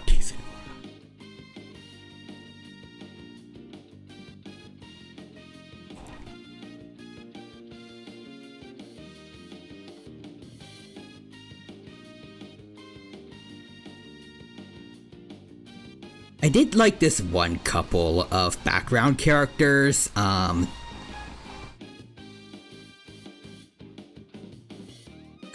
forgot it.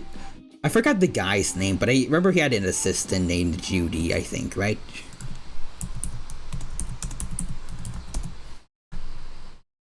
Yeah, Judy. Wait, nope.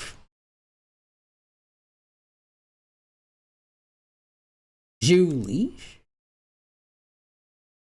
Oh, yeah, that's her. And Varric. They had a fun they had a fun relationship throughout the show, I feel like. Relatively.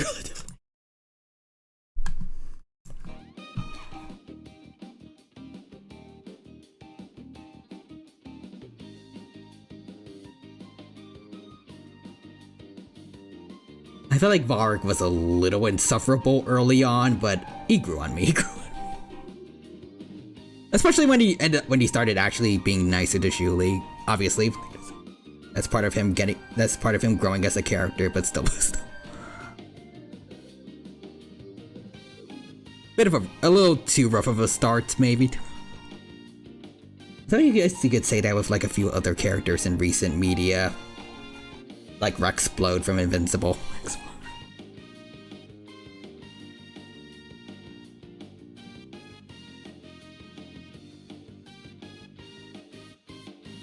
I don't know how I do it, but there are like with the correct writers and really good execution, you can make a fan-hated character become a fan favorite.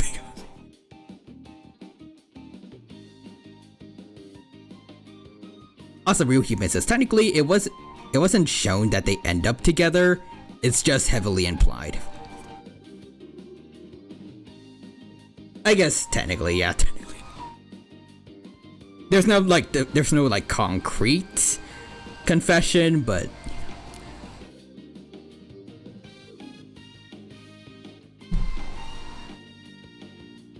I feel like I can't word the implications give you a really good idea of like where the characters are gonna go from there.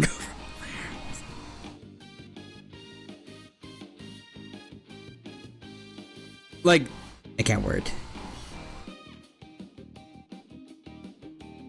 The way things are framed and implied in fiction is pretty much telling you what the writers want you to think is something's gonna happen later on. Why can I don't know why I can't explain things normally, despite being an English major. I should be better with wording things.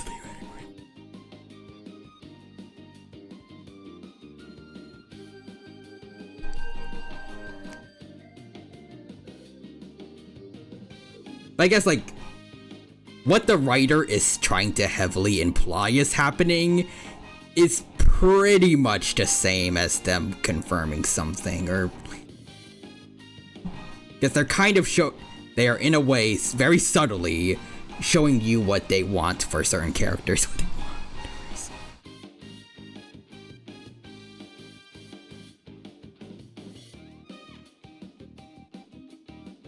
But maybe they don't want to fully show it just yet, just for whatever reason.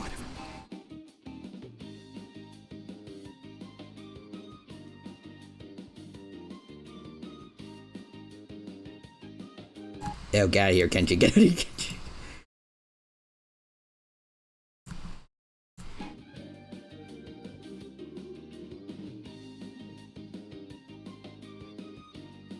Junpei-san. Wait, you gotta be kidding me. You too, I guess you too. Finish cleaning up while chatting with everyone. There we go. Also, this just reminds me of Alex Hirsch versus Disney censors, where they were just saying, "Don't make the cops gay," and he replied with, "They're buddies." Oh, that's perfectly fine. Perfectly. Yeah.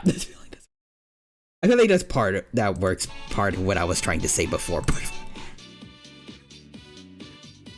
they don't need to outright confirm it, but like, if there's heavy enough implications, you might get a good idea of what the directors or like writers were trying to go for.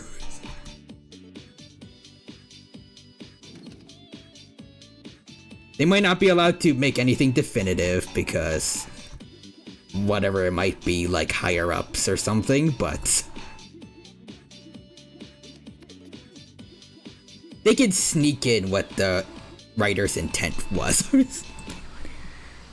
Also, Eldritch says, remember when Korra destroyed the worlds? That is the idea for what they're going to have, what they're going to use to start off the third series, right? I think. Oh, you know what? Here's their actual emails. The following are real emails from the Disney TV Standards and Practices Department.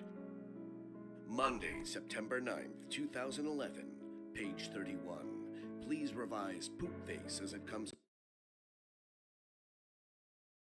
Okay, maybe I might mute it just to be safe, but let's see.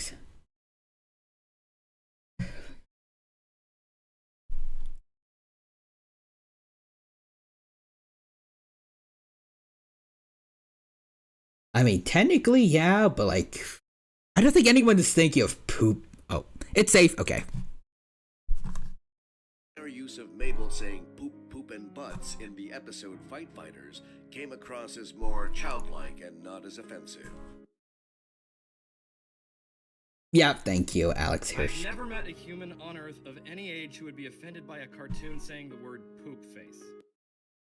Yeah, like, technically I could see why people would think poop face is like pretty much just shiz face, but censored, but at the same time, poop face also just sounds like something a kid would come up with as an insult and not know what's the other way to say that is.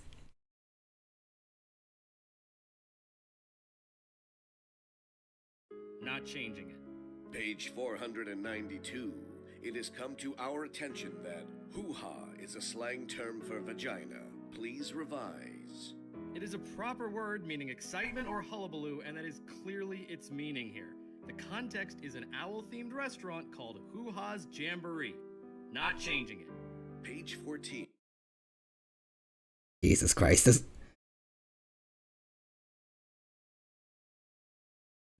I can't word like that. The censorship department for Disney's insane. Yeah, let's see. It's safe. These get better. Oh boy. Also, Eldritch says the next avatar will be a Mad Max Road Warrior, probably. That sounds cool. Please revise. Chub pup on t-shirt. Chub as a sexual connotation. This is silly. It's an image of a fat dog. From the context, there's no reason to think chub means anything other than that. That just means it's just slightly shortened for chubby. Because fat dog. Oh yeah, okay, this one comment has it down perfectly. The Disney censors have a dirtier mind than Rule 34 artists.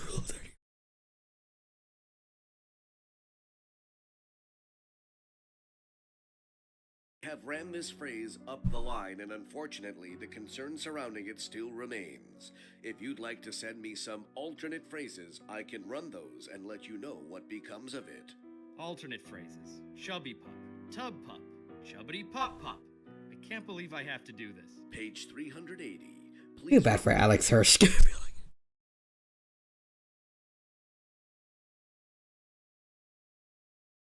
Like, I feel like most directors shouldn't entirely just... I don't know how to describe it.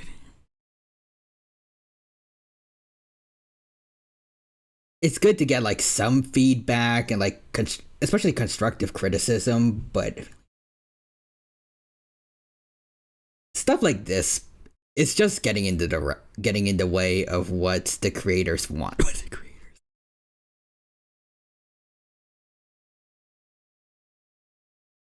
Revise the action of Blubs putting his arm around Derland. As noted in previous concerns, their affectionate relationship should remain comical versus flirtatious. Nope. They're buddies. Chill out. They're buddies, yeah, they're buddies.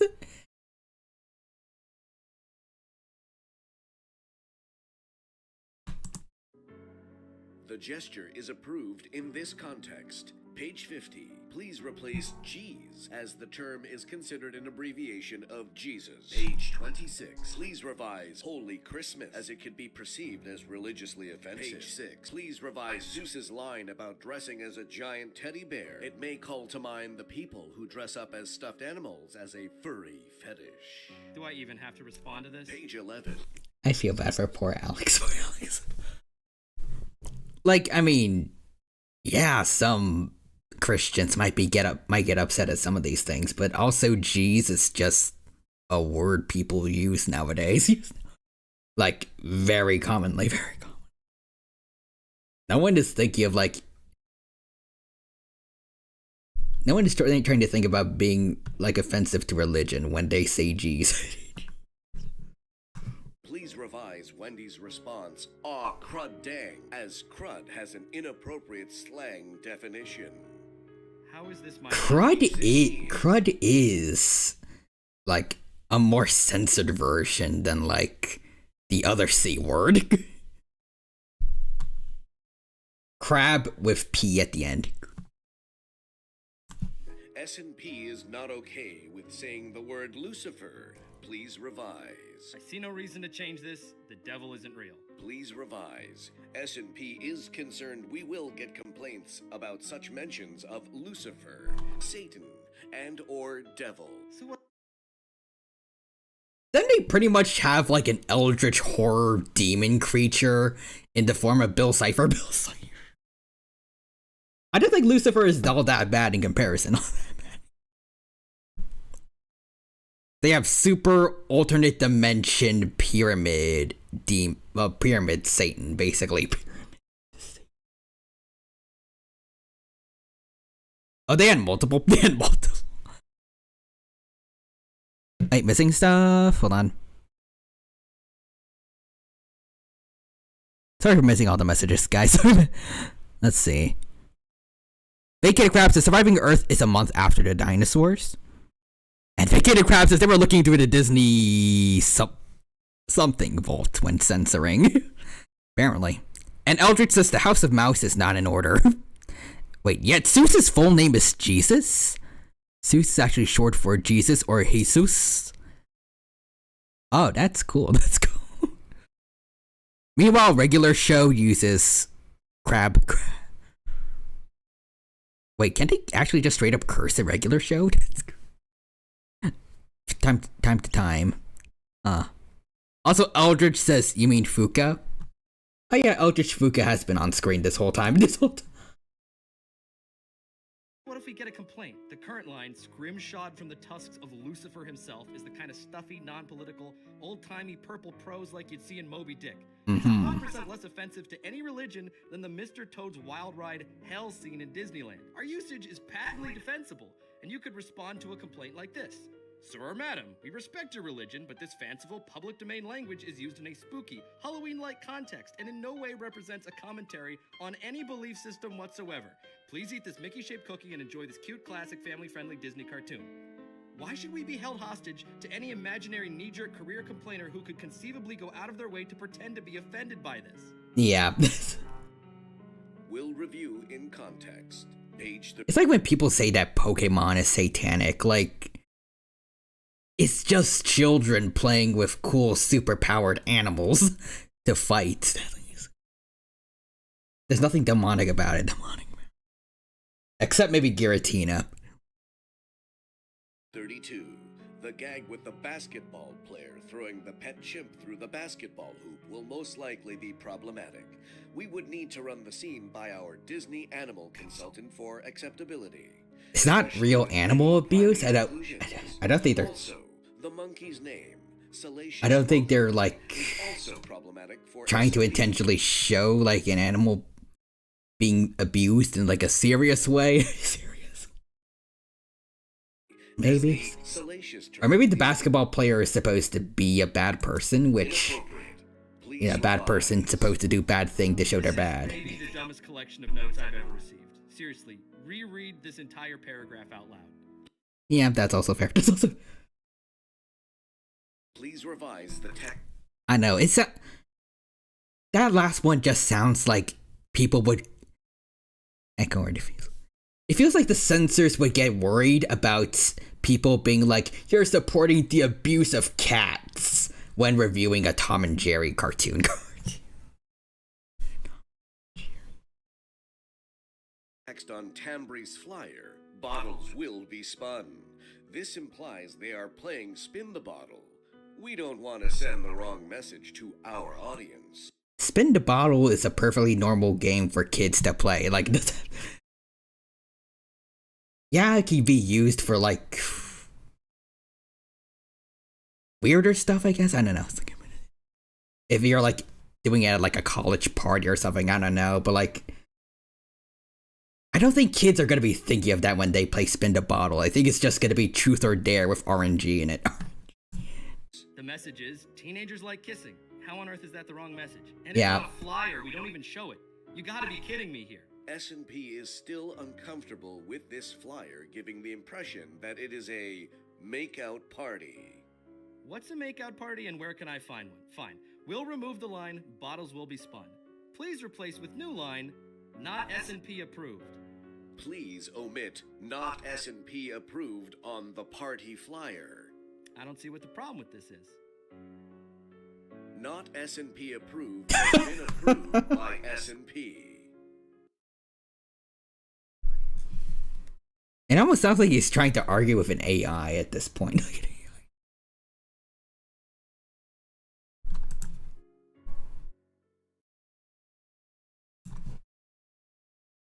Anyways, thank you for showing me that real human.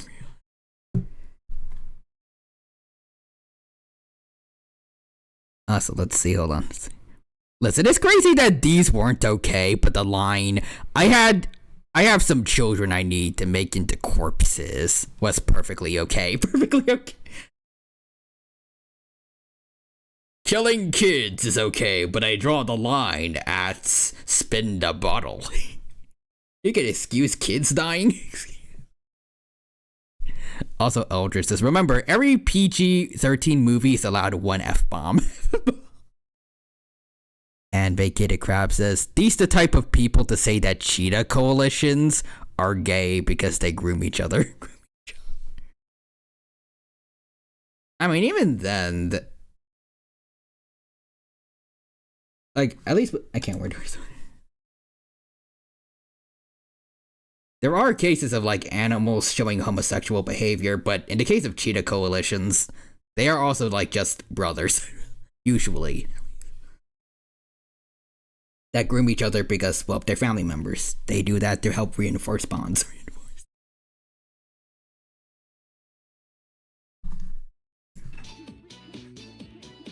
Also, Real Humus is not S&P approved. That's been approved by S&P.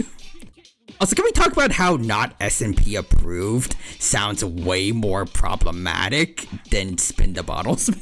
That is true, because not S&P approved can be literally anything. Spin the Bottle makes it more concrete. Doesn't leave it up to people's imaginations.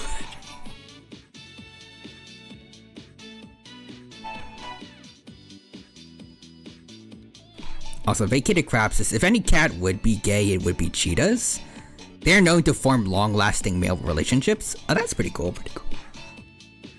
I kind of assumed, like, at least based on past knowledge, it would be lions, because I'm pretty sure I've heard, at least there's a lot of recorded instances of male lions having, relations.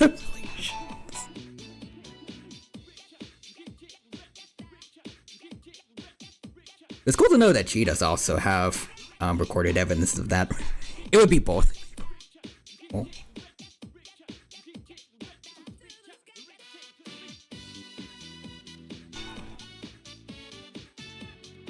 I did also learn recently that apparently, I don't know, for some reason I never stopped to question if it's really been seen in reptiles, but it has been, because I recently learned that there is evidence of homosexual relationships in alligators. Apparently it is actually pretty frequent. I think the study was like done in Louisiana. I'd have to check, but that's pretty cool.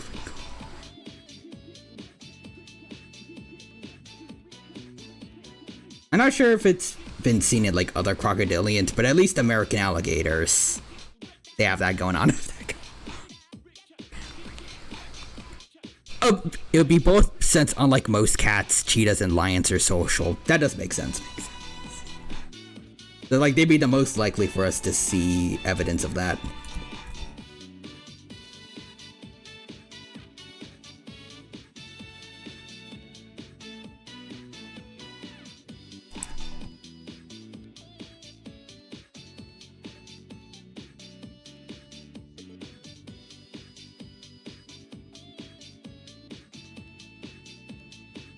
Hold on. I think European wildcats are solitary, but I'm pretty sure the species that, like, domesticated cats are descended from, I think it was the African wildcats. Those guys are social, right? Or at least relatively. They're not big cats, but they're still, like, I think decently social cats, or... Yeah, also domestic cats are social despite what people say. Other cats tend to be strictly more solitary.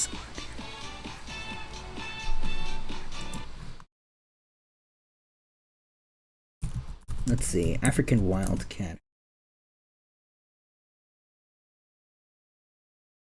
I'm not sure, but since domestic cats are social, maybe. Let me double check.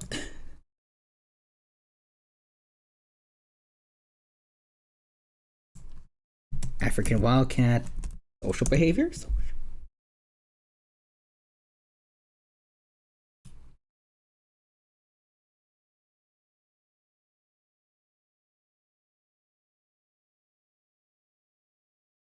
Let's see, Britannica. I don't know if I should fully believe that, but...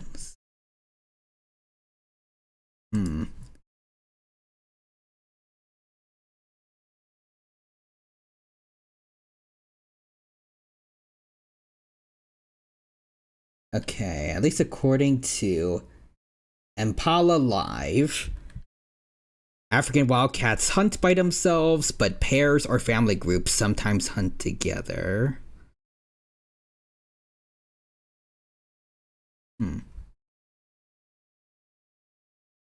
Let's see, or that was a trait that they picked up evolving to be around humans, maybe.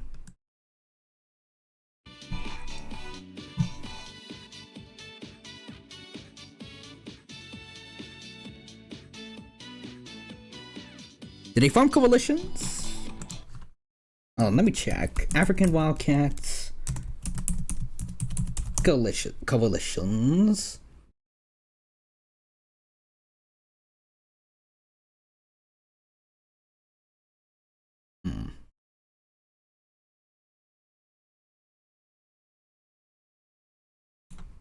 Cats of Cape Town has something on it, apparently. What do you call it?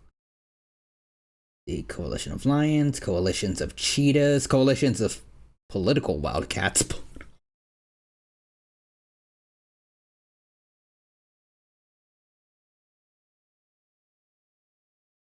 Wait, hold on, let's see. What do you call a group of wildcats? Domestic cats form a clouder or clutter, while feral cats gather in colonies.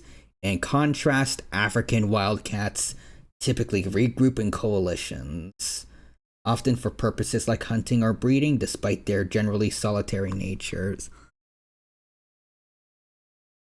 Let's see if there's more for that.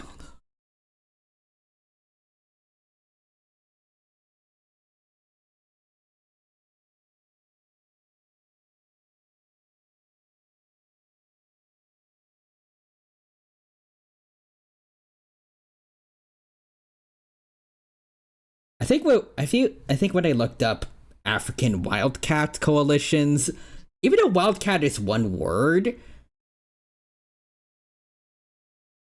actually I don't think that really matters. But like I think I'm keeping I get what word I'm constantly getting results for like just generic African cats that live in the wild, like lions and cheetahs. And not specifically getting anything for African wildcats. At least not too much. Let's see. That's not confusing at all. Yet we call dog and wolf groups packs. But for cats, it's different depending on pet, feral, or wild. I don't know why we don't just have one word for them, the way we have like packs for basically all canids.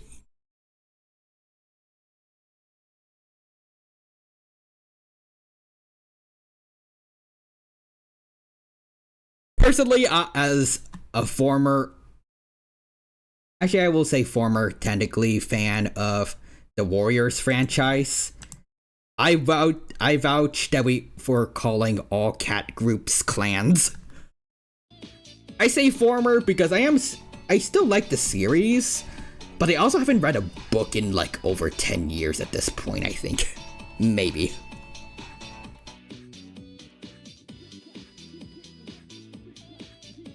Like, I read the books when I could find them in middle school. Like, at my middle school library, but since then, I have not been able to find any of their books.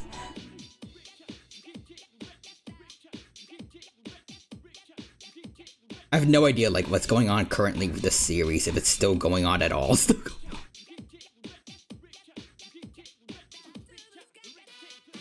But apparently the franchise is still active, at least with its fan base on the internet. The Odd Ones Out actually made a video on Warriors recently, so that's pretty cool. Also, Clutter is pretty funny though. We need a Warriors story about a saber tooth. Honestly, that would be pretty sick. I'm pretty sure the Warriors do have some lore in regards to like the first clans being like Lion Clan, Tiger Clan, and Leopard Clan. I want to see like them have lore about like prehistoric big cats. Like, as you said, like maybe a saber-tooth clan and something for the American lion, since those two coexisted together. Them being rivals could straight up just be like an ancient version of like Thunder Clan and Shadow Clan always being at odds.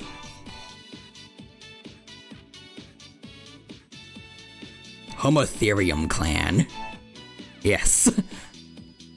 We can make it in La Brea and have them have milk sabers. And an American Cheetah Clan. Yes.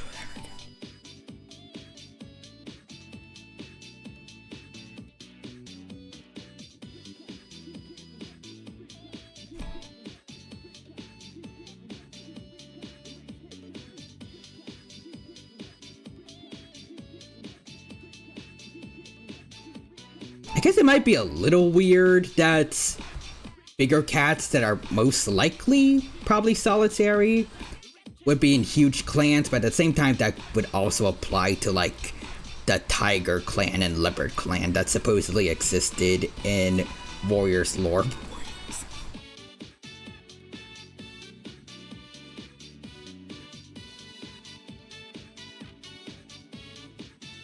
Plus, maybe it could somehow be like the way clans have their territories separated. Like maybe there's just like a huge subsection of planes for just all homotheriums, and they're kinda solitary, but they generally live in the same areas.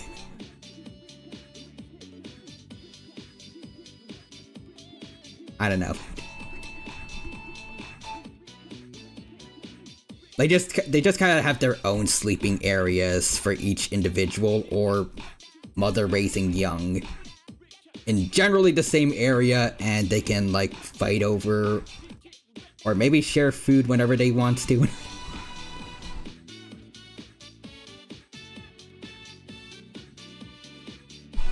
Like, they don't kill each other or chase each other out of the territory, but they also just kind of keep to themselves, except for like maybe gatherings. Like between clans every now and then.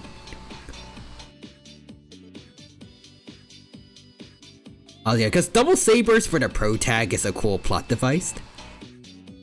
It would also be a pretty cool way to have them stand out. Let's see. Although people do say Smilodon might have groups, since it would make sense to extend parental care, considering that they're useful for hunting large prey with double sabers. Also, Cheetah Clan would make more sense than Leopard Clan. Just make them all males. Oh yeah. Lion and Cheetah Clan is more plausible than Tiger and Leopard Clan.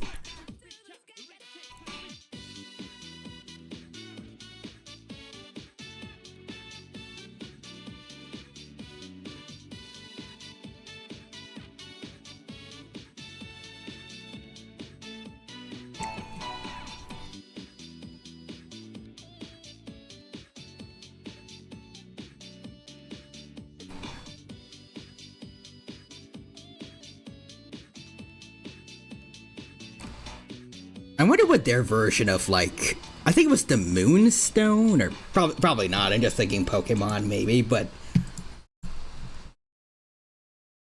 if, like, Star Clan existed for them too, which, I mean, it probably would help contribute to the existence of their clans in the first place, but, like, for leaders to get their 9 lives, what would their version of the Moonstone be? Oh, no, it is straight up just Moonstone 2 and Warriors.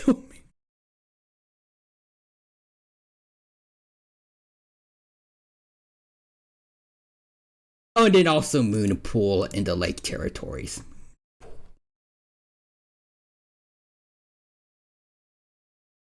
So Moonstone, Moonpool. I mean, either of those could also, like, variations of either could just exist too in prehistoric times, but, like, what would be a fun specific version for them?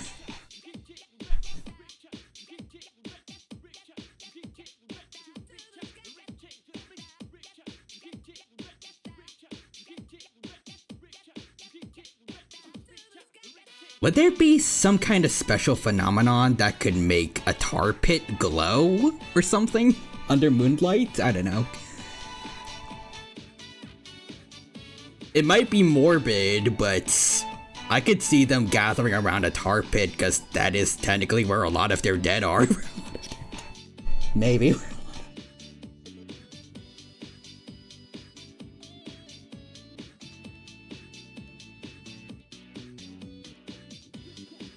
Wait, for what? Oh, I was thinking of, like, some kind of... I was thinking of, like, hypothetical clans for prehistoric big cats.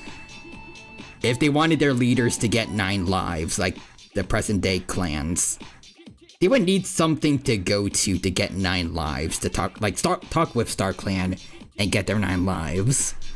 Like how the present cats have the Moonstone and Moonpool.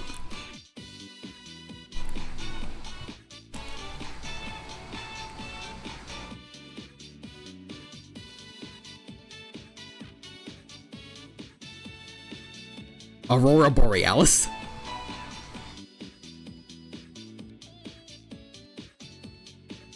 Maybe. It would be very inconvenient for a clan, though, if they got their... like if they appointed a leader and like, actually I need to check. When exactly does Aurora Borealis happen?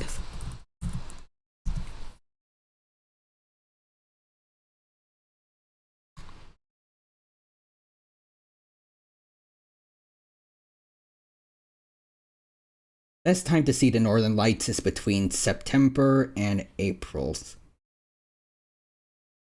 Okay, maybe it's not too bad then. Maybe it's not too... Although if they appoint a leader during the months outside of that, they're gonna have to wait a while for their leader to get 9 lives.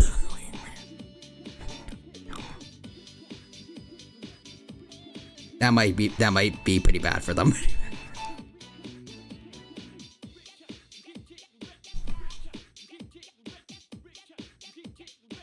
Okay, actually, now that I just thought about that, anyone remember when Tiger Star got straight up sliced in half by Scourge? And he lost all 9 lives back to back, just because of the wound being so grave? How terrifying would it be to have 9 lives while you're slowly sinking and drowning in tar? Or maybe a really unfortunate Smilodon leader gets stabbed by, like, a mammoth tusk. If that is possible.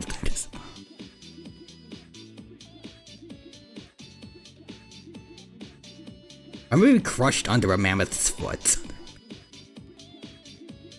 Like, their spine is just crushed so badly that they keep coming back, but they're like StarClan can't heal them, so they just keep dying as they come back.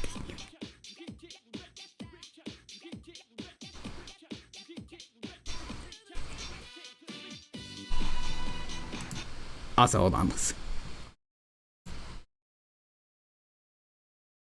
Let's see, Cheetah Clan would be cool, but I would feel bad for them constantly being robbed by hyena clans. It's payback for stealing their group names. Let's see, maybe that phenomenon that attracts animals to it, trapping them there, and dire wolves, early humans, and short-faced bears would be the villains. Yeah, definitely.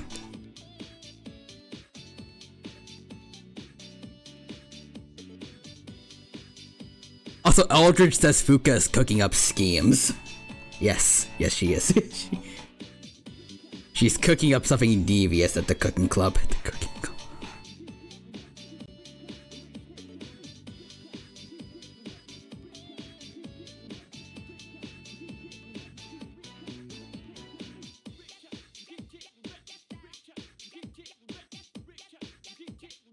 I wonder how fresh kill piles would work for them.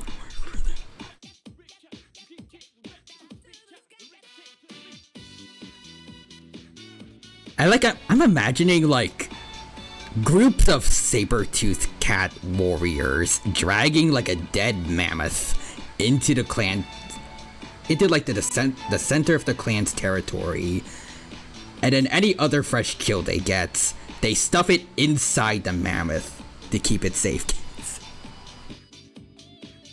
As like kind of an impromptu fridge.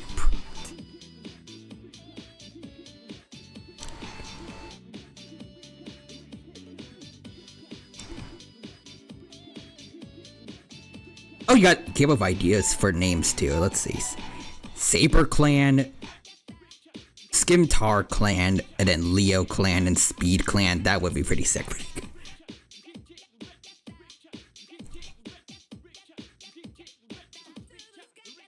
I would say Speed Clan would hypothetically get the short end of the stick when it comes to cool sounding names, but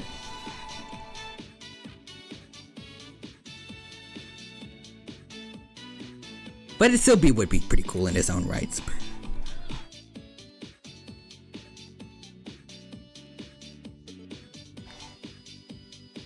Or Swift Clan for the American cheetah. Ooh, yeah, that could be cooler.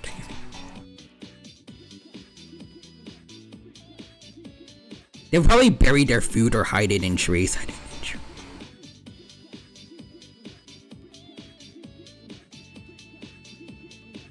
Maybe, but I'm still imagining, like, I guess more impressive looking fresh kill piles like what we see in Warriors. Right, they just kind of, I guess just as the name implies, fresh kill piles. They just kind of pile up dead bodies to eat.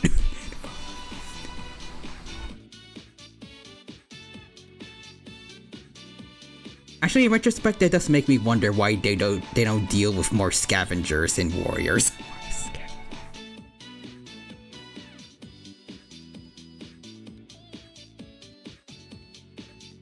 That should be more of a problem for them.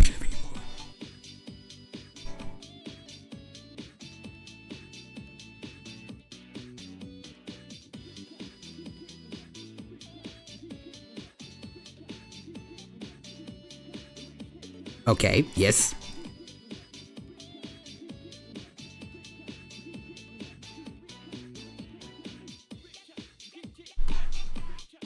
Oh, but also, hold on, Fuuka, let's see. Are you coming to the cooking club today? Yes.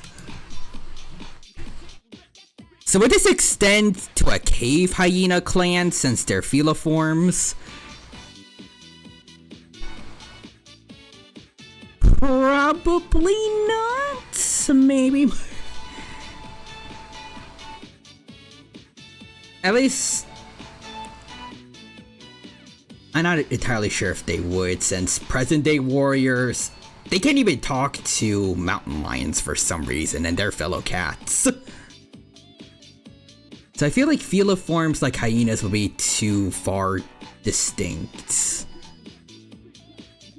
Although I'm pretty sure there was a part of the Warriors series where badgers were able to talk to cats. So maybe there's just something wrong with the mountain lion. I don't know.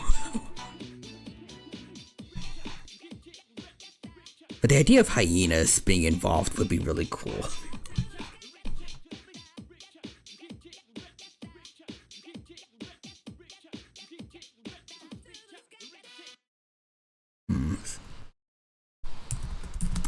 Let me look up, let's see, the badgers and warrior cats.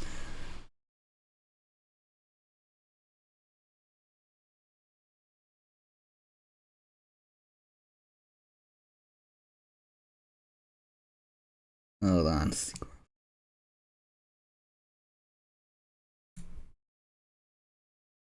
Okay, there was the one badger named Midnight that was able to speak cat speak.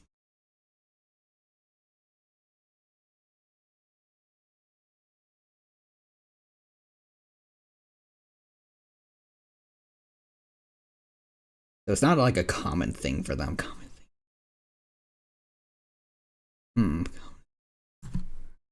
Okay, let's see. Also, caves would be dangerous, but also possibly beneficial, because I'm pretty sure... I don't remember if it was cave lions, or if it was like some kind of saber-toothed cats, but I'm pretty sure there's been records of them killing and eating cave bears while they were hibernating. I'm pretty sure that was even shown in the recent documentary. I think it was Ice Age, Prehistoric Planet, actually. It would be high, like hunting in caves would be like high risk, high reward for them. Maybe it would be like some kind of special test they would give to apprentices before they officially become warriors. If they can like snatch up a cave bear cub without getting killed, that's when they get their warrior names. That's when they get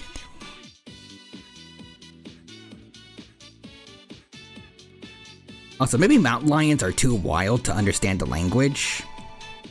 Maybe, I guess, if they're since they're solitary generally.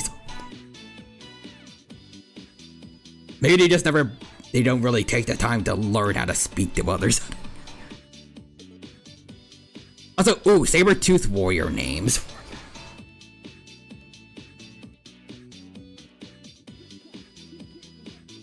There is a lot of names that already probably work for saber-toothed cats and warriors.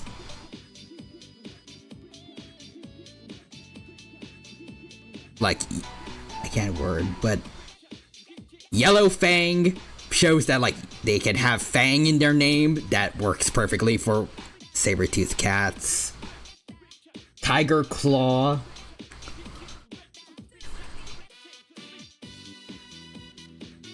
Then I don't have Tooth in their name. Hold on.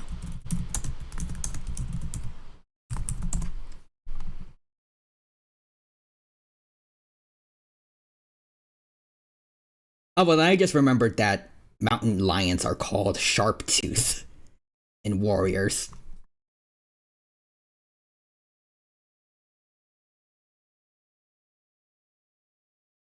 Let's see. There's some cats like Snaptooth and Shrewtooth. So Nate Tooth is also an acceptable name. Or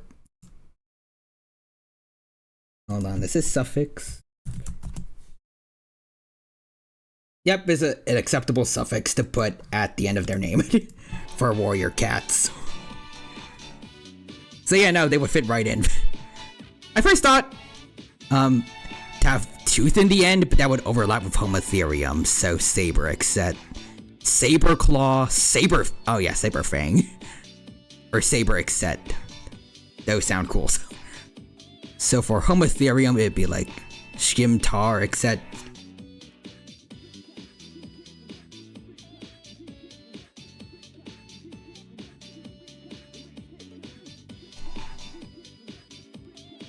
The de facto main character, Firestar, was also named after the color of his pelts. So maybe some Homotheriums or other prehistoric cats could have been named after that too. If there was like individual variation for them.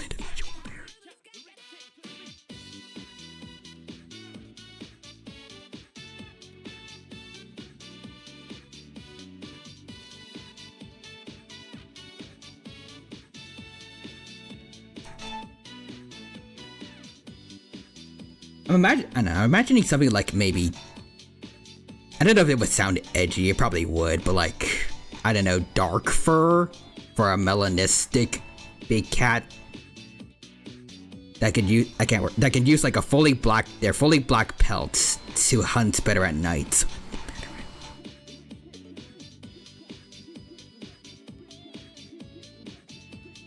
Because a lot of modern day big cats can be born with melanism.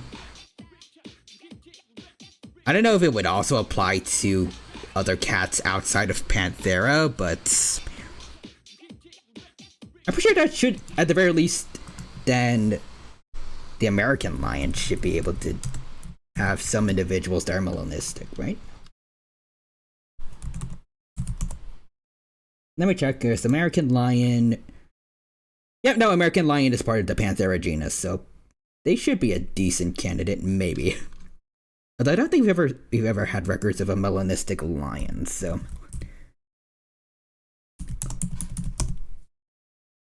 Yep, nope.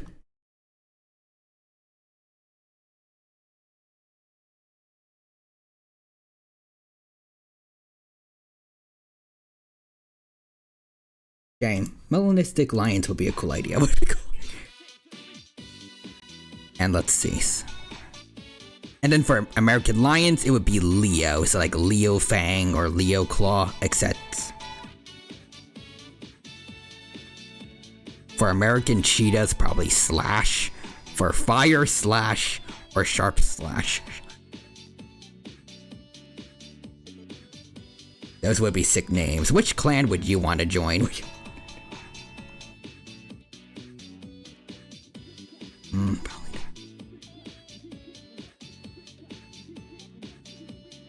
Probably the classic, can't word.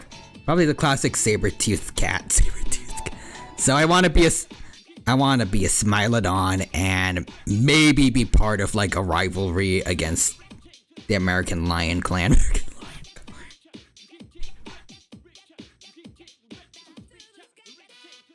Yes, at the very least, I would probably be part of the main plot in some way.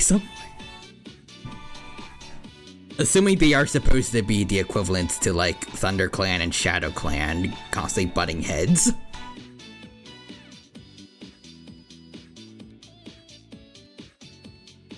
I don't know which one is more likely to be taken over by a dictator like Broken Star, but at least I get to be part of the main plot somehow. It'll be fun.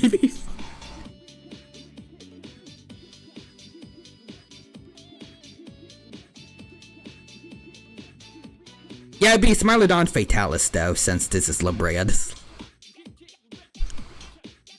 Well then, hey, I'm giving Smilodon Fatalis some much needed spotlight. Wait, hold on, is that the right one, or is it Grace Salis that doesn't get much love? Hold on. Yeah, no, I think it's Grace Salis I was thinking of. Populator is the most popular though.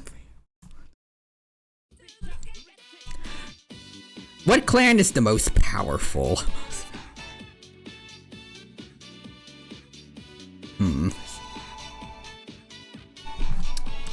I have to check. I don't know if it's too different, but I think the American Lion is slightly bigger than Smilodon. But let's see.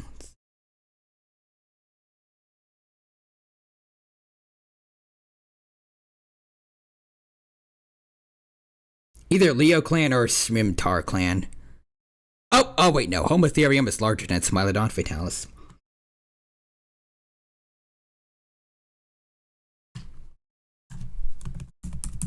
American Lion versus Homotherium.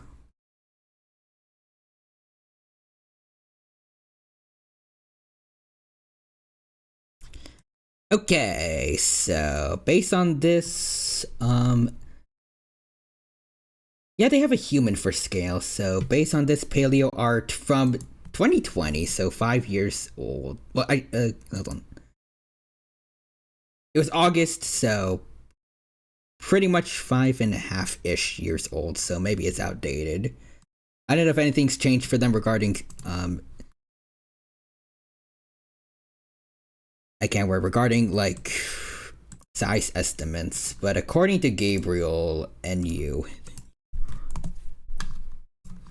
Smilodon, wait, I'm stupid. Let's see. Oh wait, no, hold on.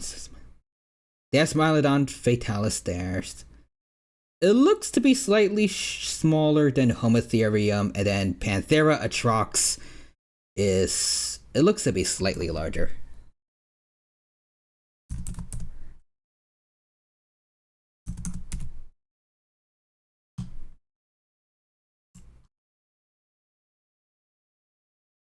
Or at least they're like similar heights, and then Atrox looks to be a bit longer, so I think it looks like it's generally more mass, maybe. I could be wrong though.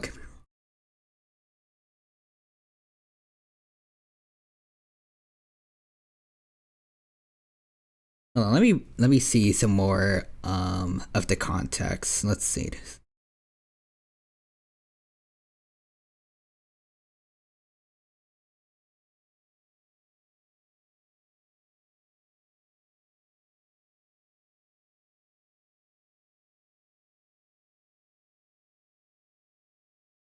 Okay. I was hoping there'd be like more context regarding how some of them coexisted with each other.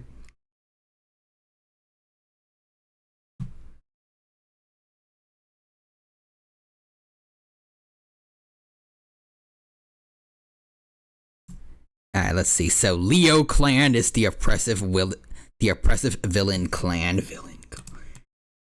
Ooh. I would imagine it would be led by a huge male and everyone else are female. While Swift Clan are all males. And then Saper and Shimtar Clan are mixed gendered.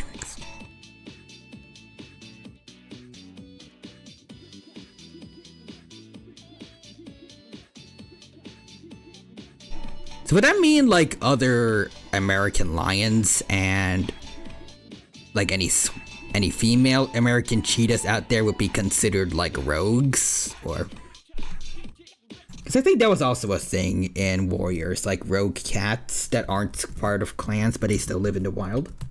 Hold on. Yeah. Rogue is the term used for hostile and usually aggressive stray cats who don't belong to a clan or tribe and aren't cared for by two legs.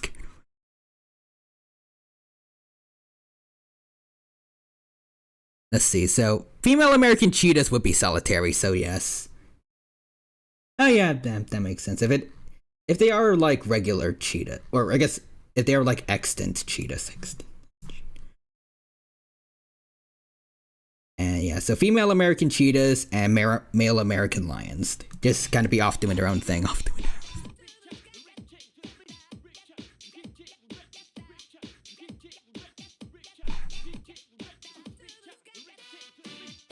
Anyways, let's go spend some time together, Fuukas. Sorry about all the ramblings about cats, but you understand. These are cool concepts. These are cool concepts.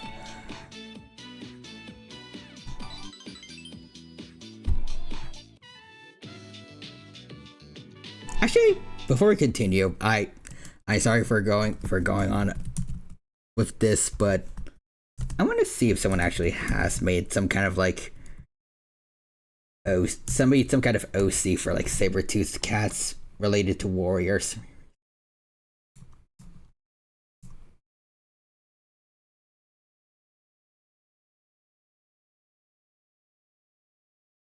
Oh, I see art of someone making a lynx OC. That's pretty cool. We aren't the only ones that are thinking of like other types of cats being in clans.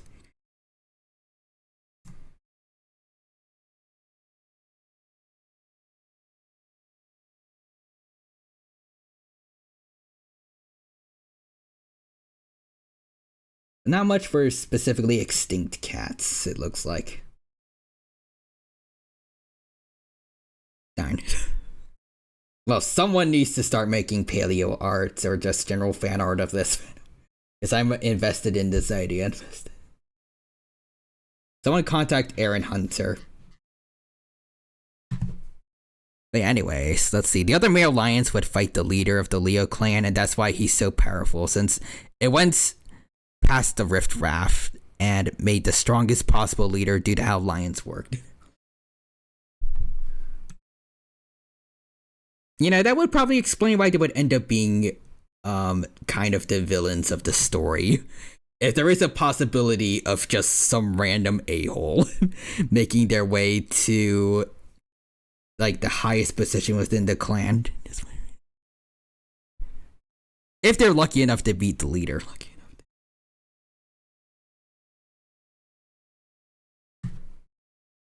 But yeah, I think our idea would be better since we actually incorporate the science. Let's make a world anvil. Yes.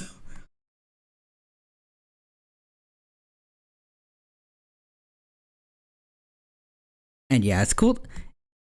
It's cool too since they don't only fight for the females but for 9 lives. That would definitely make things a lot more violent if there is a chance of getting multiple lives.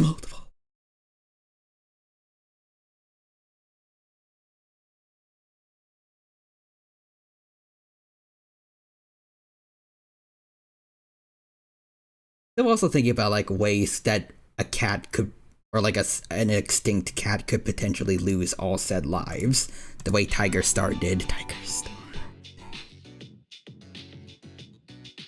Wouldn't the leaders have 9 lives? Yeah, only the leaders specifically. Everyone else is stuck to just one. But like, in order to get the position to have all 9 lives, I feel like a lot of cats would be more desperate to become leader, which would probably lead to a lot more conflict.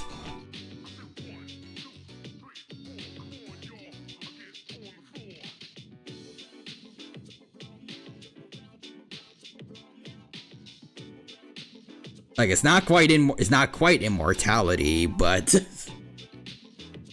I'd imagine it still would be something a lot of cats would be fighting for. Also, tar idea is cool.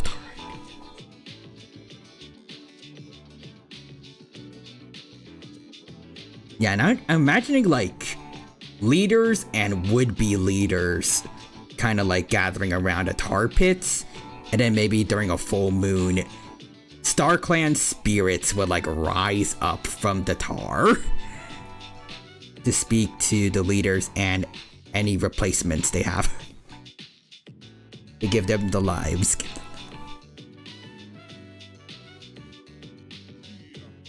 How would the other megafauna factor in?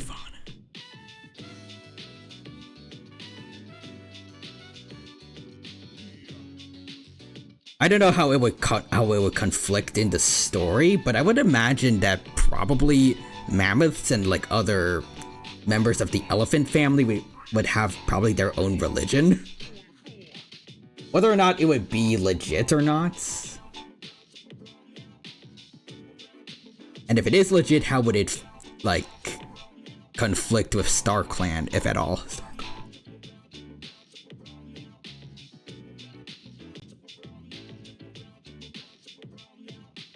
Yeah, mammoths and ground sloths would be food. I mean, at least it would be very hard fought food in regards to mammoths, unless they're lucky enough to get a calf. But definitely would be food.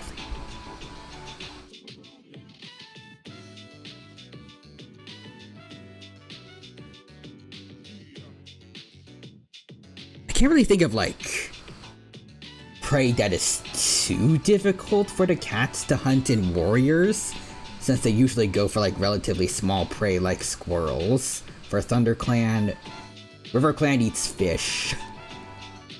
And then WindClan, they eat rabbits. And then ShadowClan, they eat whatever they can find in their swamp area, like lizards and frogs. Like, none of their prey sounds particularly tough.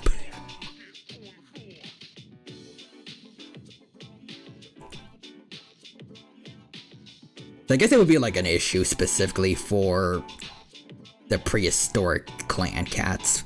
Which I guess makes sense, because during that period there was more megafauna to actually hunt.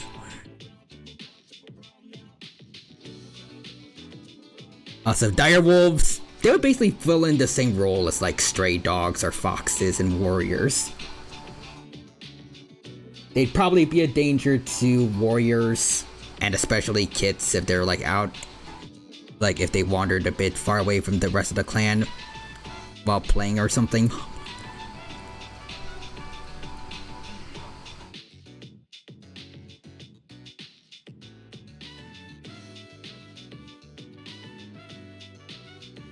Though I guess unlike with like domesticated dogs and the warrior cats, like a singular, I can't words.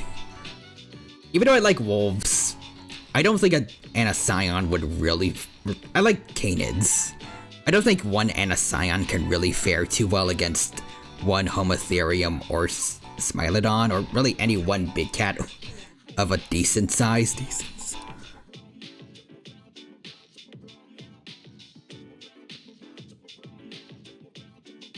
It's really pack behavior that let them compete with large cats.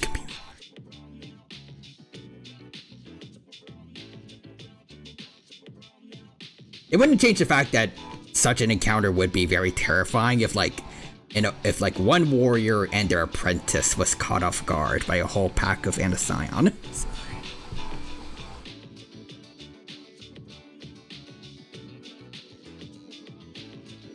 Also, let's see, funny enough, SwiftClan got it the best, since everyone else can't catch pronghorns. Oh yeah, that would definitely be like their specific prey. Again, like how all the modern day clans would have their own specific prey, since they each have their own specific biomes too that the others don't particularly like. Like SwiftClan would definitely have like open plains with pronghorns all to themselves.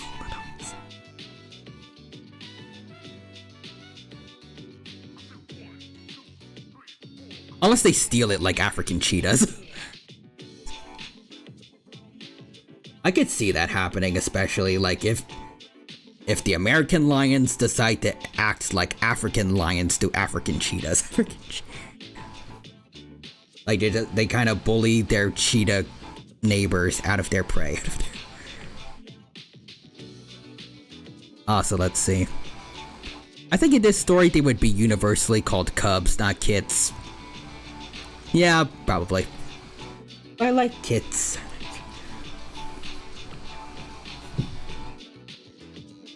Even though it doesn't really work, but it's just kind of a name that I associate with warriors.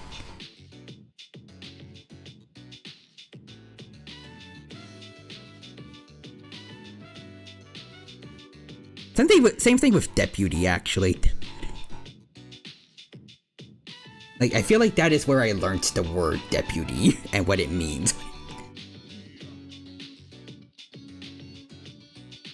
Actually, on that note, would these extinct cat clans have medicine cats or medicine?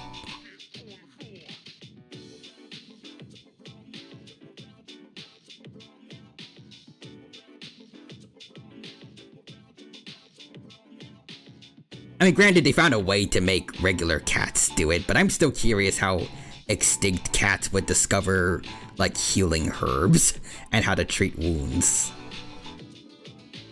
And also how to talk to Star Clan, because that's also something medicine cats do. They need to learn how to be a doctor and speak to God. Or at least their equivalent of God.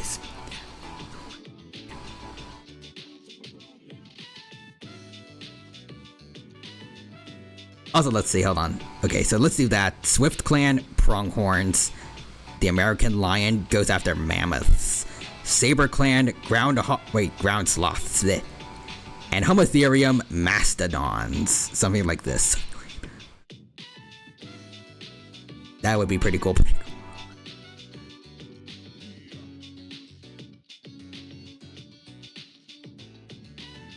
Although at least I guess for the prey with the modern cat clans,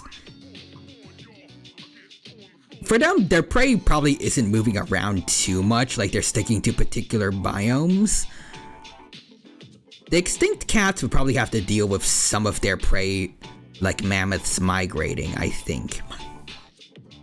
They would leave one clan's territory and into another. Maybe.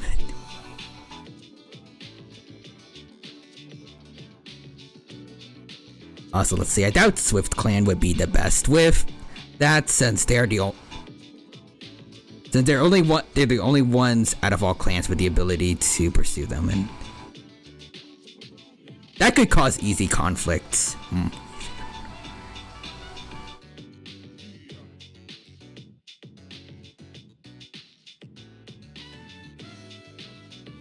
Oh, let's see, hold on.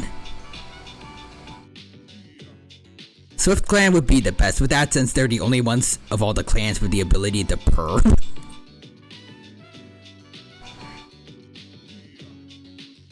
Imagine everyone else being able to just roar, you know, actually be intimidating, and then the poor American cheetahs, they're still stuck with their descent.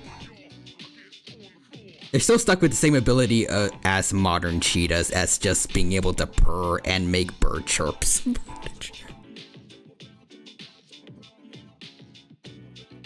And maybe slight hissing to do their absolute best to be intimidating.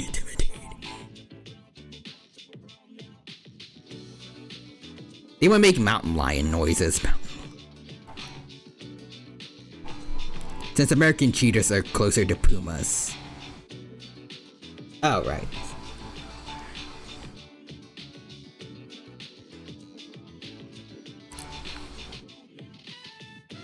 Actually, mountain lions can't really roar either, can they?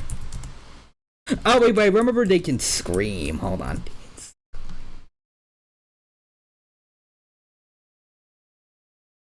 This technology. Hold on.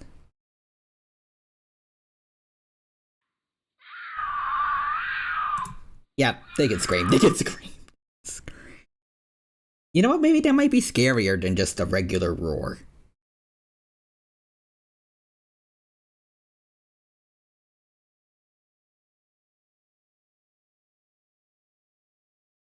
Since they can scream like a banshee. Scream like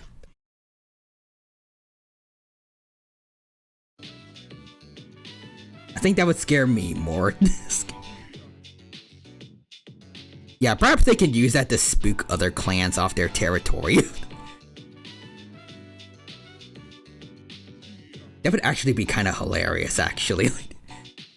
Like the American Cheetah Warriors, they hide somewhere, and if they, like, I can't word. If they see, like, a group of warriors from another clan about to invade, they hide somewhere, and then they start screaming like banshees.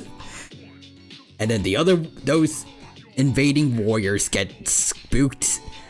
They run for their lives, and then at the next clan gathering, they tell the other clans of, like, these weird, horrifying shrieks they heard at the edge of their territory.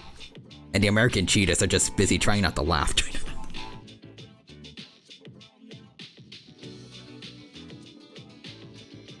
I would imagine they would do that to prevent their prey from being taken. Like the prehistoric version of... I can't word. The prehistoric version of catching a food thief in the act by filling your food with, like... I forgot what they're called. But just stuffing your food with laxatives to catch a food thief.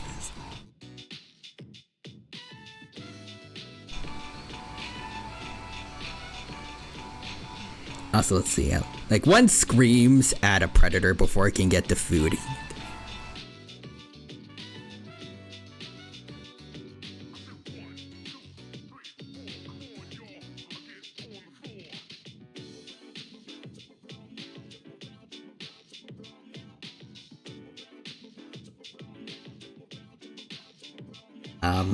Hey, Fuuka.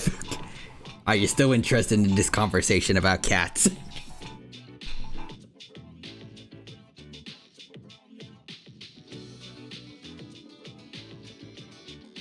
I am actually kind of curious now that while again we're in this discussion.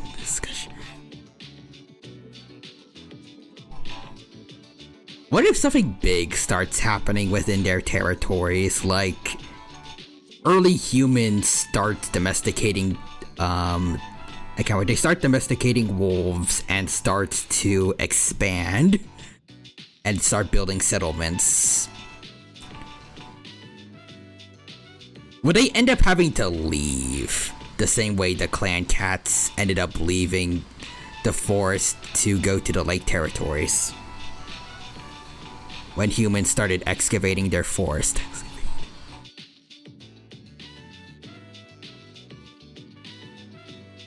I don't know. The idea of like a huge mass migration with prehistoric wildcats sounds interesting.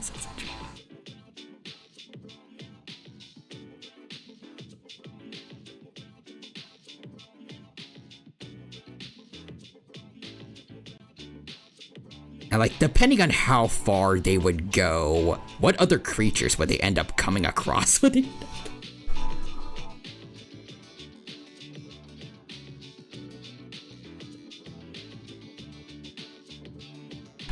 Hold on, let me find a good... Let's see, I still have the link to Gabriel and Use Paleo Arts. I guess, like, what if they went, like, if they were, like, in North America, what if they became part of the Great American Biotic Interchange and went down to South America, and like the Sabertooth clan would end up meeting larger, powerfuler versions of themselves in Smilodon Populator when they get to their new territory. I think that'd be kind of cool. Could they coexist with Populator and maybe even have them join their clan? Or would they get outcompeted? And that whole clan just goes out.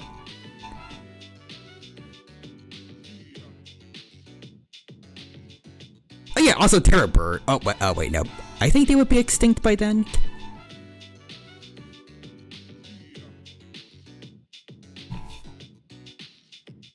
I'd have to double check on that. Because I'm pretty sure they coexisted for at least a decent amount of time. Or this could be the origin story of Smilodon Populator. Ooh, maybe. I also missed that message earlier. Ice Age meets Warriors. I'll bite. Heck yes to that. Yes.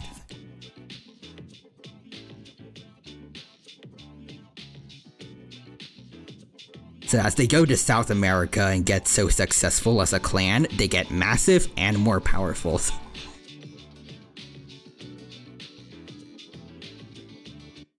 Like everyone else is kind of struggling to get by in South America, but the Smilodons are actually doing great there, and they become stronger over time.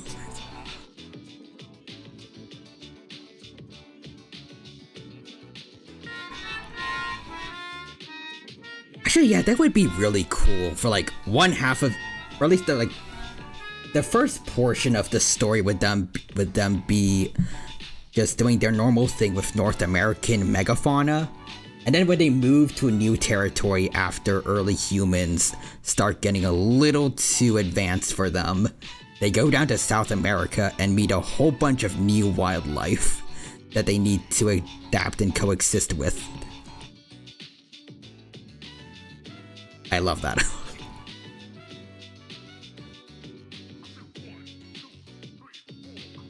Also, thank you for the Jurassic Park theme from Real Human. I hope you're enjoying this talk about cats a lot, because we've been at it for a while. I don't know how long.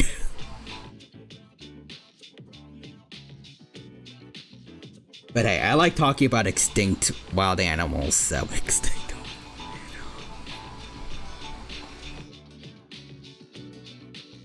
I wonder what the Skimtar clan would be like.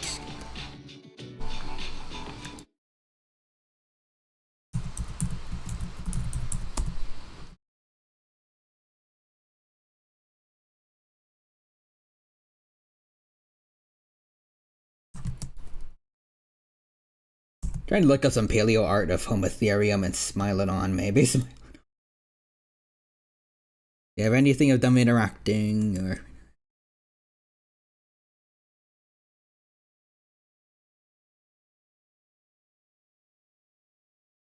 Yeah, it doesn't look like it, but... I would like to imagine there's like... They would feel like there's some kind of kinship between them and the saber-tooth clans, since they're the only two with like large saber teeth, while the Leo clan and Swift clan would not have those.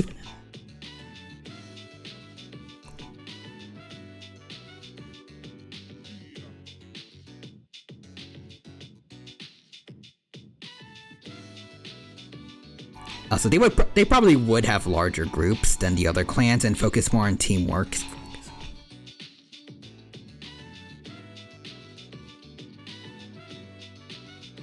I would like to see that.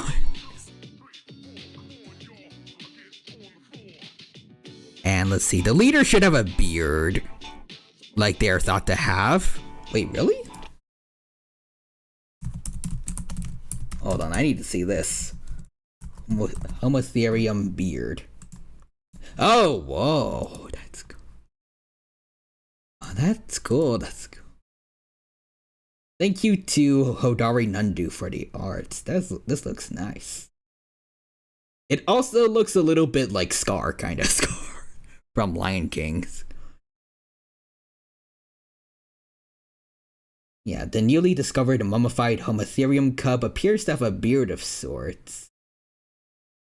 So yeah, giving a hypothetical leader like a much larger beard than the others to show how experienced they are, that would be nice.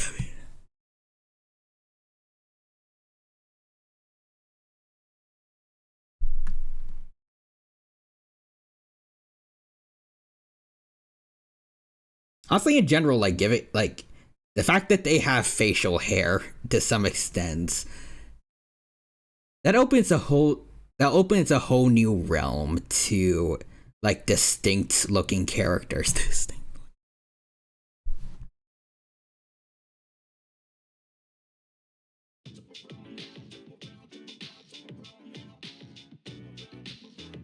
I mean, I don't really know how they'd be able to, like, style it if they could, but Warriors has been able to make it work and have, like, with just, like, bushier pelts or, like, I don't know, different colors, stuff like that.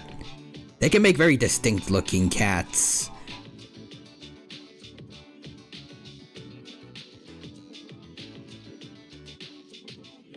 I don't know where else to go with that. But anyways, let's see, it could be the Elder, and he earned a spot by age as being the wisest.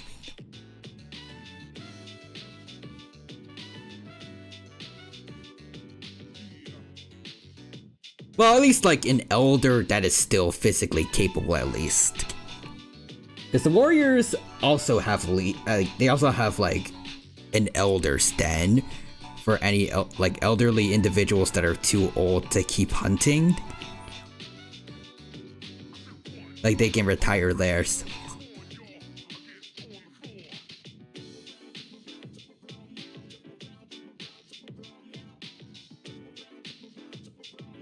I would imagine he's kept powerful from StarClan.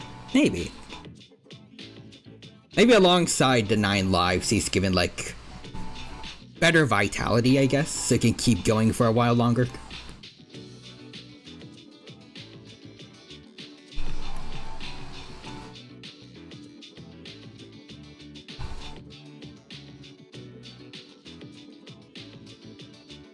But also now I can't help but imagine like a Homotherium with a beard so long that he looks like Gandalf or something. Or he's like the cat version of Gandalf.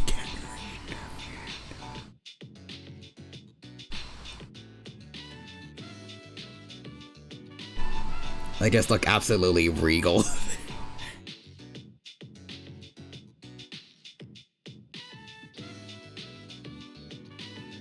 Anyways, Fuuka, sorry about that. Let's see. Please don't laugh at this, okay? I mean, you had to hear me talk about cats for at least an hour, at least. Let's see, Fuuka's blushing. The other day, I let Yukari try one of my rice balls. She liked it so much she began to eat the rest of them.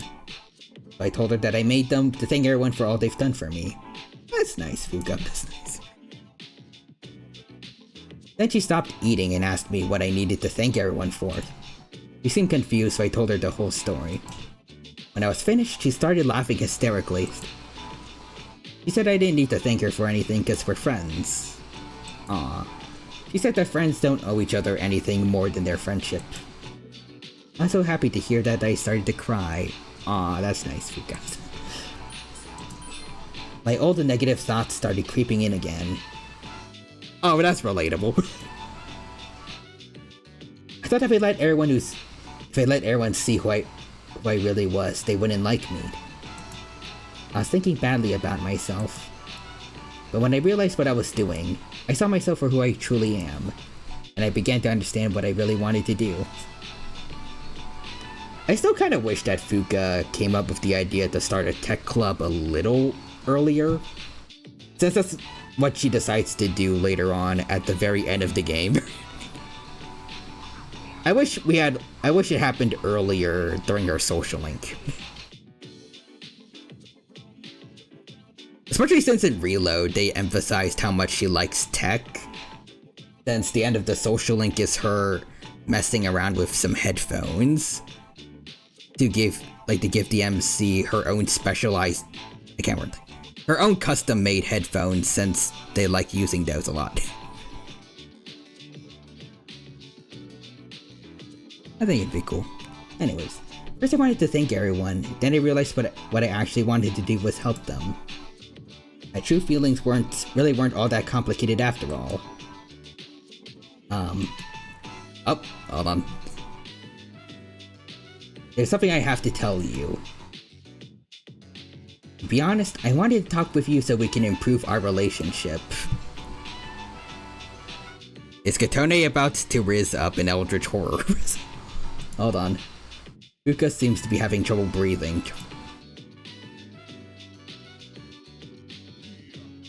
Katone, you have done it. Katone.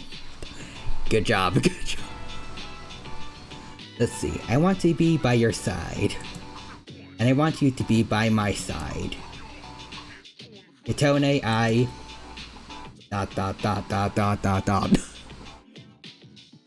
I like you. And just like that, Katone has saved the world. Vacated Crab says she thought the talk about prehistoric cats was hot. I wish I had someone like that in my life.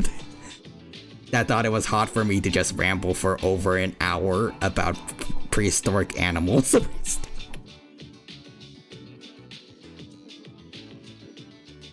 I really do need to go get checked and see if I do have, like... I feel like I must have some kind of ADHD, I don't know.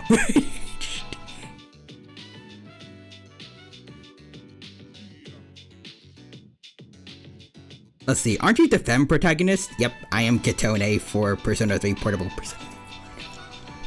Pretty progressive for a Persona game, for real. I wish.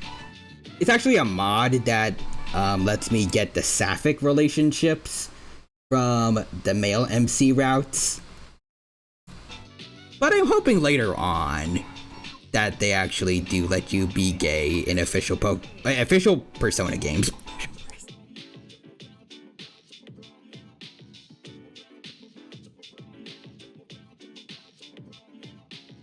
Like, for a while now, there's been plenty of mods for it.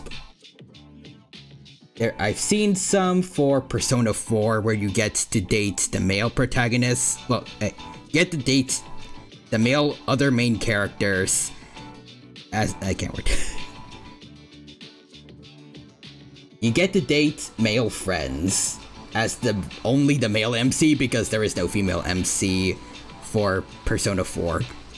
And in P5, there's also options, at least with mods, to date the guys too.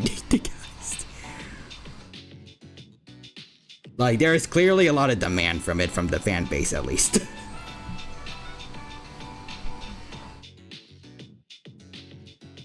It's not like you would have to get rid of the options to date girls too. Just add options to date whoever. Or have it not be restricted by gender.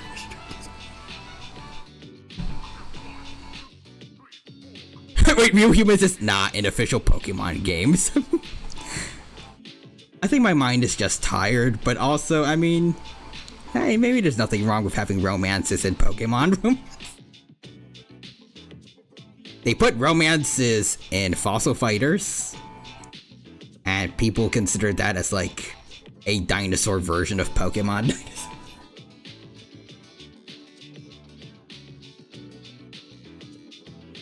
Also, let's see, missing stuff. In-universe species names: Sabertooth, Longteeth, Homotherium, Boxface, and then American Cheetah, Fleet Feet. Ooh, I like that one. And American Lions would be Mane Bearers. That one, I think that one goes the most hard.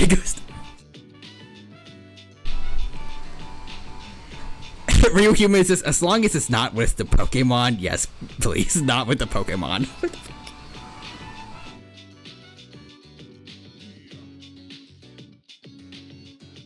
I don't even know why, really, most people are that attracted to certain Pokemon, like... Have you seen Cynthia? There are plenty of really cool, really nice looking human characters in Pokemon.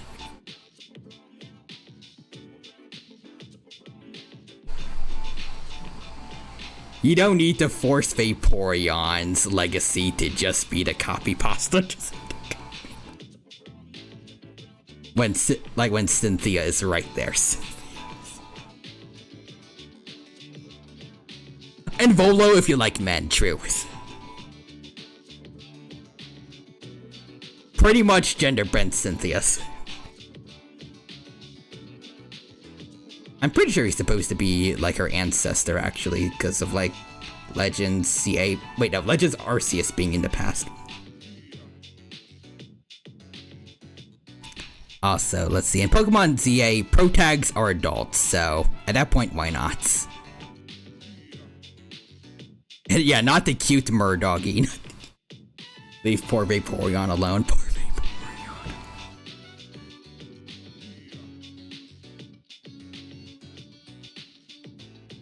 Funny thing is, Vaporeon is actually my sister's favorite evolution. Luckily, my favorites, at least my generally favorites, Umbreon is safe and sound. I feel like the one I'm slightly warming up to more is Sylveon, because I just really like Gen 6. Especially with the Mega Evolutions. I'm kind of surprised I haven't gotten ZA yet, but Sylveon also I feel like generally is okay.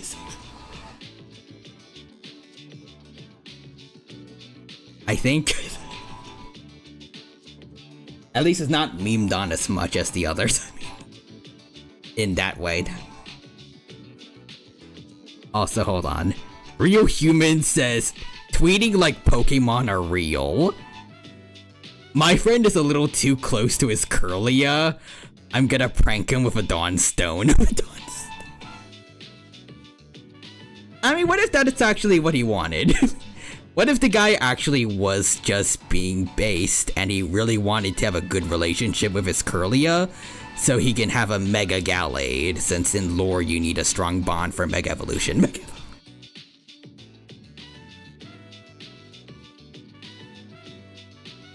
Also, Vacated Crab says, I need to draw Homotherium. It's just an interesting animal.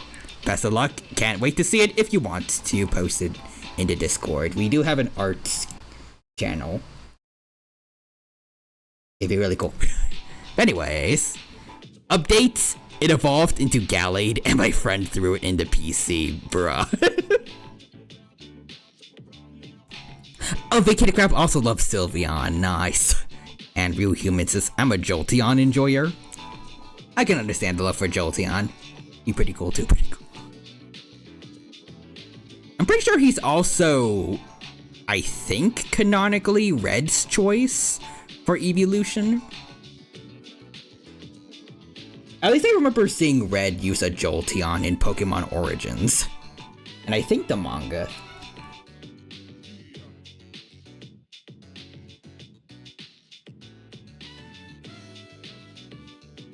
And also, let's see, I specialize with cats, so it should be easy enough.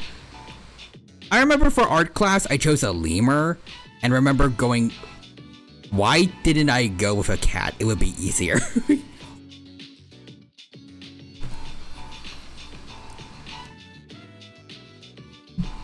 Honestly,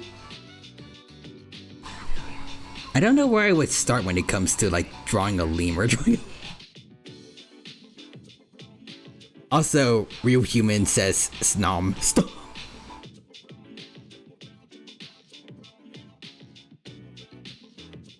I have a lot of complaints about Pokemon Sword and Shield, but Snom is not one of them. Snom is like one of the few good things I have nothing bad to say about from Sword and Shield. I still generally dislike Sword and Shield, especially for what they did to the fossil mons. At the very least, they should have given us the option to help correct the fossils during the revival process so we can see what the true versions were. But Snom is still good. I still like Snom. Maybe I wish that Snom debuted in a better game, but I have, since it is definitively part of, I forgot which gen it is, but since it's definitively part of Sword and Shield, I have to accept that they have at least Snom going for them. They have something good. Plus, I have to admit also, some of the Gigantamax designs, like Gigantamax Charizard, are pretty damn cool. I am an unapologetic Charizard lover because Dragon on Fire is just cool. It's just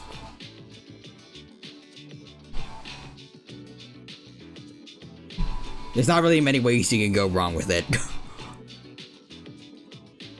Even if I do agree, it might have a little too much attention, especially since the other Kanto starters don't really get the same upset attentions. I actually did remember, I remember laughing when I saw a lot of people being terrified of like one somewhat recent ZA trailer where they thought they were going to be teasing Mega Charizard as Z, but they didn't, luckily. Also, let's see. Vacated Crab says, and I love Frostmoth too. Frostmoth does look very cute. And yeah, give me my Velociraptor. Electric type Velociraptor.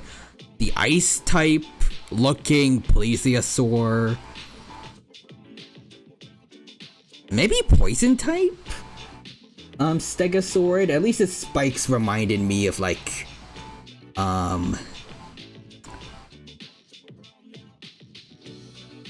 it's the evolution of Venipede that it reminds me of.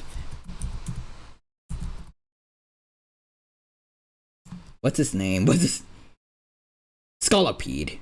It reminds me of Scolipede a bit. Scolipede.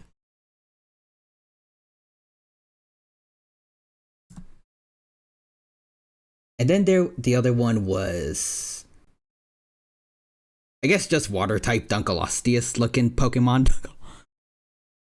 Those are cool concepts. I don't know why they didn't just have the. Why could they could at least also have them as options for fossil mons. And let's see, also. Okay, yeah, I love Corviknight too. For anyone who didn't see, Corviknight was very helpful to me in this Pokemon ROM hack called Elite Redux. Very tanky boy that helped for setting up a lot. Cinderace? Decent. I don't particularly like the humanoid starters, but Cinderace isn't too bad. And oh yeah, I love Obstagoon. Obstagoon has also been good to me in Pokemon Too Many Types 2. And Real Human says, I like Gigantamax and Teleon just for the sniper rifle. But the sniper tower. Honestly, the concept is pretty neat. But I also gotta say again, since I'm pretty sure you mentioned this before, but like I'm kind of surprised that you are a fan of Inteleon generally.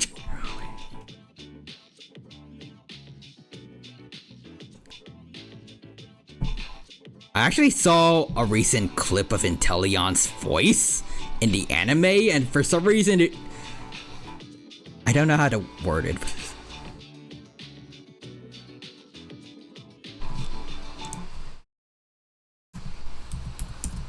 I'll just try to find a clip.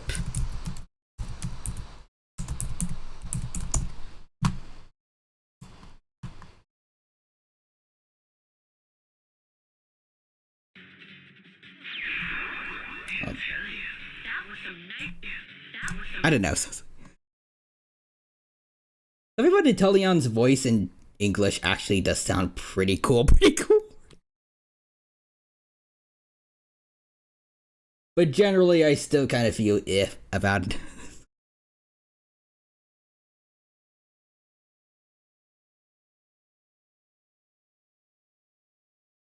I feel like I kind of get what they're going for with like I guess like sniper lizard water type, but it also,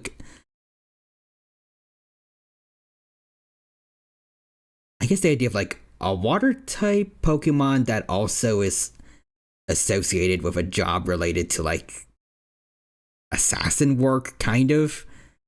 It feels like it's kind of a worse attempt at doing what Greninja did. Kinda.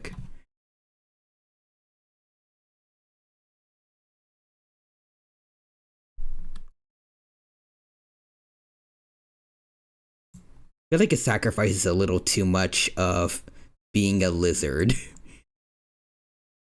to be more humanoid, whereas Greninja was more definitely frog. Especially like since his idle stance looks a bit more like a frog just sitting down on a lily pad, while also kind of looking like a ninja crouching. Inteleon just looks a little too much like a dude standing up.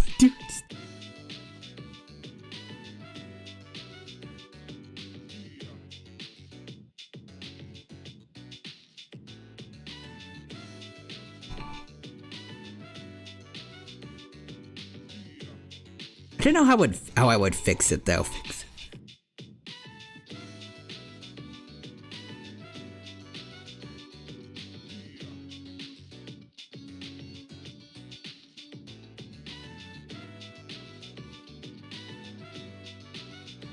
Maybe if he had like an idle stance where he was like on all fours, but it.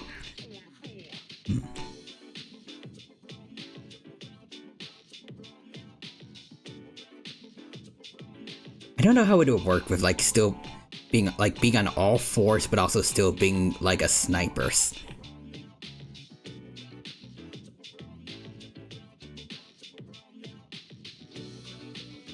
I guess lizards also have, at least some of them, also have long tongues like frogs do. Maybe if something on his eye worked as like a sniper lens, like a sniper scope, and then he shot his tongue forward like a bullet to smack people or catch them, maybe?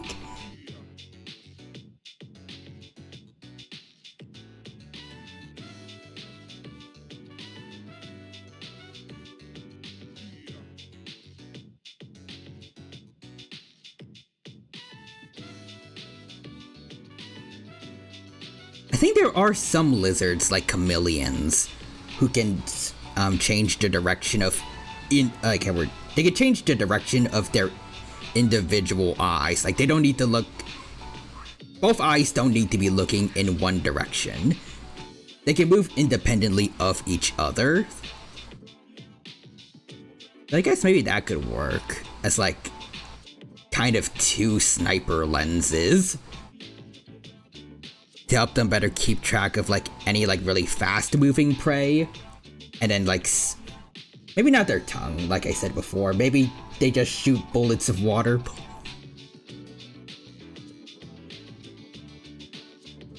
I feel like the independently moving eyes combined with being a sniper there's some potential there. Let's see. I think more of just a crouching stance would have been better. Like, lean into the assassin stuff instead of just, oh, this is the concept. Maybe.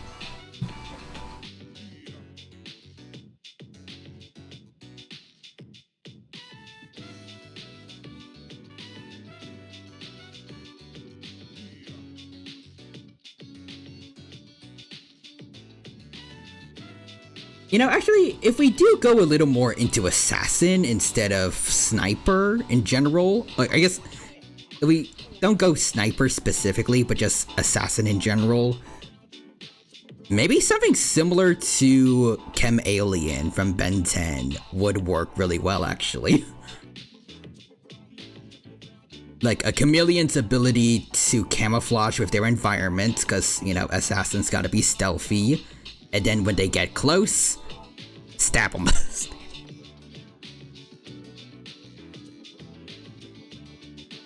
I don't think there's any actual lizards that have stingers on their tails, like Chameleon has, but maybe they could have a poisonous bite, or not poisonous, venomous bite, like Komodo dragons do.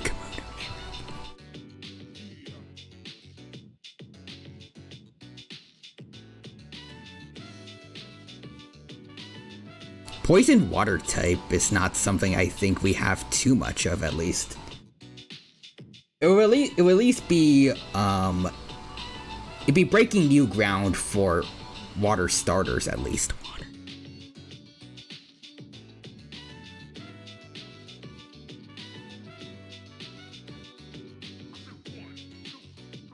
Oh yeah, they do that in the anime? Oh, cool. They lean into it in the anime, kind of hard to do in the games themselves.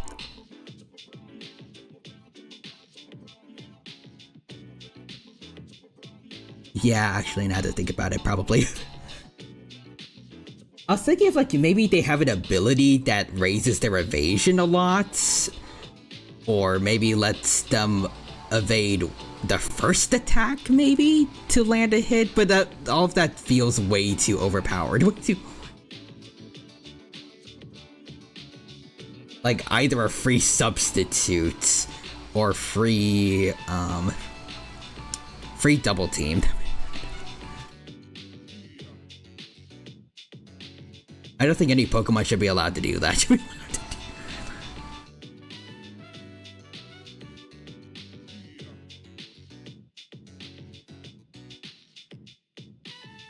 Maybe just an idol where they would go full camo. I don't know.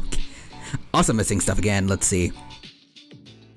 It's just hilarious, the thought of two people geeking out about ancient Pleistocene cats, as this girl quietly waits an hour before confessing her feelings. Nah, I think Eldritch Fuuka likes it. Maybe. Also, I made a bat starter concept. It was a fruit bat that turns into a ghost vampire. So like a grass ghost type. She kind of built like a barn owl when you think about it. And also Real Human says, I think Inteleon's hidden ability is actually perfect for how they could do it in the games. Ooh, I want to see then. Hold on. Inteleon.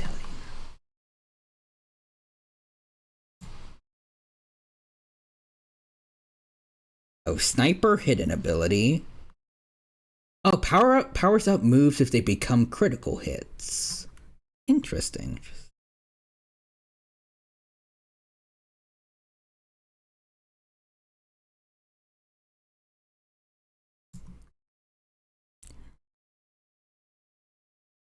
They would probably need a lot of moves that have higher critical rates to fully make use of it, but I mean, if they have something like Psycho Cuts and Night Slash. Oh, it also has a hidden effect where it raises crit rate. Oh.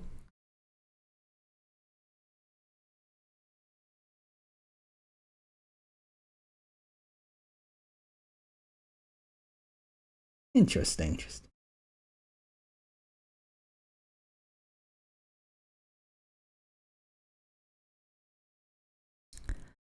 Also, I see Hoarding Bug is here. Redeemed bread. Also, human. Any real humans this bug. Welcome, Hoarding Bug. It's good to see you. Hope you're doing well, and hope you have a good time with us at the Persona 3 Portable stream. Although right now we're not really playing much Portable 3. We're just kind of rambling about a lot of stuff. First, it was Pleistocene big cats, so extinct kitty cats, basically. And then we switched over to Pokemon. But yeah, also this is happening. Fuuka is confessing to us, so there's that. Hope you enjoy. Anyway, sorry Fuuka, let's get back to that. Fuuka has expressed her feelings for you. Your relationship with her has become more intimate. Also, I think this is based off like early Persona 3, so we don't really choose whether or not we're in a relationship or not. Your relationship with Fuuka has grown. Well... Hug her. Fuuka deserves a hug. Oh. Yay, we did it. Go, Katone, go. Tyrannojon. Fuuka is blushing. We talked with Fuuka for a long time. Hey Ken, are we going to Tartarus today? The lost are increasing and I want to get stronger. So if you're going, please take me. We'll see, Ken. So just like that, Katone rizzed up an eldritch horror and also a librarian. Because we also maxed out the social link for Chihiro. Yeah, we have a mod that replaces the old couple with Chihiro. We didn't have a relationship with Sayori, so... But yeah, 2 people so far.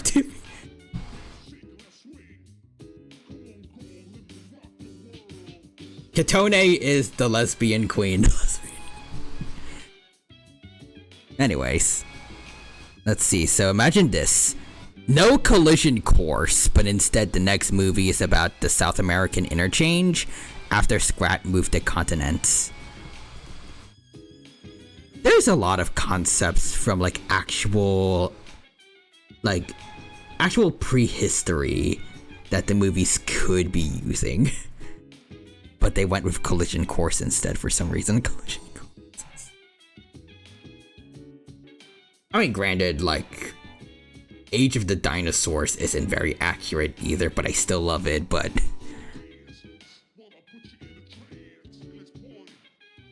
Continental Drift almost felt like it was a step in the right direction, especially with Shira. I love Shira. She was a great addition to the cast. But collision course was not the right way to go from there.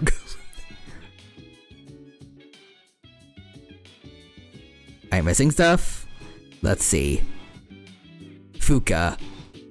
Now whisper facts about Ice Age big cats into my ears.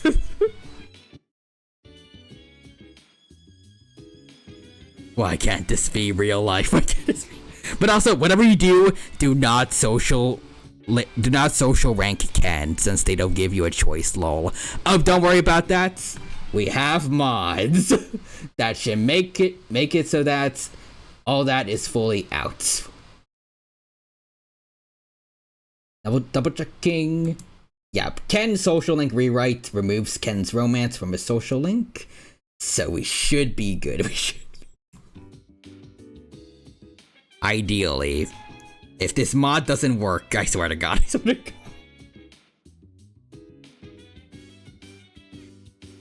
But I've only seen good reviews for it, so we should be okay. We should be. Yeah, also Terror Bird villains would be cool, and Real Humans says so. If you have one more crit hits raid boost, like say the Razor Claw guarantees crits. Okay, that would be really cool to have. Anyways, he has a mod for that. Yep. Oh, good. We still don't know if she's in boiling points. She better.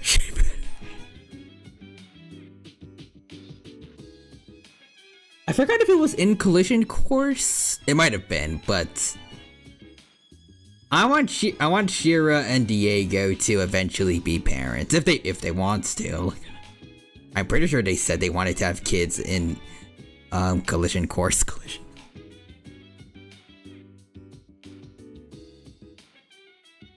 I think it'd be cool. I want to see little saber-toothed cubs in the Ice Age art style.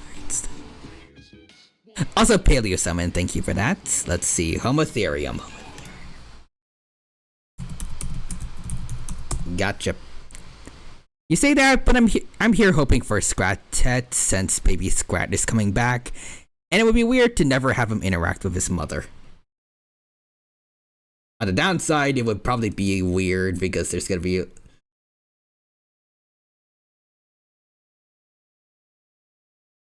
some awkward interactions between Scrat and Scrat after what happened at the end of Ice Age 3. Plus, probably like at least a minor custody battle between them for Scrat, baby Scrat. Yeah, can't word. That wasn't me. That was Fuuka. Also, she abandoned him though.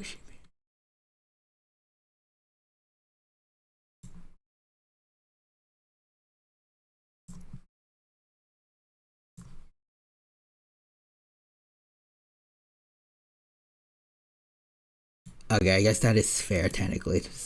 I was trying to remember the exact lore for like all the shorts with Baby Scrat. I don't remember too much of it. In that case, I guess she would probably just specifically be mad because Scrat choosing the acorn over her choosing.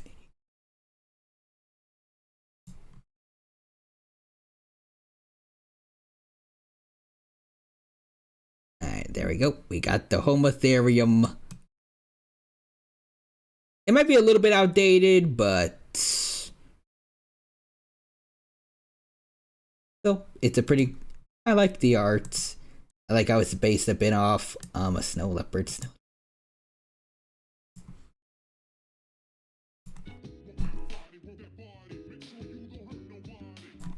It is kind of a little bit lacking the beard that apparently was found, like the beard of the Homotherium cub that was found last year. So I like this design. And let's see. Yeah, since Scrat just randomly found him, so she would be jealous that Scrat is a better parent than her.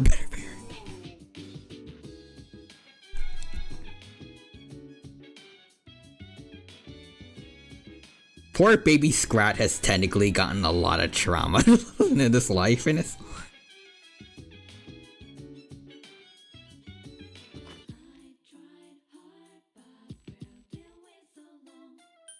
Actually, if I remember, there was also that one time in the shorts where baby Scrat waited until Scrat died of old age to reveal that like he actually knew where the acorn was the whole time, right? Or something like that.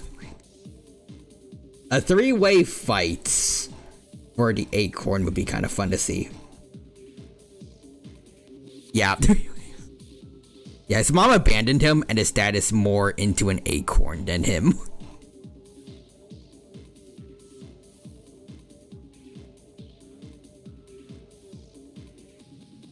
Also, I guess it would be also. It would kind of suck to have an Ice Age movie without Scrat entirely, but I also am not sure if I actually want him to come back for the sixth movie, and go back to his routine of like chasing down an acorn. Because I really did really like the last bit of animation Blue Sky Studios ever did, where he finally gets to just eat his acorn and then he just hops off. I don't know. I feel like it was a nice send-off to the character. Again, I don't know. I feel like it would also kind of feel wrong to have an Ice Age movie without him, but to give him the good send-off and then drag him right back in to the usual song and dance of him suffering while trying to catch another acorner, I guess.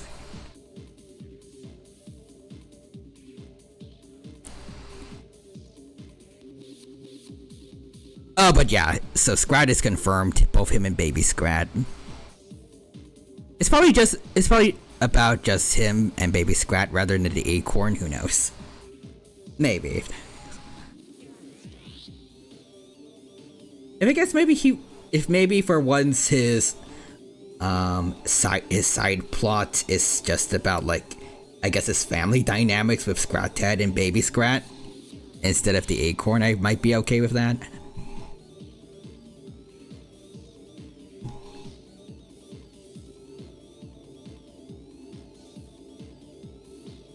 Anyways, hey, old man.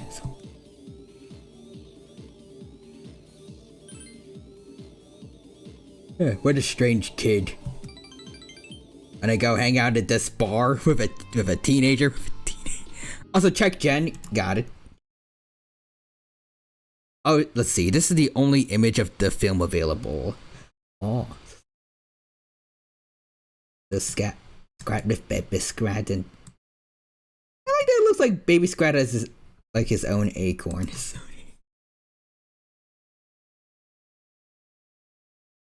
I don't know what the context of it is gonna be like, especially like with how Scrat looks like he's kind of presenting his acorn.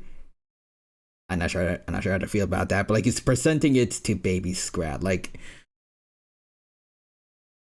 Is that gonna be the acorn he's gonna end up chasing the rest of his life, like Scrat does with his acorn, or are they just having dinner? They're just having dinner. And he's just showing baby Scrat this really cool new acorn he found, or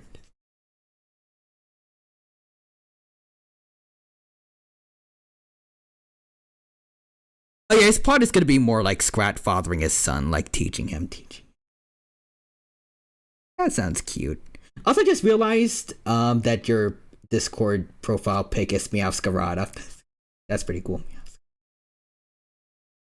At least that's how I interpret it.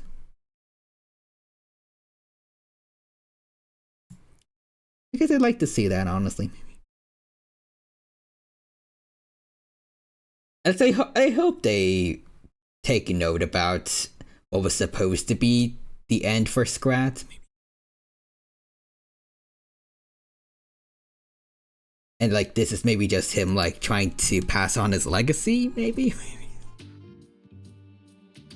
Or maybe I'm thinking about this too much and the writers are just gonna have him go back to the usual old song and dance of chasing an acorn. Until, like, constantly suffering over and over again in doing so. Because, funny.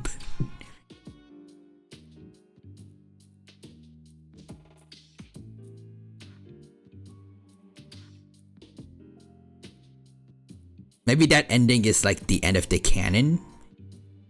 So like it's gonna take place, that ending takes place long after any future movies, maybe.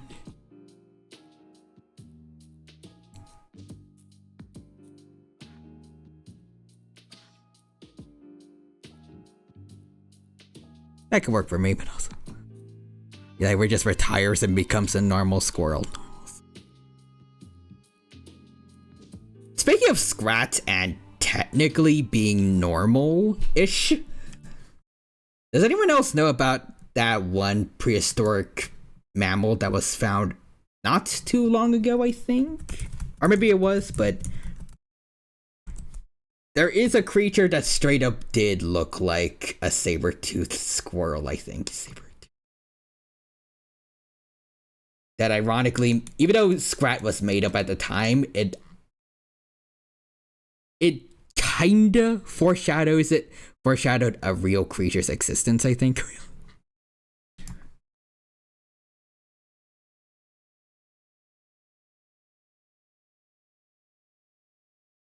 Let me see it.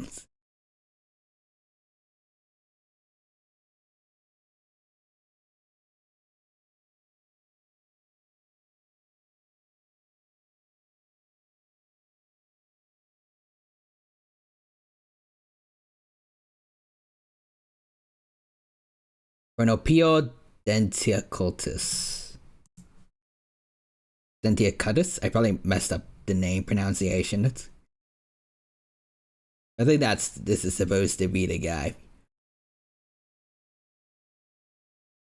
Yeah, paleontologist Gulmira Rogier, probably messed up the name again, commented on the creature's superficial resemblance to the fictional character Scrat in the Ice Age franchise, saying it just goes to show how diverse ancient mammals are, that we can just imagine some bizarre critter and later find something just like it.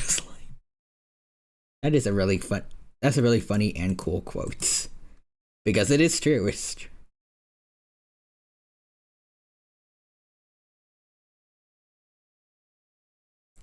Also, if so, that makes sense if Ice Age 6 is about him teaching his son to carry on his legacy.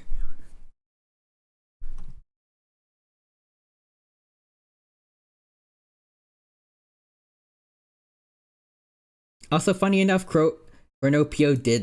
Renopio lived in the late Cretaceous. So Scratet is a little more scientifically accurate than Scrat is, by nature of her living with dinosaurs as opposed to him living with Ice Age creatures.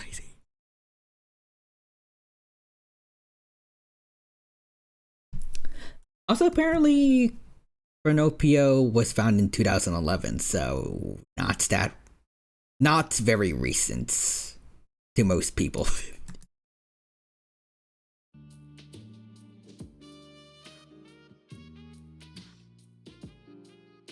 give or take, depending on what part of the year it was officially described in, I was only like, only 8 or 9 when it was discovered. Yikes. I feel old.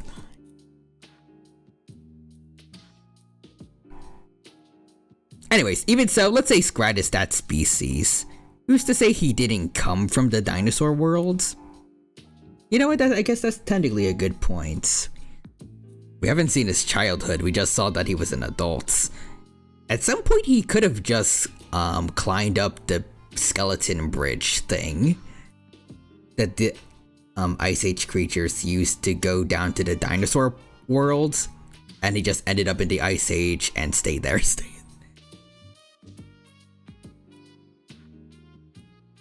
Anyways, I was just thinking you might show up, and here you are. Don't get me wrong, kid, it's not like I was looking forward to seeing you or anything. Still, your skin's shiny. What are you putting on it? It's damn bright. Well, in terms of brightness, my head won't lose. You see the SpongeBob movie where they go like bald, bald, bald, my eyes. You should know that a bald man will never lose in terms of brightness. Why don't you give it a try? The bald look. No, thank you. This stream was sponsored by Keeps. No, it isn't. Just a joke. Please don't get mad, Twitch. Please. Anyways, Homotherium needs more rep. Is it just prehistoric planet Ice Age? Remember, look it up. Homotherium media appearances.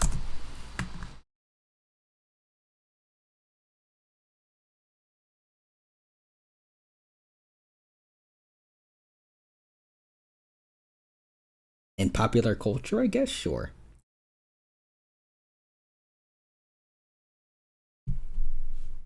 Apparently, in Ice Age, one of the saber-toothed cats named Lenny is supposed to be a Homotherium.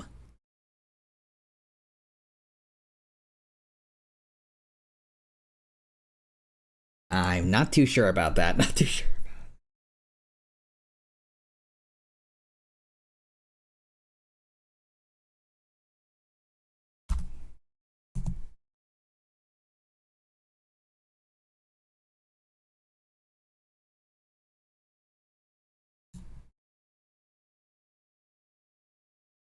I really can't find anything else though.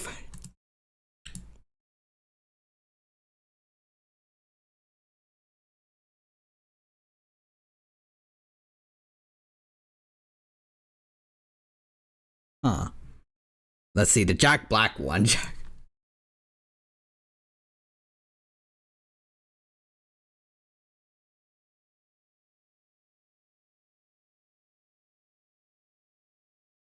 Wait, what?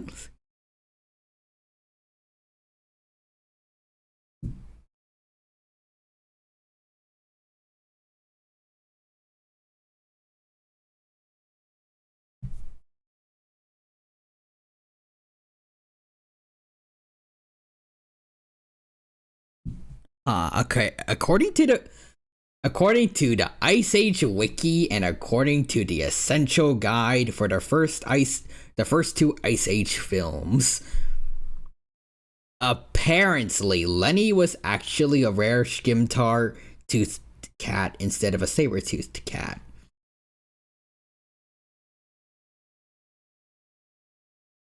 So he is potentially a Homotherium while everyone else was a Smilodon.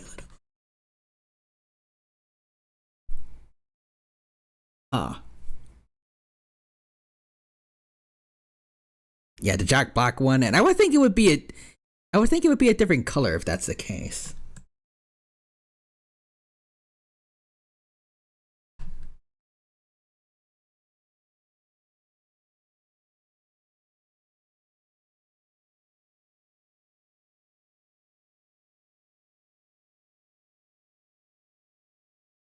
It looks way, I don't get it. It looks way too similar to like the other saber-toothed cats.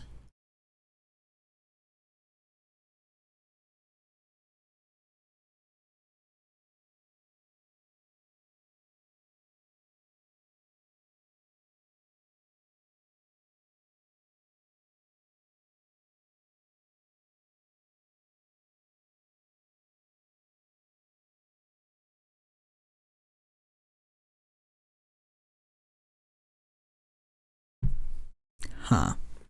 Yeah, see, funny, he should be much larger compared to the others who are Smilodon Fatalis. At least it was confirmed in the DVD extras that Diego, at least, is Smilodon Fatalis. I mean, I guess he's decently large compared to the others, but, you know, not that. I don't think it's that much.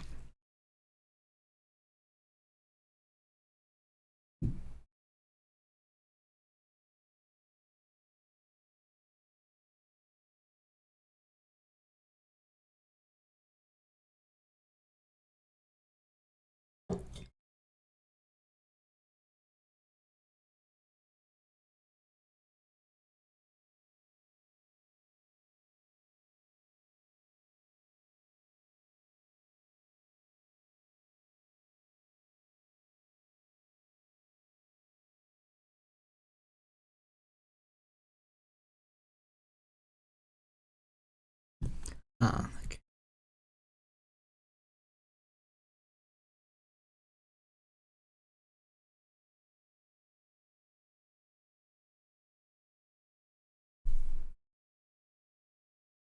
Let's see, take a look at this poster. Alright.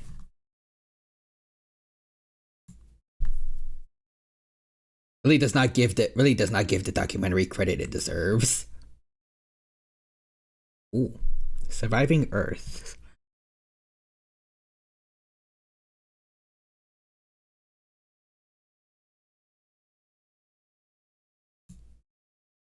Huh.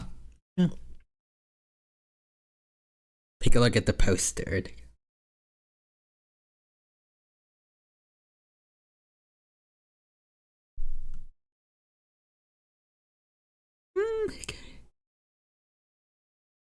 All the concept art and tidbits shown look way better graphically.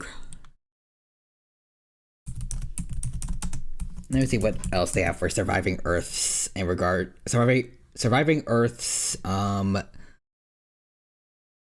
advertising or just like other pictures they have in general. Ooh, okay.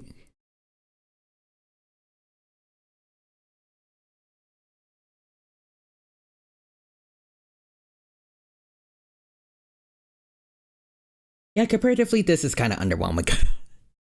You want to see their Grace Chalice? Yeah, sure.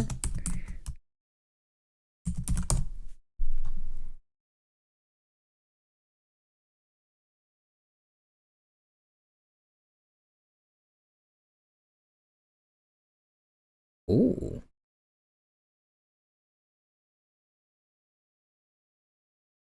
Check gen. It doesn't look half bad.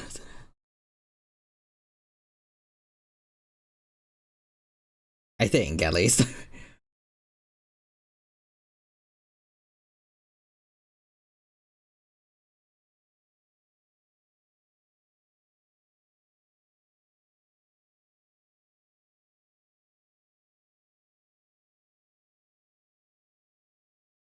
It certainly beats how... Yeah, very dark. It does certainly beat how, I'm assuming these are supposed to be Eutyrannus in the Surviving Earth poster on top.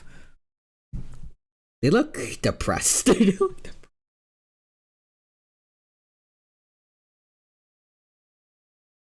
I don't know how to describe it, but like...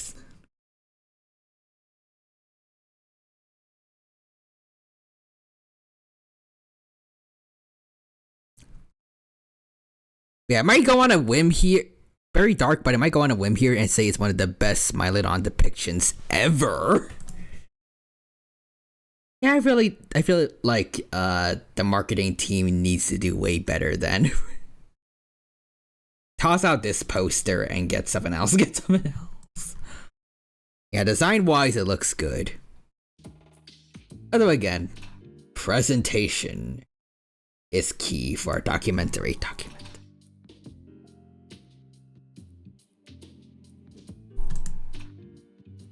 Yeah, I don't want to do that. You define what will never happen and what won't. Don't tie yourself down. Oh sure, you're young and good looking now, but just wait.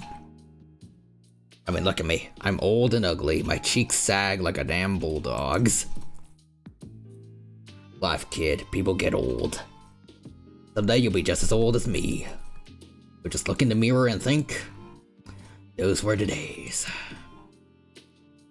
Here's a little trick so you don't lose hope in the future. Just don't expect nothing. Simple, eh? That way you won't ever be disappointed. Damn. Real Human says, will we?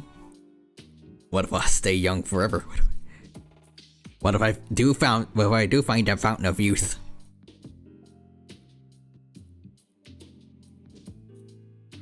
Or what if I die really early? I mean, what? Also, it would be more effective to just use the screenshot and put the logo on the side. Whoa. Hello, let's see. We got raided. Let's see. Lady Bun Bun, welcome. Thank you for the raid. Appreciate the support. It's good to see you. Hope you're doing well and hope you have a good time here with us at the Persona 3 Portable stream. Welcome. Hope you all are doing well today. And I hope that you enjoy yourselves. Thank you for doing the shout out, Real Human. Let's see. Oh, you're playing Dead by Daylight. Nice. I hope you had fun with Dead by Daylight. I have not played it myself personally, but I hear a lot of people like it. I just personally don't do well with horror games. I mean, I don't know if it really counts as like a horror game necessarily, but like, I know it has like killers in the game, like, well, fictional killers in the game. Like, I think Michael Myers and I think Springtrap from FNAF is in it. I think. This could all be completely wrong. Again, I haven't played the game myself actually, so. But yeah. Right now we're playing Persona 3 Portable as Katone, the female MC. It's all going pretty well, and I hope you enjoy. Let's see. Want to check all the messages just to make sure I don't miss anything. I see Firestar Luna Moon was the first one. Welcome, Firestar Luna Moon. It's good to see you again, and hope that you're doing well. And see also Ganon360 with the raid message. Welcome, JK Crossbow. Aru Mystic. Welcome. And there's Lady Bun Bow themselves. Thank you for all the raid messages, everybody. Again, hope you all had a good time with the Dead by Daylight stream, and hope you have a good time here at my stream too. Mudriff. And I see Firestar Luna Moon redeemed bread. There you go, there's the redeem. Also, hi, I'm doing good. Glad to hear that. Hope you are too. And Firestar Luna Moon sent us over. Well, thank you, Firestar Luna Moon. Appreciate the shout out. Let's see, I just got back into Dead by Daylight a few weeks ago, and I'm really loving it. It's nice. Definitely understandable that not everyone likes it. Maybe I'll drip feed myself by watching streams before I play it myself if I ever do decide to do it. Just get myself used to being afraid, I guess. I don't know how else to say it. I could barely get past playing Phasmophobia, so. If Dead by Daylight is more stressful than that, then I don't know. I am very much a coward when it comes to horror games. Anyways, let's see. Vacated Crab says there's like 20 seconds of footage of a Dimetrodon digging out a Diplocaulus, and it looks really nicely animated. Ooh. Also, funny we were just talking about warriors. Yeah. We go on a lot of random side tangents here on these streams, so I hope you guys are okay with that. Okay. And let's see, Lady Bun also says, yeah, Matthew Leonard, Springtrap, and Michael are in it. Ooh, interesting. Also Lamau. It's not always scary, but I do get jump scared sometimes. Oh yeah, I would definitely say it's more stressful than Phasmo. Well, maybe I'll stick to just watching streams or VODs of it when I get the chance. But yeah, also Vacated Crabs really is just a poster that's terrible for Surviving Earth documentary. If you want to see cool extinct animal stuff, check out Surviving Earth, coming out soon. Also the dinosaurs. That one has Steven Spielberg, I think, as the director, so that should be hopefully good. I'm hoping. They're reusing assets from Life on Our Planet, which was not quite the best, but still holding out hope. Also, no worries, we also side tangent, lol. Nice. Then y'all will fit right in here. Also, Vacated Crabs I guess it was early in production because it looks so terrible compared to the actual show and concept art, lol. They just kind of had it in the back burner and was like, I guess maybe we can use it for advertising, and just tossed it out. Anyways, Mr. Mutatsu, what do you gotta say besides this? Guess we already read this. You gotta turn into bones one day, so why bother with it at all now? Well, what if I melt my bones? What if I have no more bones, huh? If you weren't so wet behind the ears, we could have had a more of an adult's conversation. I wish you could have been 10 years older when I met you. You felt Mutatsu's twisted kindness. You understand Mutatsu better now. But anyways, yeah, please get someone at Impossible Pictures to make them a new poster. Pretty place, pretty place. They seem to be coming out a month after each other. Ooh. You're getting sleepy. Well, sure my talking put into to sleep. But you're sleepier kid, go home. Get the frick out of here, get the frick out. Alright. Let's see what social links we gotta do today.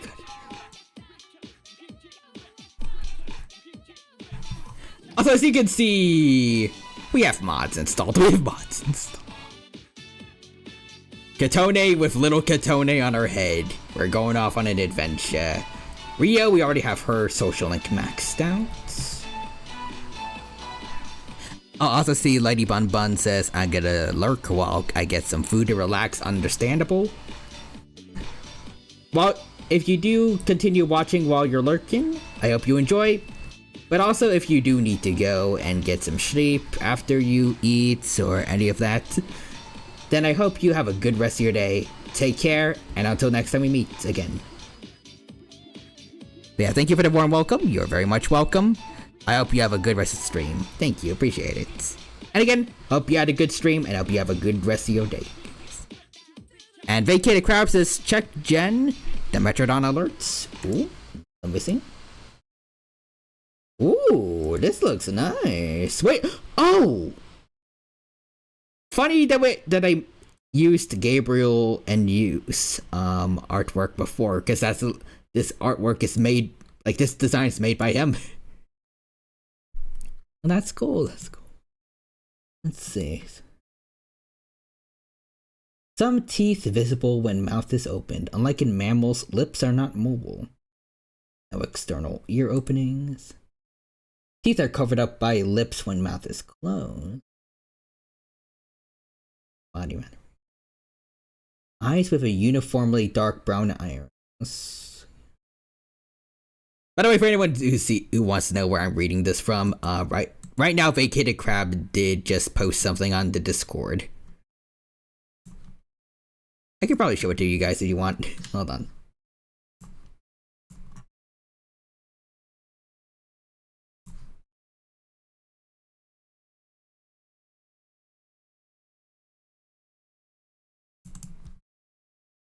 Here we go. I don't know why it's backwards. Hold on. There we go.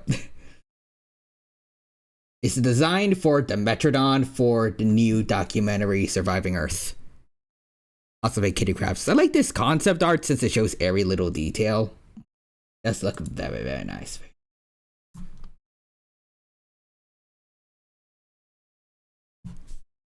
They have a pretty good Dimetrodon design, really puts the Dominion one to shame. This is a documentary compared to Dominion being a movie, so specifically a Jurassic franchise movie, so I think the competition is not that fair, but ooh. I did not look enough to the right, but I really like what they did with this specific individual, like wounds and scars on the body, like a hole or a tear in the sail could be interesting. Little bit of individual variation technically. I feel like individual variation is usually referred to like slight genetic differences. So I guess like just little wounds and scars that show what a specific individual went through throughout their life is just a little neat. Like, did they get attacked by a predator, or was this during a fight against another member of their species? I like how they gave them mammal features, but he's still very much reptile. He isn't too far off from the mammal-like reptiles, right? That I guess technically made their way into becoming straight-up mammals eventually.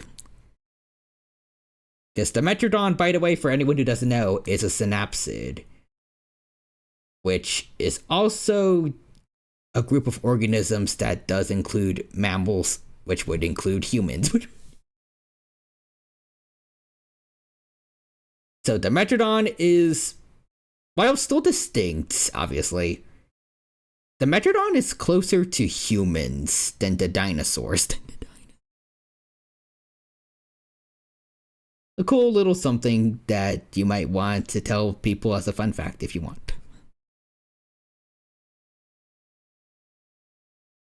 Maybe if some of you guys have kids or like younger cousins or something that really like extinct animals, you can tell them that.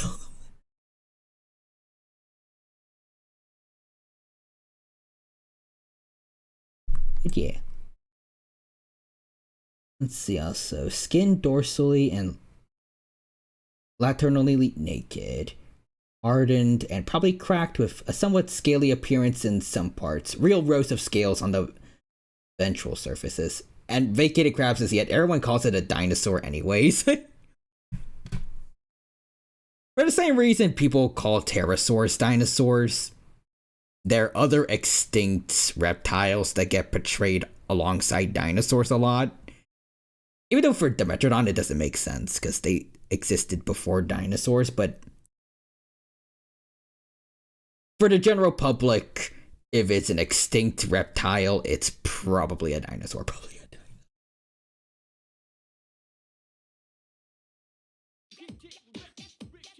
But yeah, anyways, this one is real beauty. Anyways, hello, Akihiko. Tyranno, what are you doing here? Let's go hang out, my friend. Is a rock a dinosaur? No, real human, a rock is not a dinosaur.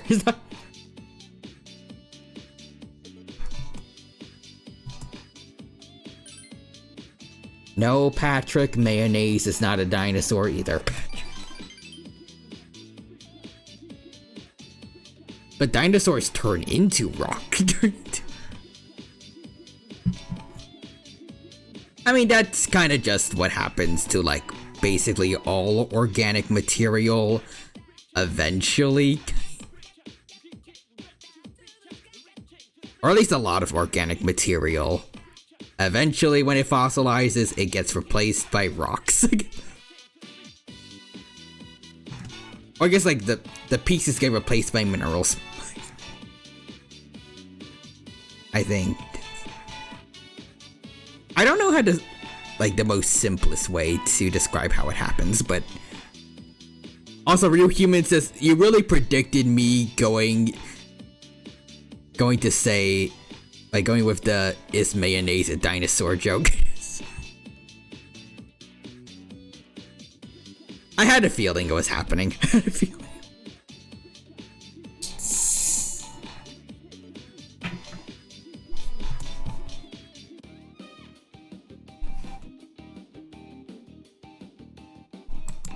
Anyways, here we go into Wild Duck Burger.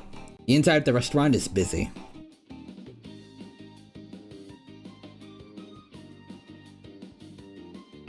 Although the idea of a dinosaur made out of mayonnaise is kind of funny,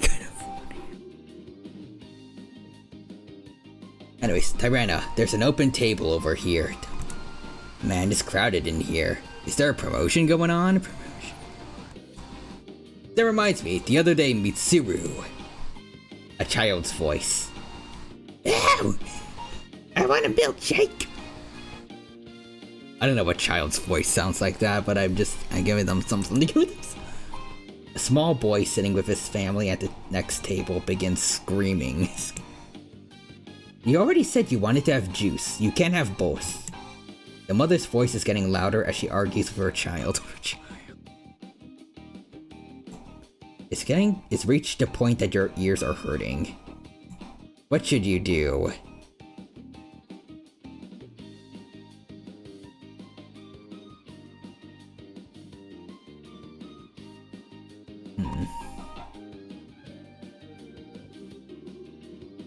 Also, vacated crabs is the only dinosaur I see confirmed as Spinosaurus. Ooh.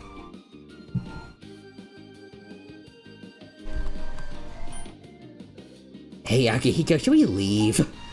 Is something wrong? Akihiko surprised. It seems he wasn't bothered by the commotion at all. The family at the table next to you has gotten embarrassed and begins to leave. The child's screaming slowly recedes into the distance. No! Ow! Ah!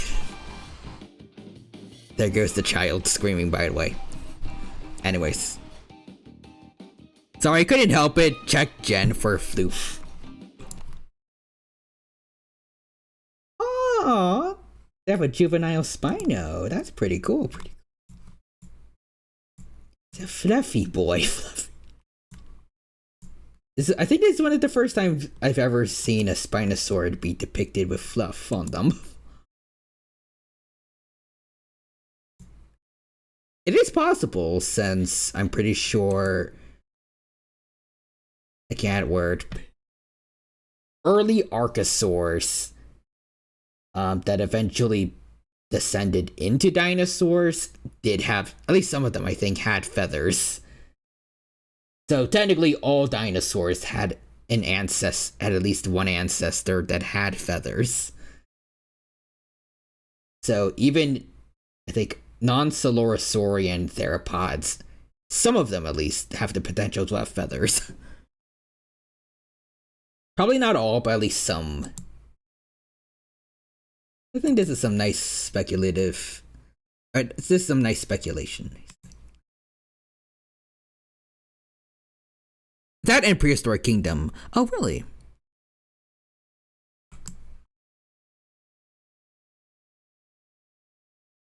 Interesting. Also, Real Human says you are now made of mayonnaise.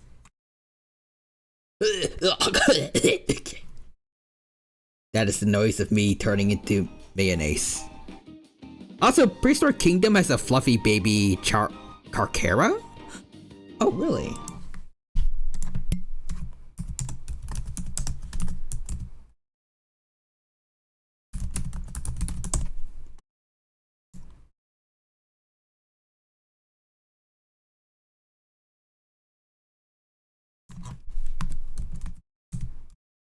Prehistoric Kingdom, baby Carcharodontosaurus. Oh. Okay, that's pretty cute. And even it looks like it's got something of like a little beard, I think.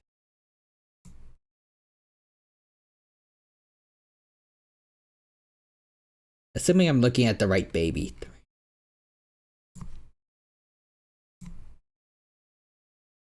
Also, let's see. Prehistoric Kingdom essentially makes all their baby big theropods fluffy. I like it.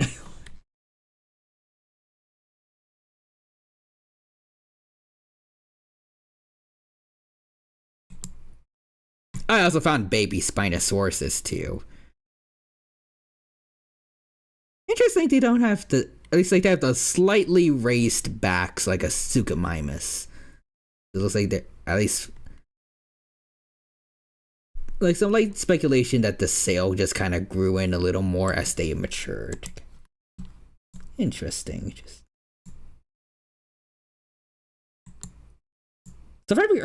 Surviving Earth's one also kind of has that. Although the sail is a little, the growing sail is a little more obvious in their design. Interesting. Anyways, back into Persona 3 Portable. He was full of energy. Akihiko was absent-mindedly watching them off. Yeah, that's a little noisy.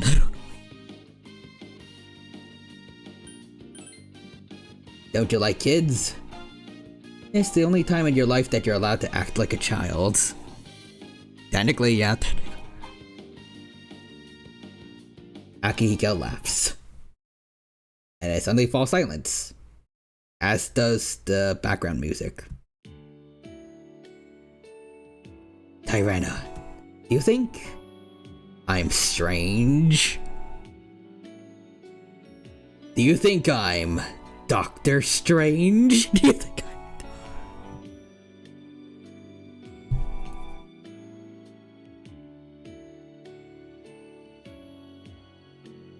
if you know, you know.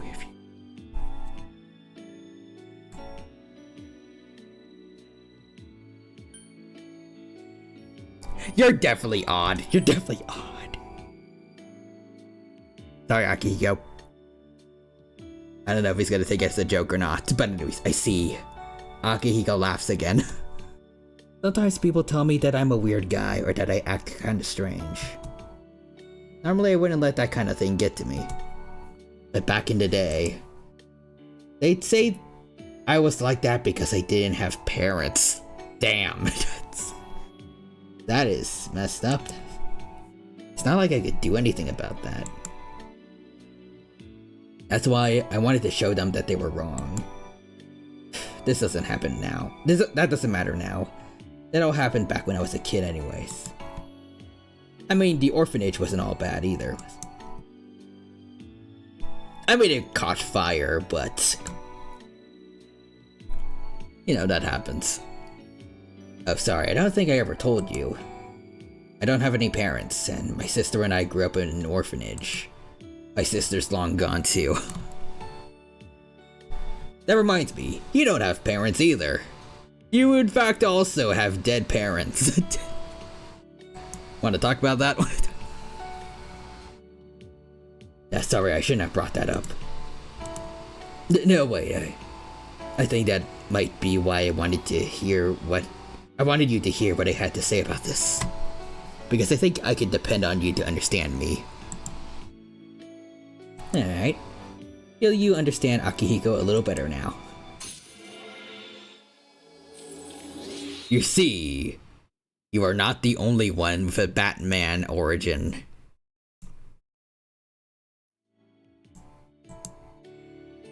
Sorry for talking about that sort of thing. We should start heading back. Sup, dude? Hello, Catboy Junpei. Yeah, the next full moon's coming up. Yeah. Since Chidori's getting better, I think you should start training again. Besides, these apathy freaks are popping up everywhere.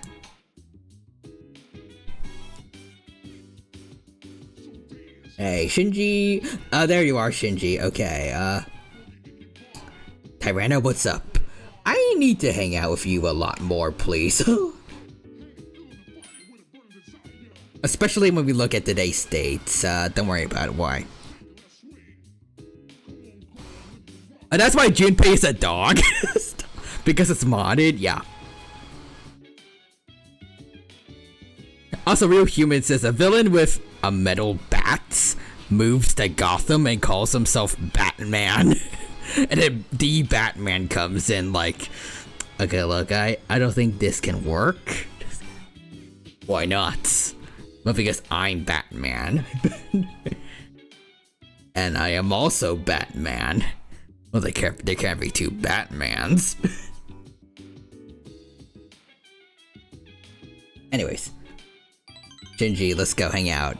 Oh, I'm gonna go crash now. Good night. Take care, Vacated Crab. It was fun chatting with you this evening. Hope you're doing well. Well, hope you had a good time here. Take care. And until next time we meet. Bye-bye for now. Also say Real Human sends me something. Let's see. If there was a Batman villain Oh, Punky Doodles. I love him. that called himself Batman, like he's new to Gotham, and this fucking Batman's like, "What's your name, villain?" And he's like, "I'm Batman." And then Batman has to go, "Well, no." Well, no. Well, no, you can't do that because I'm Batman. No, I am Batman. Okay, well, has no one told you?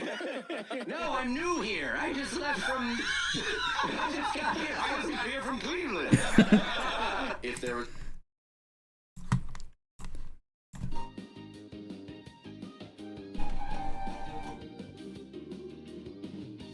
I'm trying to imagine like other ways that could happen. Something like that could happen.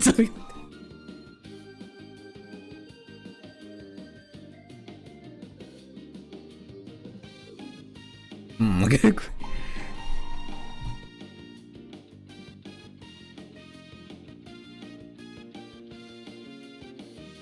There could be a lot of other cyborgs out there that meet the cyborg from Teen Titans, I guess. Although I guess Cyborg is kind of special in that he literally just named himself after what he is. And nothing else.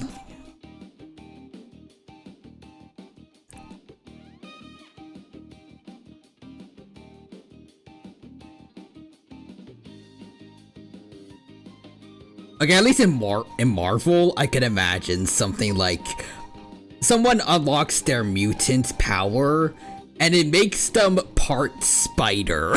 So they try to call themselves Spider-Man, and then the Spider-Man has to be like, no.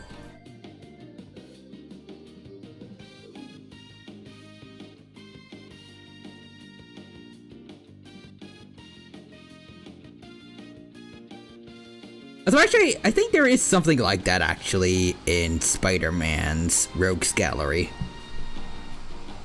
It's like a guy called Man Spider, right? I think.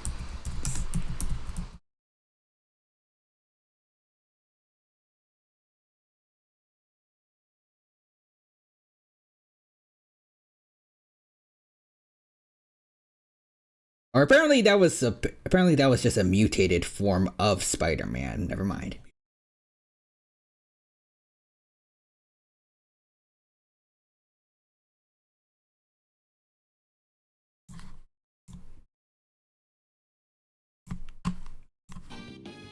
Well then, let's do it today. You better not go anywhere, alright? Just be patient and wait about an hour. Tell the other guys that too. What you making, Shinji? Dinner. You're gonna eat it too, right? Yeah. Shinjiro calls for Fuuka and they both go into the kitchen. Oh boy. You decide to watch. Shinji, you might have to have a few Gordon Ramsay moments with Fuuka. Already got everything ready beforehand, like I taught you to do last time. You remember what to do from here? Oh, he's been teaching Fuuka too. Interesting. Yes, I need to put oil in the frying pan. That's right. Wait, what are you doing with the cooking wine? I said olive oil, it's over here. Oh, 4 tablespoons of oil, right? Put that ladle away. Haven't you ever seen a measuring spoon before? Oh, so that's what this thing is. It looks like they have a long way to go. Shinjiro is skillfully cooking something while teaching Fuuka to make a different dish at the same time. Can I help too, or? Okay, nah, stay put. It's way too crowded over here. Besides, we're trying to keep it a secret. Shinji's laughing. Okay, this is kinda cute though. Funny thing is, actually, I think this was kinda covered in the Persona 3 manga, which I read like a while ago. I remember that, especially since I feel like they were really pushing Katone with Shinji. They had Katone get jealous when Shinji was spending a lot of time trying to help Fuuka cook. I feel like I would kind of want to see that get adapted if they ever made like an anime for like the FemC version. Kind of like how they had the movies for Persona 3 that I still wish got to be dubbed at some point, but haven't been. Anyways. Sorry, Tyrana. If only I was better at cooking. Even though she did get better at cooking at the end of her social link.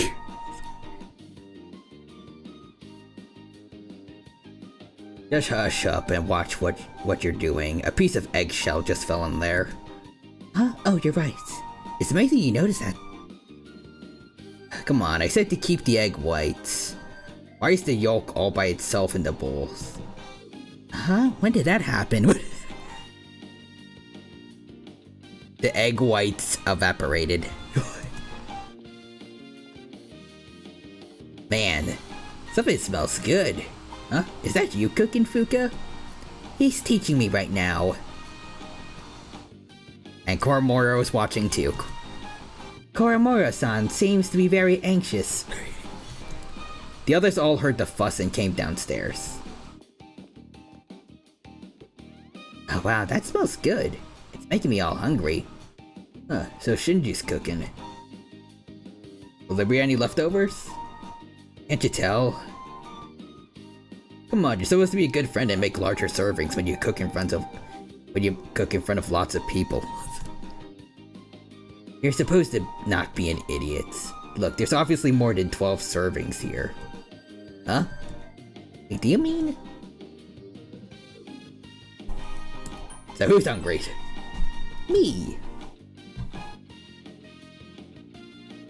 Me, and then Junpei dies because some of this food might not be safe for cats to eat.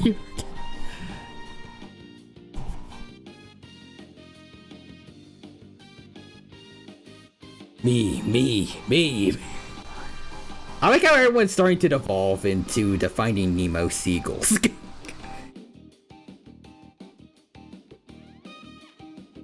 Shut up and sit down. Bork. And I guess this... Koromoro says that he is already seated. That's because Koromoro is a good boy. And more well-behaved than everyone else here.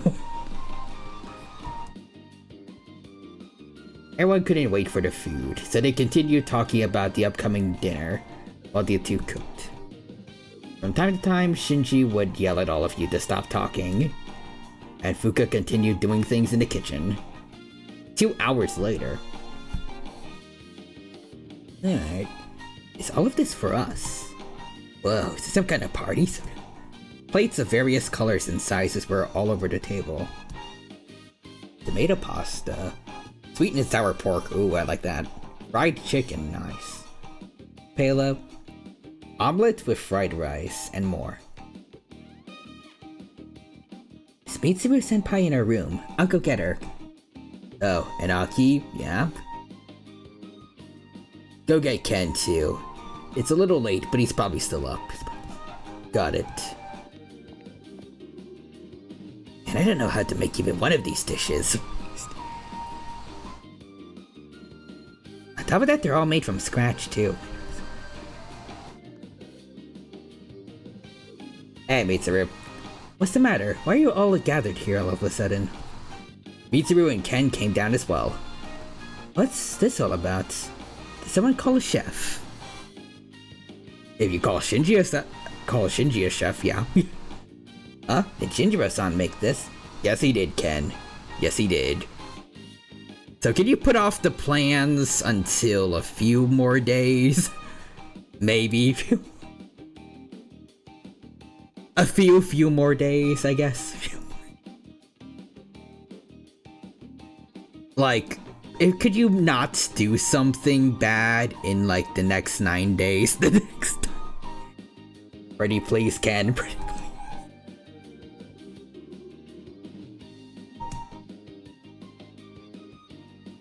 Everyone sit. Yes, sir. Yes. Now pick up your chopsticks. Roger that. And again. Yes. Thanks for the food. You know, I'm pretty sure it was mentioned before when we discussed getting sushi after beating the supposed final shadow. But I don't remember, can I guess actually eat or...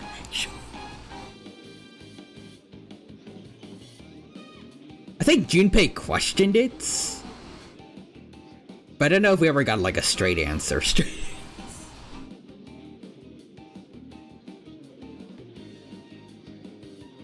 Like, does she have a system where, like, if she eats food, it'll, like, she has somewhere to, like, burn it up and use it as fuel, or...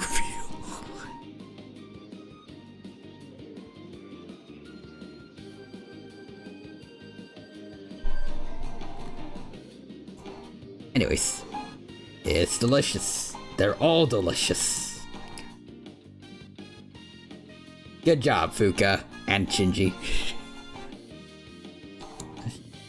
This is a portal to the delicious dimension.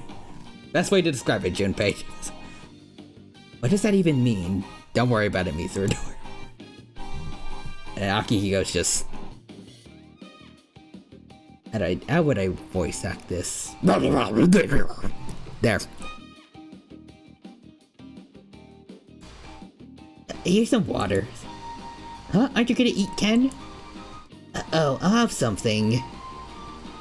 I'll have something in 9 days. Thanks for the food. Yeah. Y'all chatted your way through dinner and ate until you felt like you would burst. After everyone cleaned up, you and Shinji sat in the empty lounge and had some tea. Nice. Looks like everyone enjoyed it. Shinjiro laughs quietly for some reason. Let's do it again sometime, if the opportunity comes up. If you hadn't brought up the idea, I probably would have never done something like this. It's so simple, and all I had to do was do it. Shinjiro mutters to himself. Could it mean that you gave him the courage to go through with this? You somehow feel that you're slowly getting closer to Shinjiro's inner feelings.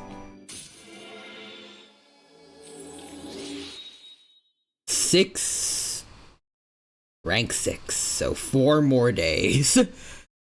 In the next 9 days, we gotta get his rank up to max out.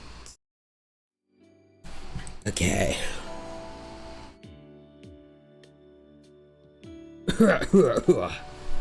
Today's really tired me out. I'm gonna go to bed. You should head off for the bed too. Night. You said goodnight to Shinjiro before heading to your room.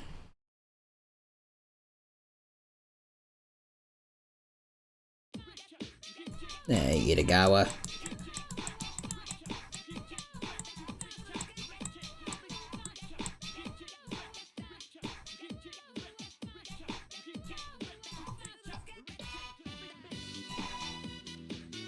I had voices in my head. Voices.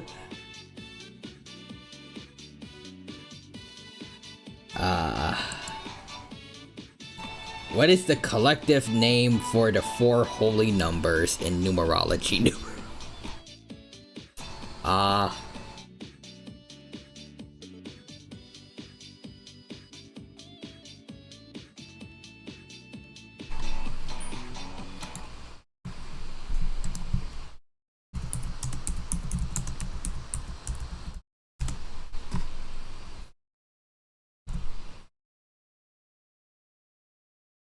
Let's see.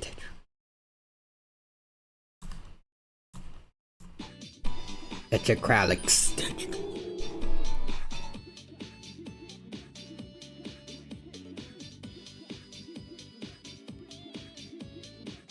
There we go, we got the correct answer. Real Humans is Luigi's Mansion. Luigi's. The correct answer for everything in life. I think. Hey, Fuuka? Are you coming over to the cooking club today? Yes, I sure am. And this should max out our social link too. Bum, bum, bum, bum, bum, bum, bum, bum. Fuuka seems really nervous. Sorry if my room smells like food. I like to eat in here once in a while. I don't know how my room smells because I'm so used to it. Did you know that our sense of smell is connected to our memory and... She also rambles. Also, Real Humans says violence is never the answer. It is the question. The answer is yes. The answer is... Correct. Sorry, I don't know what I'm saying. I'm acting weird, aren't I?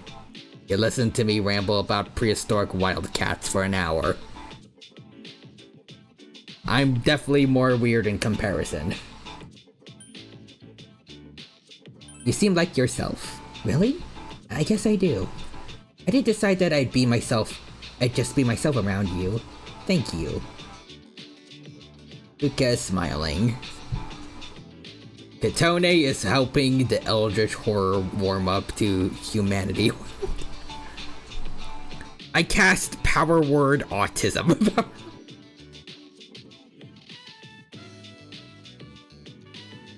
Anyways, Fuuka, you remember how I said that I don't have the strength to believe in the future?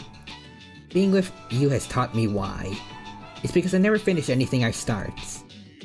People who have never known happiness probably can't imagine themselves being happy in the future either. That's how I was. I always used to quit before I finished anything. I can never imagine a future for myself where I actually accomplished something. Dang. But after I told you how I felt about you, everything seemed to change. Aww. I didn't think you'd feel the same, but I still felt like I needed to tell you. No, I felt like I wanted to tell you. So, what would happen if we rejected her?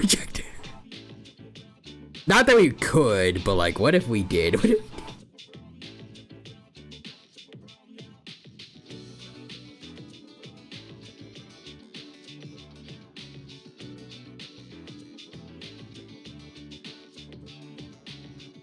Link breaks. Link breaks.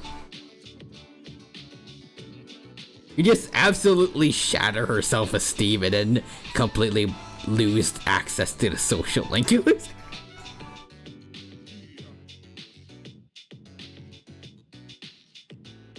Anyways, and I didn't care how things turned out. I think I could change little by little. With you by my side, I don't think I'll be confused anymore. Yeah. Katone will be by your side. It reverses the link if you just wanted to be friends.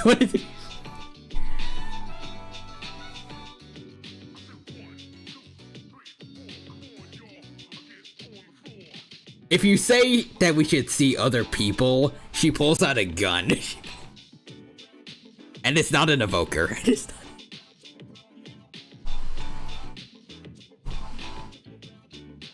Nods.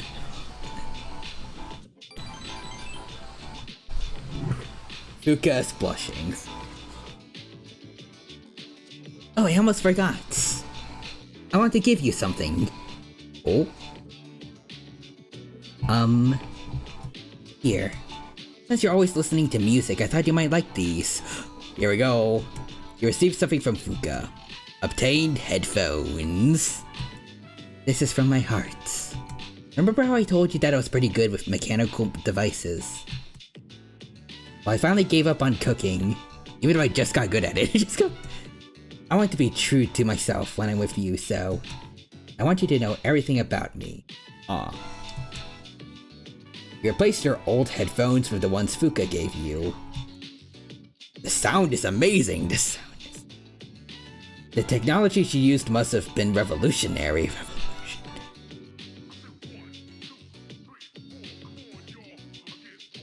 This stream was sponsored by Raycon. I'm kidding. I'm not. Anyways. Sorry, I'm not very feminine, am I? I don't see a problem with that. I love the headphones. Really, I'm so happy. Whenever you listen to them, it'll be like I'm there with you no matter how far apart we are. Fuuka is gazing into your eyes. Disturbing the peace. Look into my eyes. Also, Real Human says, "You're a good friend. I'm about to make Hiroshima look like a pop rock." Wait, what? Boom. Wait, what?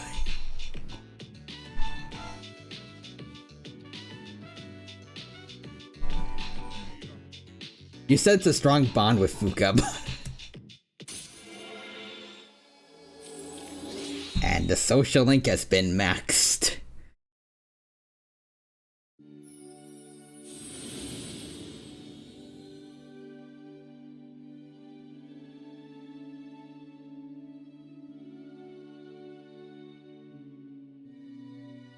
You can make Skatach the ultimate form of the Priestess Arcana.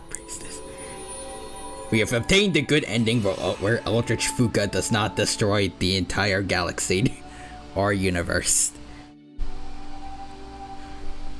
I sense a strong bond with you. You fucking better.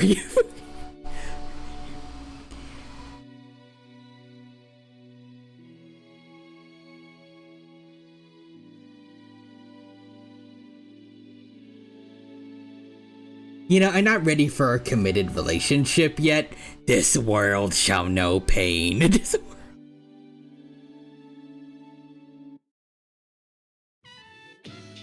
Anyways, Priestess social link is at max. You talked with Fuuka for a long time.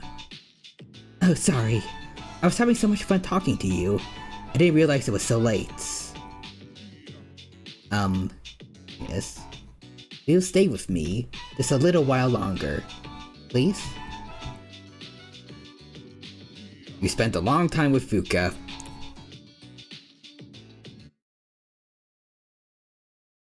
Yo, what's up?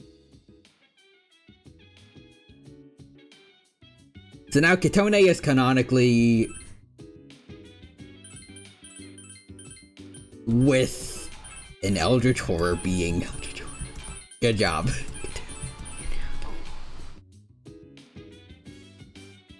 Alright, let's see. Alright, my boy Shinji's available today. Let's go. Tyrano, what's up? We need to go see you, buddy. Trust me. Just like Max Tennyson. Just like... True.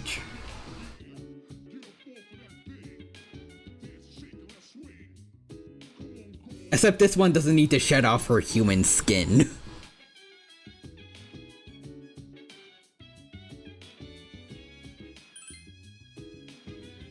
I guess in the case of Anodites, was it ever really their skin or was it just disguises?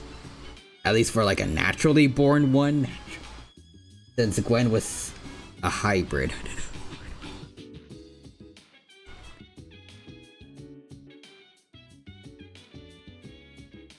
I don't know. Anyways, I don't mind.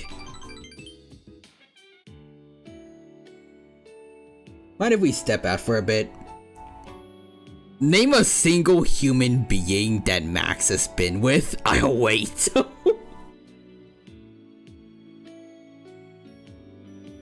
Oh, you're gonna have to wait for a while. You're gonna have to wait. Guess it's all aliens. It's all aliens.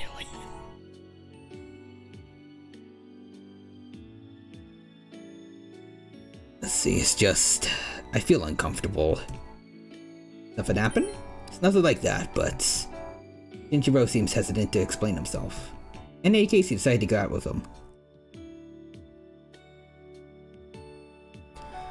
Seriously, those guys keep yapping at me. Those guys? You remember how I cooked for them the other day? They kept going on and on about how delicious it was and how I should do it again. Aki keeps pushing these requests on me. Fuuka's throwing cookbooks at me. Fuuka, that's not very nice. That's not very nice. And whenever I walk past the kitchen, they all stare at me like they're just waiting for me to do something. Shinjiro shrugs. Okay, maybe some of them are not going about it the right way, but... You know, enthusiasm to seeing you cook is pretty nice. I have my hopes up too. Hey, don't look at me like that. Well, I'm glad they liked it. Shinjiro relaxes and laughs. You think it's funny that I did that? You think it isn't like me? I mean, there's nothing wrong with having good memories to grow up with. I really wish we got to see more of like this in more of this in Reload. The linked episodes weren't too bad, but they weren't enough. At least. I wish we had straight up social links with them, even if they had to make up some bullshit arcanas for them or something.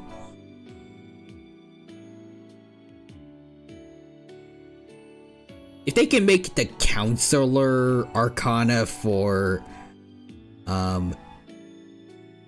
Maruki, they should have been able to make something for Shinjiro too. Also, and why do Fuuka's cookbooks all mention blood sacrifices? It's quite a delicacy where I come from. Okay, sounds legit.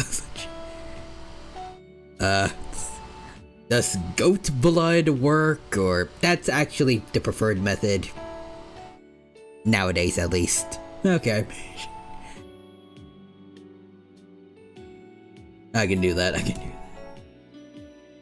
So we got 2 kids at the dorm anyways. One big and one tiny one. How about you? Did you have fun too? Yeah. All thanks to you. All I did was cook for you guys. If you had fun, it was because of everyone else.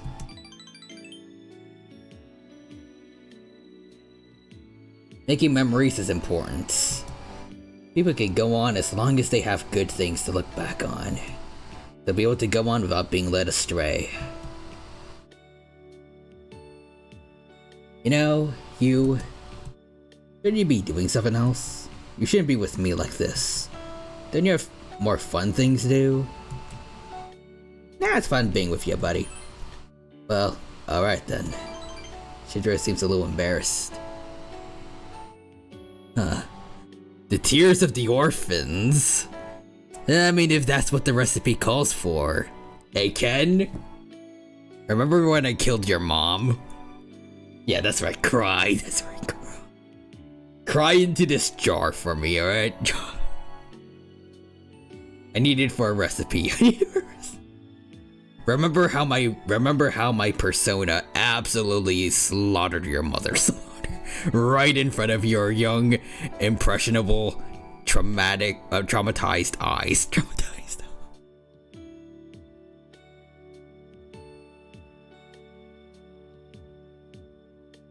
Fuuka says it'll do the body good. Anyways, you feel Shinjiro's thoughtfulness towards you, clumsy as it may be. Listen, Ken, if you cry right now, I can make some banger pancakes. And then Akechi comes in and starts bullying the shiz out of Ken, just so he can make more pancakes.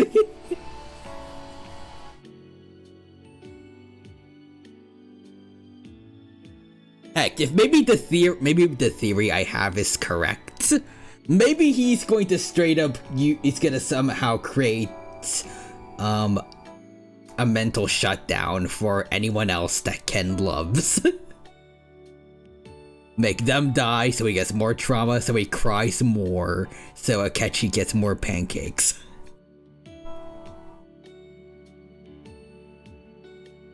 Anyways, you feel like your bond with Shinjiro has grown stronger.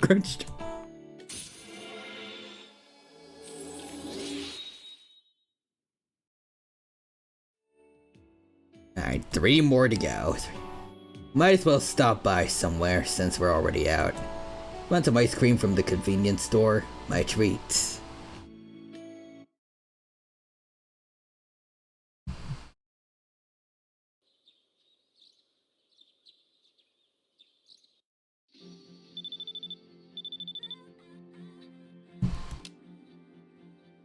Hey, Akihiko.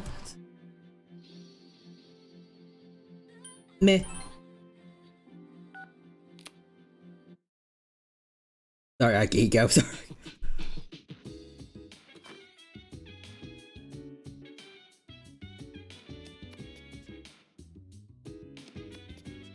I keep forgetting about that one downside of being the FemC, that you need to go down an extra flight of stairs to get to the entrance and do stuff. Alright. Jesus Christ. Why are you standing in front of the door? Please get out of here, lady. Nobody with apathy syndrome will... Oh. Okay, we gotta go see him. Hey, Akanari. Hey, you.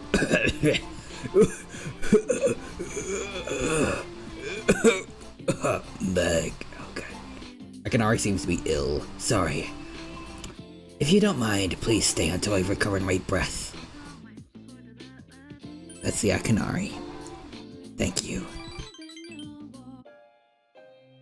Of the music. It's starting to settle down, I think. Thank you for coming. It's better when I'm not alone. Why do I have to face this alone? Other people don't have to deal with this sickness.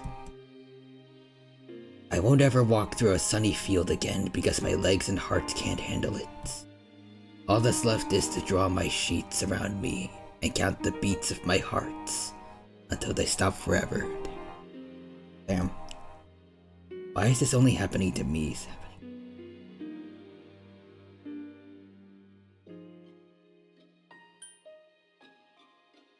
I forgot what he prefers, but I'm just gonna be honest and say, I don't know.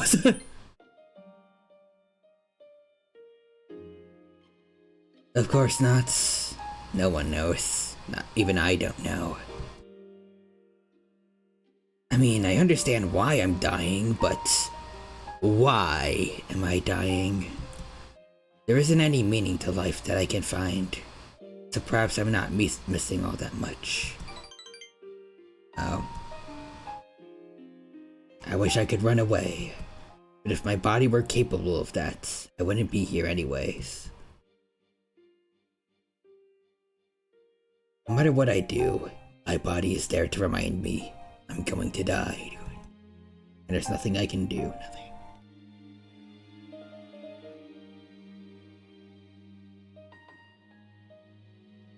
Damn.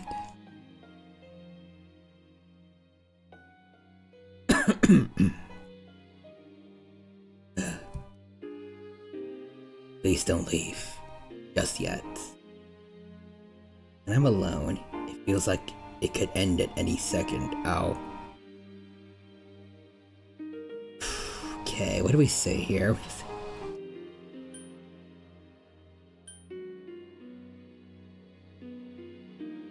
Don't torment yourself, I think, is the best one.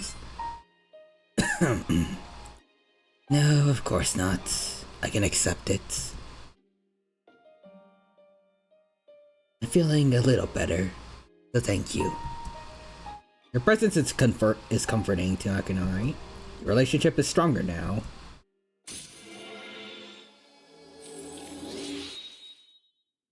I feel like Akanari is the one where we can all agree we fully take this one seriously to fight.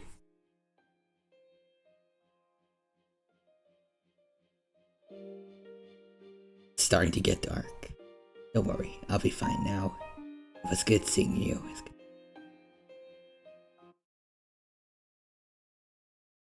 Where have you been? Hey, Akihiko. I was busy being traumatized, kinda. Oh boy. I don't know. Are we gonna make it in time? Only a few more days left.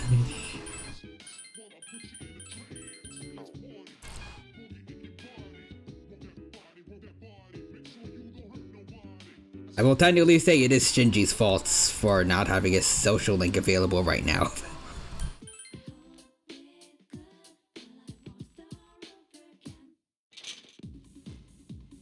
Does it need to be fully maxed out, or...?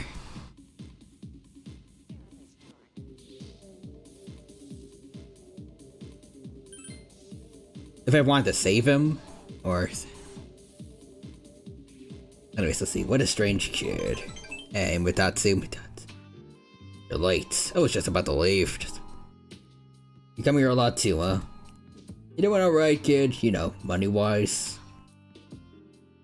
No, I'm broke. High school kids don't have much money, do they? At least I never gave much to my son. I get by. Are we human? I have no idea. Alright, let's do the best we can then. And hope for the best. Is that right? I guess you kids have ways to make money nowadays. Meanwhile, IRL, I'm still looking for a J word. Still looking for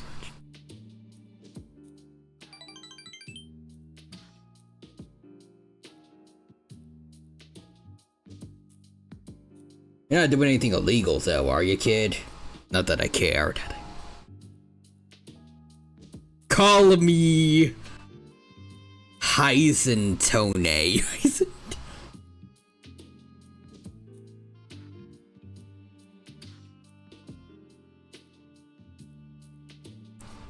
Kitone is the one that knocks with Fuuka by our side.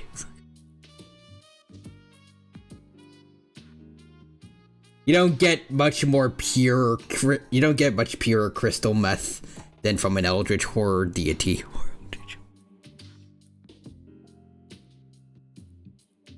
Listen, I can't afford to save my teammates. 85 yen is a lot. Ignore that I have 10 mil. Look, money is kind of tight right now, Ryuji. That's just how it be.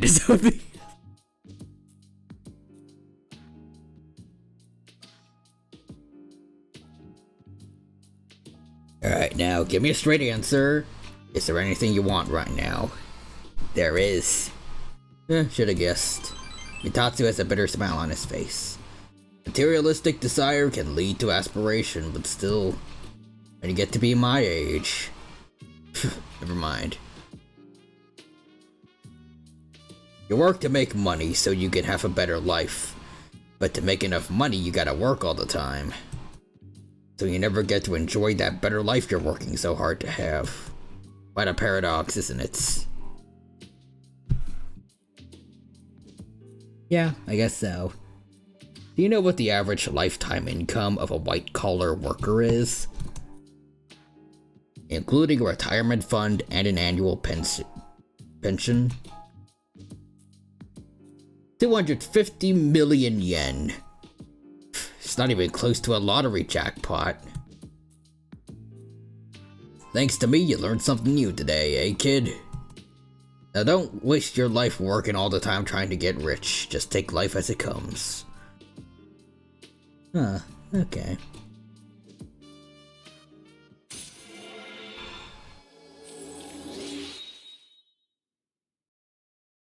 A little depressing to think about, but... I worked my A word off for a lousy 250 million yen, and for what? I tell you what, I have no idea what the exchange rate is. I wish I could buy back all the time I lost.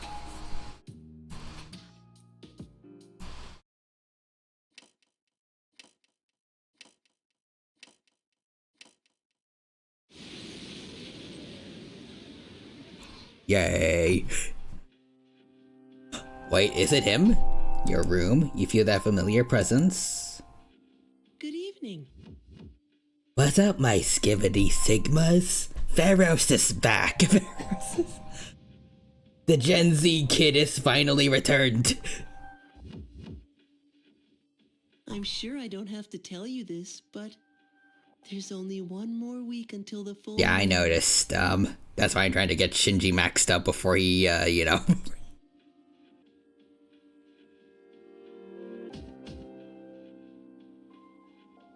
I hope nothing serious happens. You better do your best to save Shinji before he can no longer hop onto Fortnite to help you win that battle victory royale. But who knows what the future will bring? So be careful. Remember, I'm always watching you. Please don't always watch me, Pharos. Please don't always. Pharos disappeared. Like the fidget spinners of 2016, I have disappeared out of sight.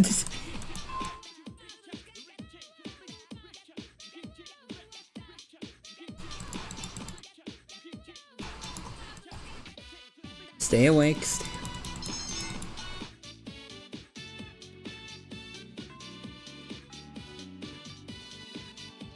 Let's see, so we maxed out Rio. We maxed out Fuuka, yeah. Oh, Tyrana, glad I could see you after class like this. We could be in the same class next year too, along with Yukari, of course. You know, I like school. Thank you. I'm so glad I came to this school. Aww. Thank you, Fuuka.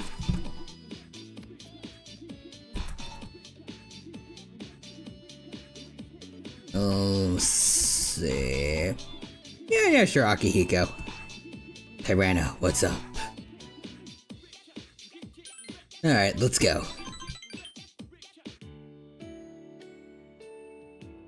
Agakure Ramen.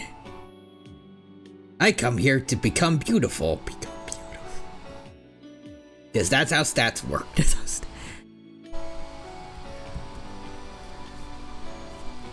Well, how are you? Physically, I mean, physically.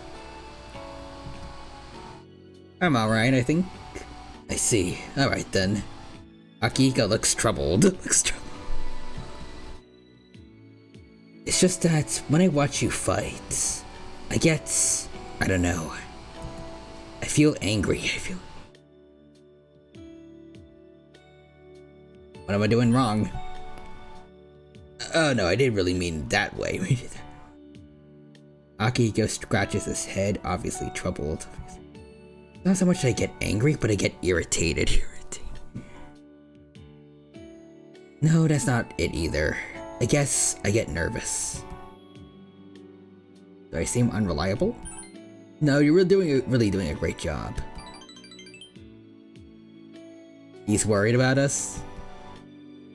Is there any way that you can avoid having to fight? Never mind, sorry, I forgot what he just said. I mean, you're trying the hardest out of all of us. I shouldn't have said that to you. Akihiko sighs. What's the matter? Sorry, I confused myself. What am I saying? Seems completely stumped. Deep down, I know why I don't want you to be fighting. It's just that, yeah, there it is. I'm worried about you. Akihiko avoids your face and turns towards the ground. You feel like your bond with Akihiko has grown stronger.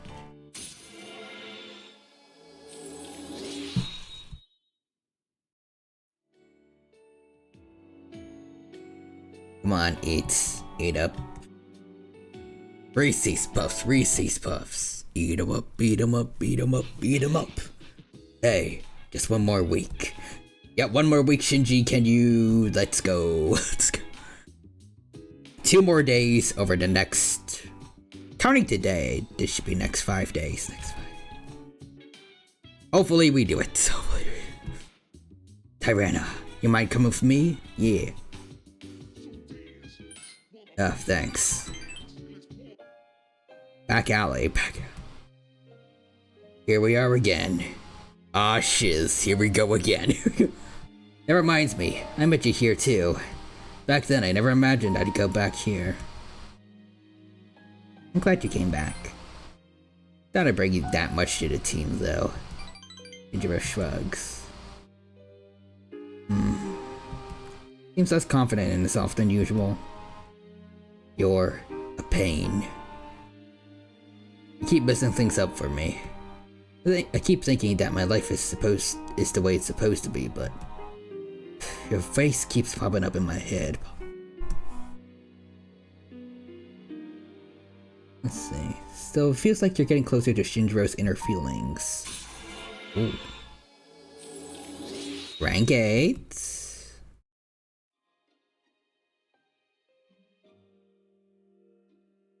Guess we should head back. We actually have a place we can go back to. We sure do, Shinji.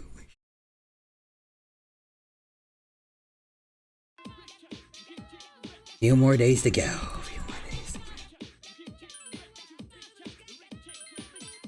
Alright, save ups.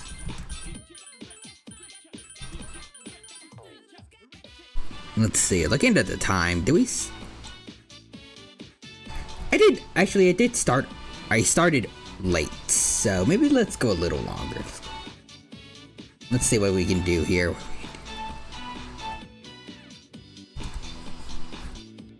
Let's see, Akihiko again? No Akihiko, okay. Let's see, social links, what can we do?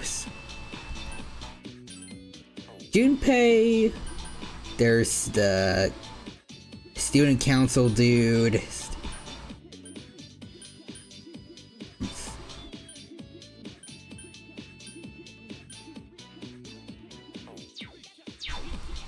Actually doing a good job for once of getting social links done, at least. Mitsuru! Imperia, I saw your exam results. Good work. Here, this is from the chairman. Okay.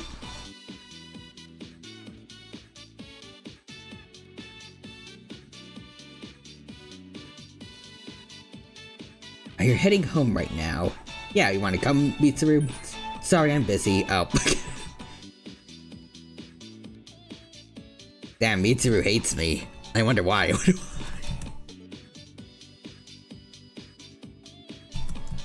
I can't see a reason why.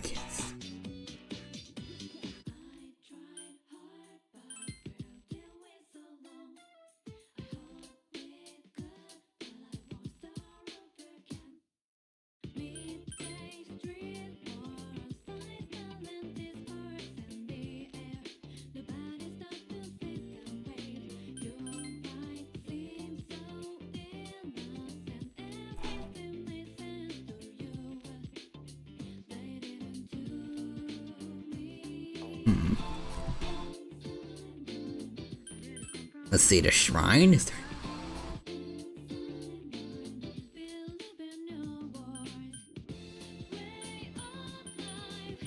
You know, I'll go over to the strip mall and see if I can interact with Chihiro here. Let's see. Enter the bookstore. Gekkoukan High School Library. Hey, Chihiro. Giggles. I wish I could listen to you speak all day.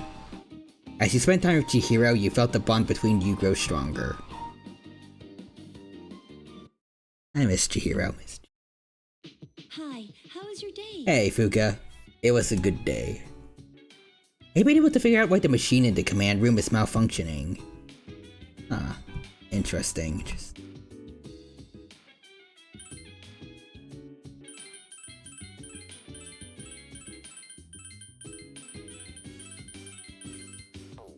Bagpipes of invisibility.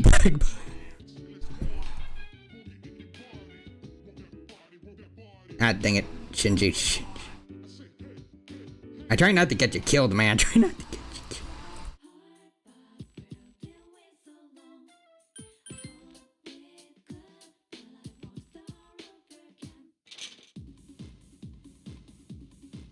And there's not even anyone at the bar.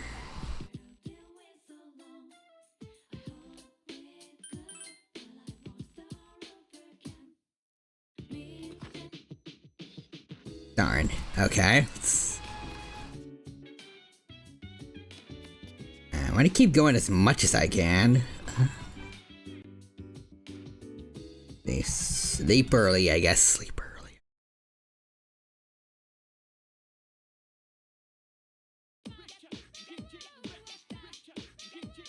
Let's see. How's it going? I'm on fire today, Junpei. Great, same here. Let's own that next shadow and make the world a better place, huh? Heck yeah. Let's kick bass.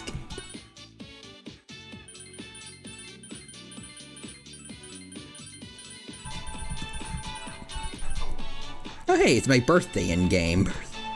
September 30th. Nice.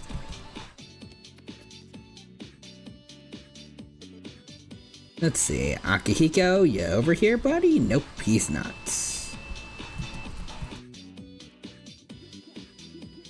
Wonder where Junpei is. Actually, hold on, let's see. Rank 4, can we do Junpei's social link, or it's like a part of it's locked behind like him doing more with Chidori in the story?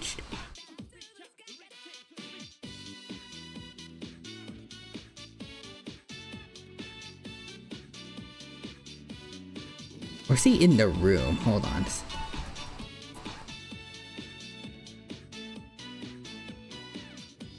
Yeah, no, he's not in the rooms. Like, not in our classroom.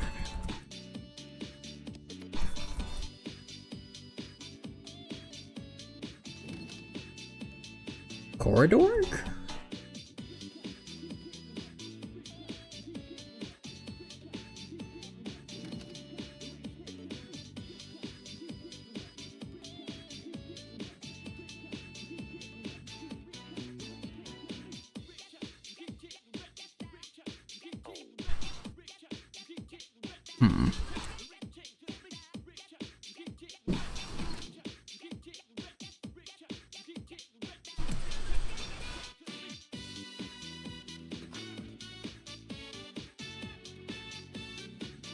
Oh, do you think maybe he's at the arcade, actually, at Polonia Mall?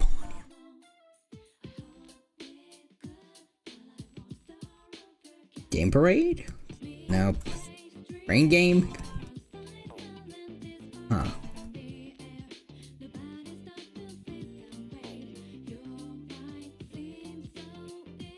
Where is he?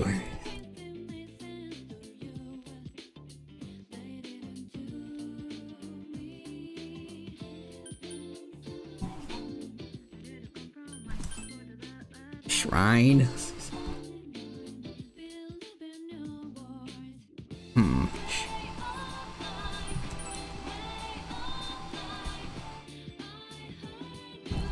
Hey, I'm gonna go see Chiro again then.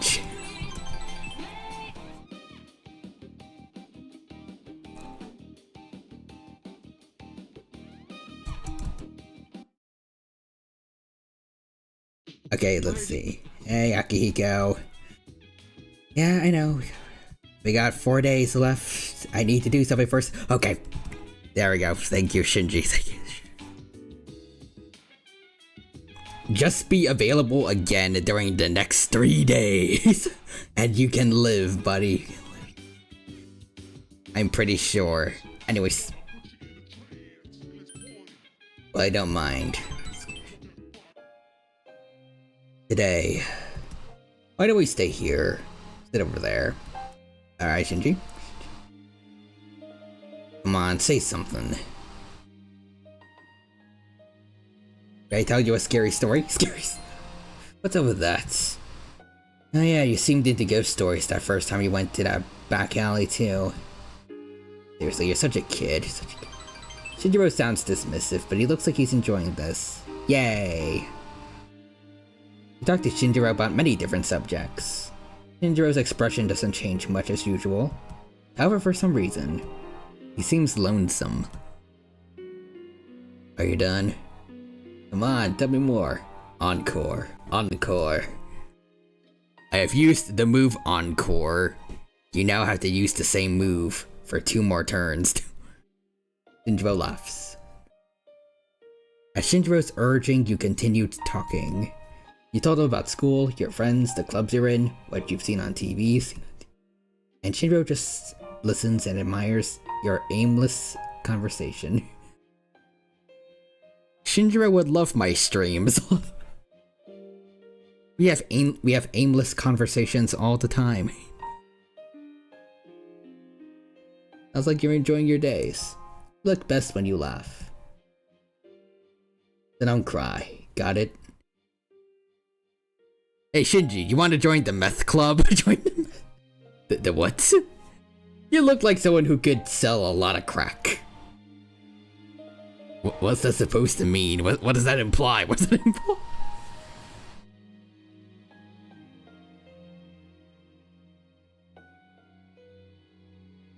What are you trying to say?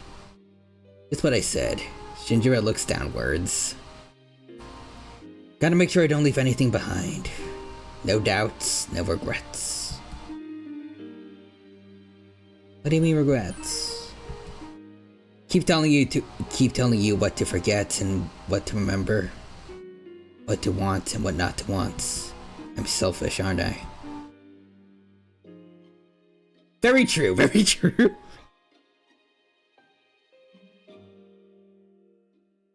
Does he enjoy the joke, or hey? As long as I'm already being selfish, I want you to do one more thing for me. Oh, okay. You don't have to forgive me, but forgive everything else. Don't have to forgive? You'll understand later. He really did know what was gonna happen, huh? Should be like this for a little longer. I just want it to be normal. Shinjiro smiles while looking down at his hands. He never really understood what Shinjiro meant. So you feel like he told you something important. Rank 9.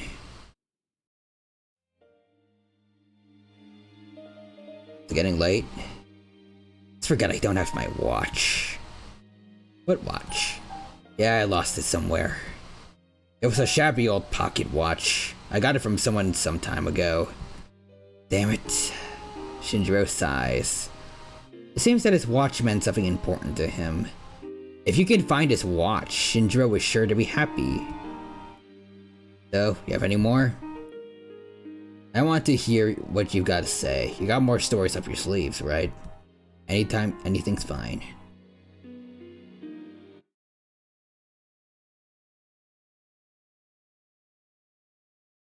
October 10th.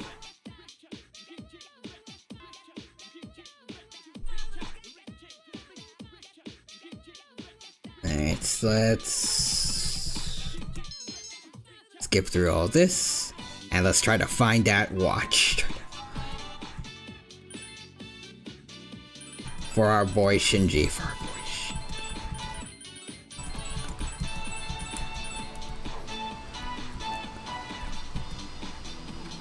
It can't be that hard to find a clock, right?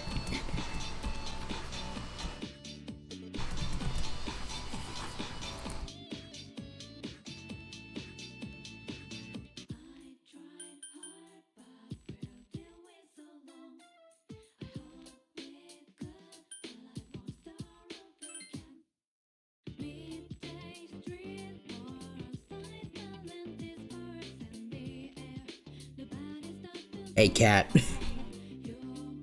Hey, thugs. The long-haired freak is up to his bum and tats. It's not like mine, just a word or two. He got him up and down his arms. Can never go that far, man. Truth is, I don't like needles.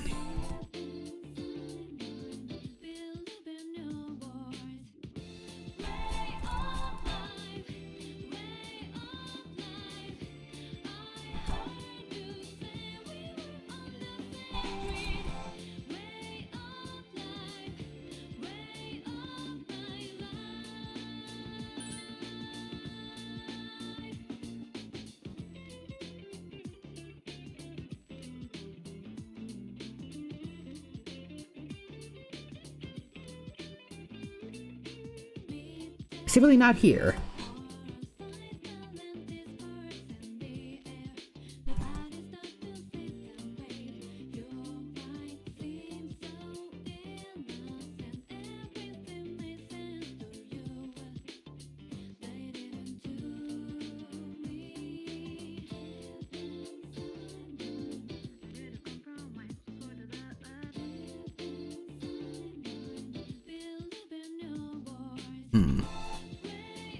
Restrooms?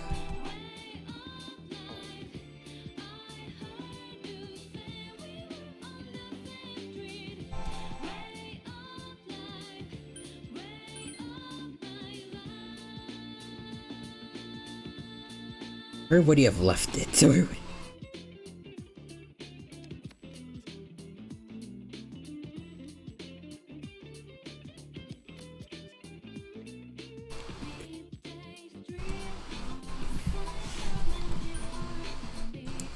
Hold on.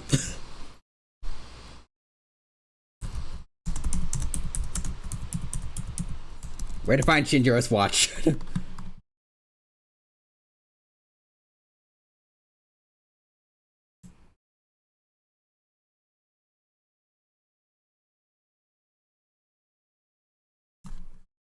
Ah, okay. Sorry for cheating, but I had to do it. It was for Shinji. Alright. Now I just need to figure out where is the police station again? There we go. Hey, Kurosawa. They found that missing schoolgirl the other day. Tried questioning her, but her answers didn't make any sense. She said some kid saved her from an attack by a... Well, that could be taken out of context. She left the reward with us, so I'll hand it over to you. Let's see.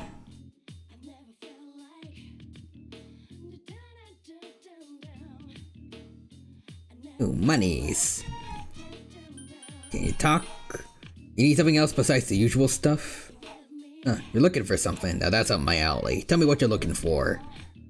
An old pocket watch. Today has to be your lucky day then. Is this it? Old pocket watch. Let's go. If you came any later, I would have sold it to somebody else. I'm joking.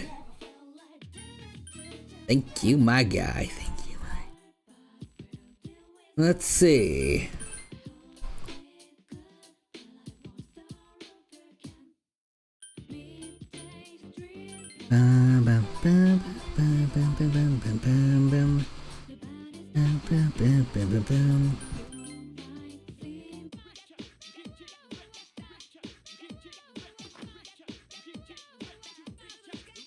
Let's see, so is Akihiko around here? Nope.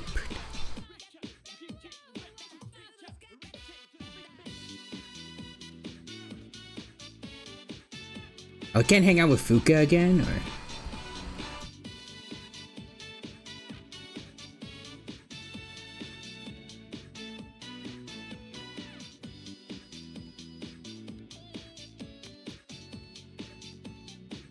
Let's see.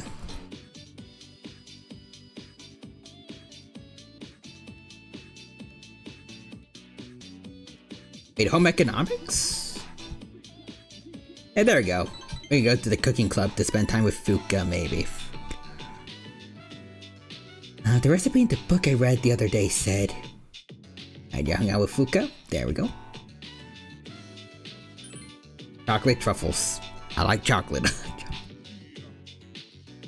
There we go. So, this evening... Can we give it to him? Shinji? Like living here? Yeah. I'm glad you enjoy it. I do because of you? I'm not gonna give you presents just for saying sweet stuff to me, and not Junpei.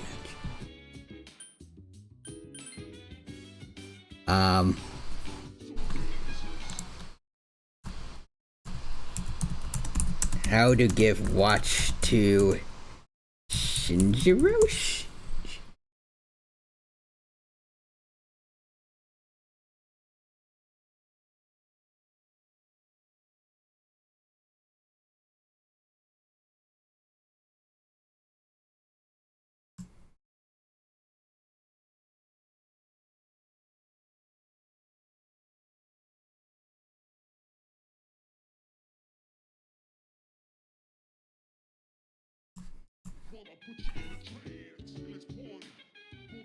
I guess maybe I need to give it to him, like, during the rank 10?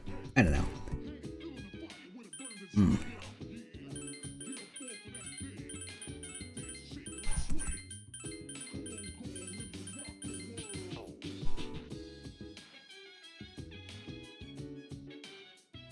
Let's go for like one more day. Hopefully, that should be all we need. Alright, let's see. Polonium Mall. Barman, you here? There you are. Alright. What a strange kid. That's you. Can you help me out, kid? I don't feel so good. Damn, I can't believe I let this happen. Ugh, I'm in bad shape. Okay. I just told you I'm in bad shape, didn't I? Okay. I gotta repeat myself.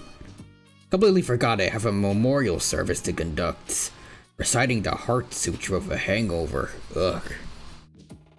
Before, no matter how much I drank, all I needed was a cold shower to snap out of it. Cause I'm getting old. Times like these, I wish I didn't live alone. What about your workers? Workers? You mean other monks? My temple's small, and I don't depend on nobody but myself, so I'm the only one there. If you think about it, living alone is probably the best thing a person could do. You don't have to wait for somebody to get out of the bathroom when you need to go. My son took forever in there. Yeah, living alone is the way to achieve peace and serenity. All things visible are bound to change and disappear. All things in this world are not singular. They're all smaller parts of a bigger picture. And yet they're all different from each other. All things in this world are unique. Put it simply, no matter how hard you try to live your life right, someone else can always mess it up. All things are unique, yet they are not singular. Maybe you messed up my life a bit too. Ah. Okay.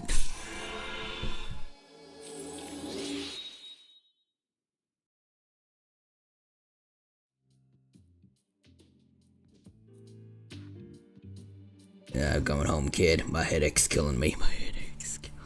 Oh yeah, about the memorial service? The kid was only 19. A random murder victim. What a harsh world we live in. You careful on your way home, you okay, kid? Oh, that's dark. It's finally time for lunch. Ooh. Oh, it's you, Tyranna. What's up? What you doing? Heading back to my classroom. Breaks always seem so short. See you later.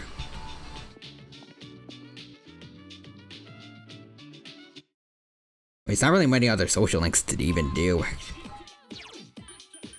I actually got quite a few of them actually done for once. Maybe thanks to a certain mod, but you know, I won't tell. Did I stop here actually? And then save Shinji for the start of next stream, or?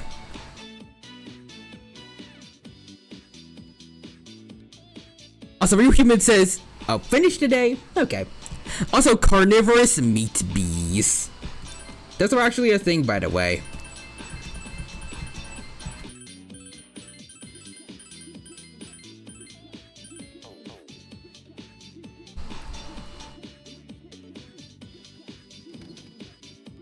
I think they even, like, make meat honey or something.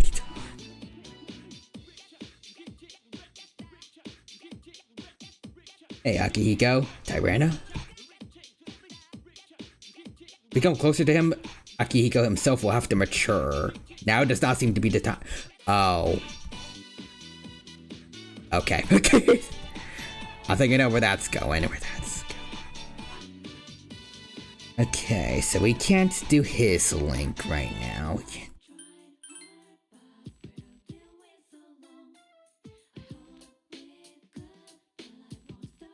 I wonder actually how many links in general might have to wait until you know what.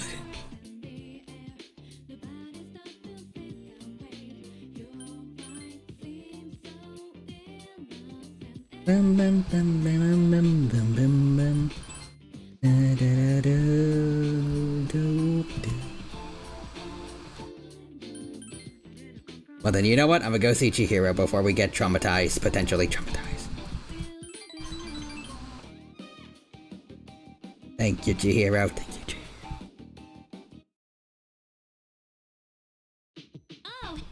Hey, Yukari, yep. Okay, we can do it, right? Shinji, there it is, my boy. You. Does the old pocket watch you found at the police station belong to him? Will you show it to him? Yes. That's... Hey, come with me, alright? You feel your relationship with Shinjiro is gonna become closer soon. Yes, let's go. Thanks. Naganaki Shrine. It's a quiet night with no one around.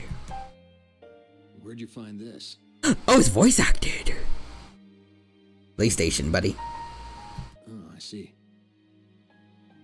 Toys with the pocket watch. I thought I'd be fine if I never saw this again. But I never imagined that you, of all people, would bring it to me. Shinjiro looks serious. This isn't really to pay you back, but I want you to have this. I was hesitating about if I should give it to you or not. A leather watch. Matching watches. Good on you. Yeah.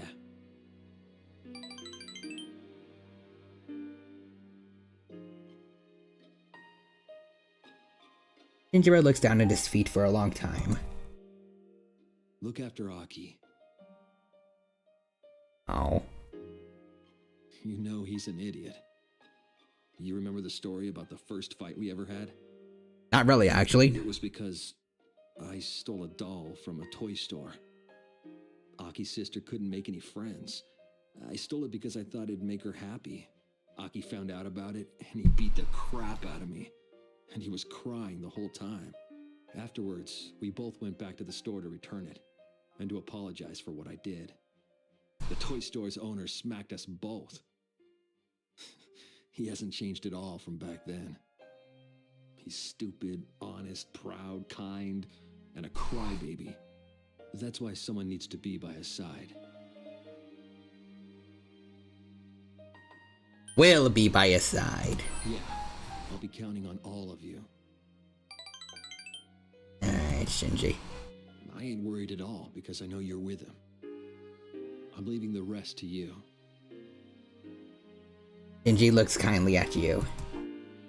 You sense a strong sense of trust from Shinjiro. Thanks, man. And now we maxed.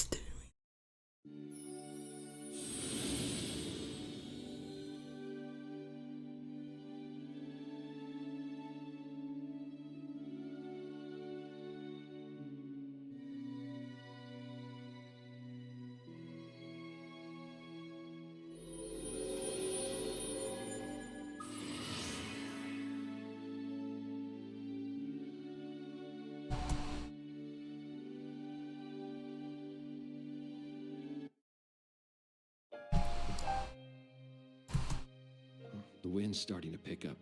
I kind of want to stay here a little longer if we can, but aren't you cold? Hey, you're gonna catch something. Come here. You and Shinjiro talk about various things late into the night. The cold never bothered us anyway, though. Hey, I guess the lost seem to be growing in number. Really. Can't explain why, but our highest priority should be eliminating the remaining shadows. The moon will be full tomorrow. I shall accompany you in battle. Understood. Alright. So we finished up the day, so now we should probably stop here. Because we definitely need to save October 4th for next time. Yeah, alright. So I think we're good here. And now we can end things off by finding somebody to raid. But as I'm doing that, just want to say thank you to everyone who stopped by today. I hope you had a wonderful time here. I hope I was able to entertain you all with my hijinks and the random tangents. And I hope to see you next time, where something very interesting is certainly going to happen next time in Persona 3 Portable. That's good. But right now, though, let's see what we got.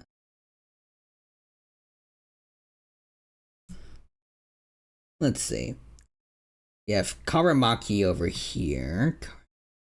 A digital cat VTuber who's playing Deadlock. Let's go check that out. Alright. Put the raid command in. There we go. And you should go from watching a dino playing Persona 3 Portable to watching a cat playing Deadlock. See you, Dino. See you, real human. Take care. Same thing to everyone else. Hope you have a good start to your new week. Take care, everyone. And bye-bye for now.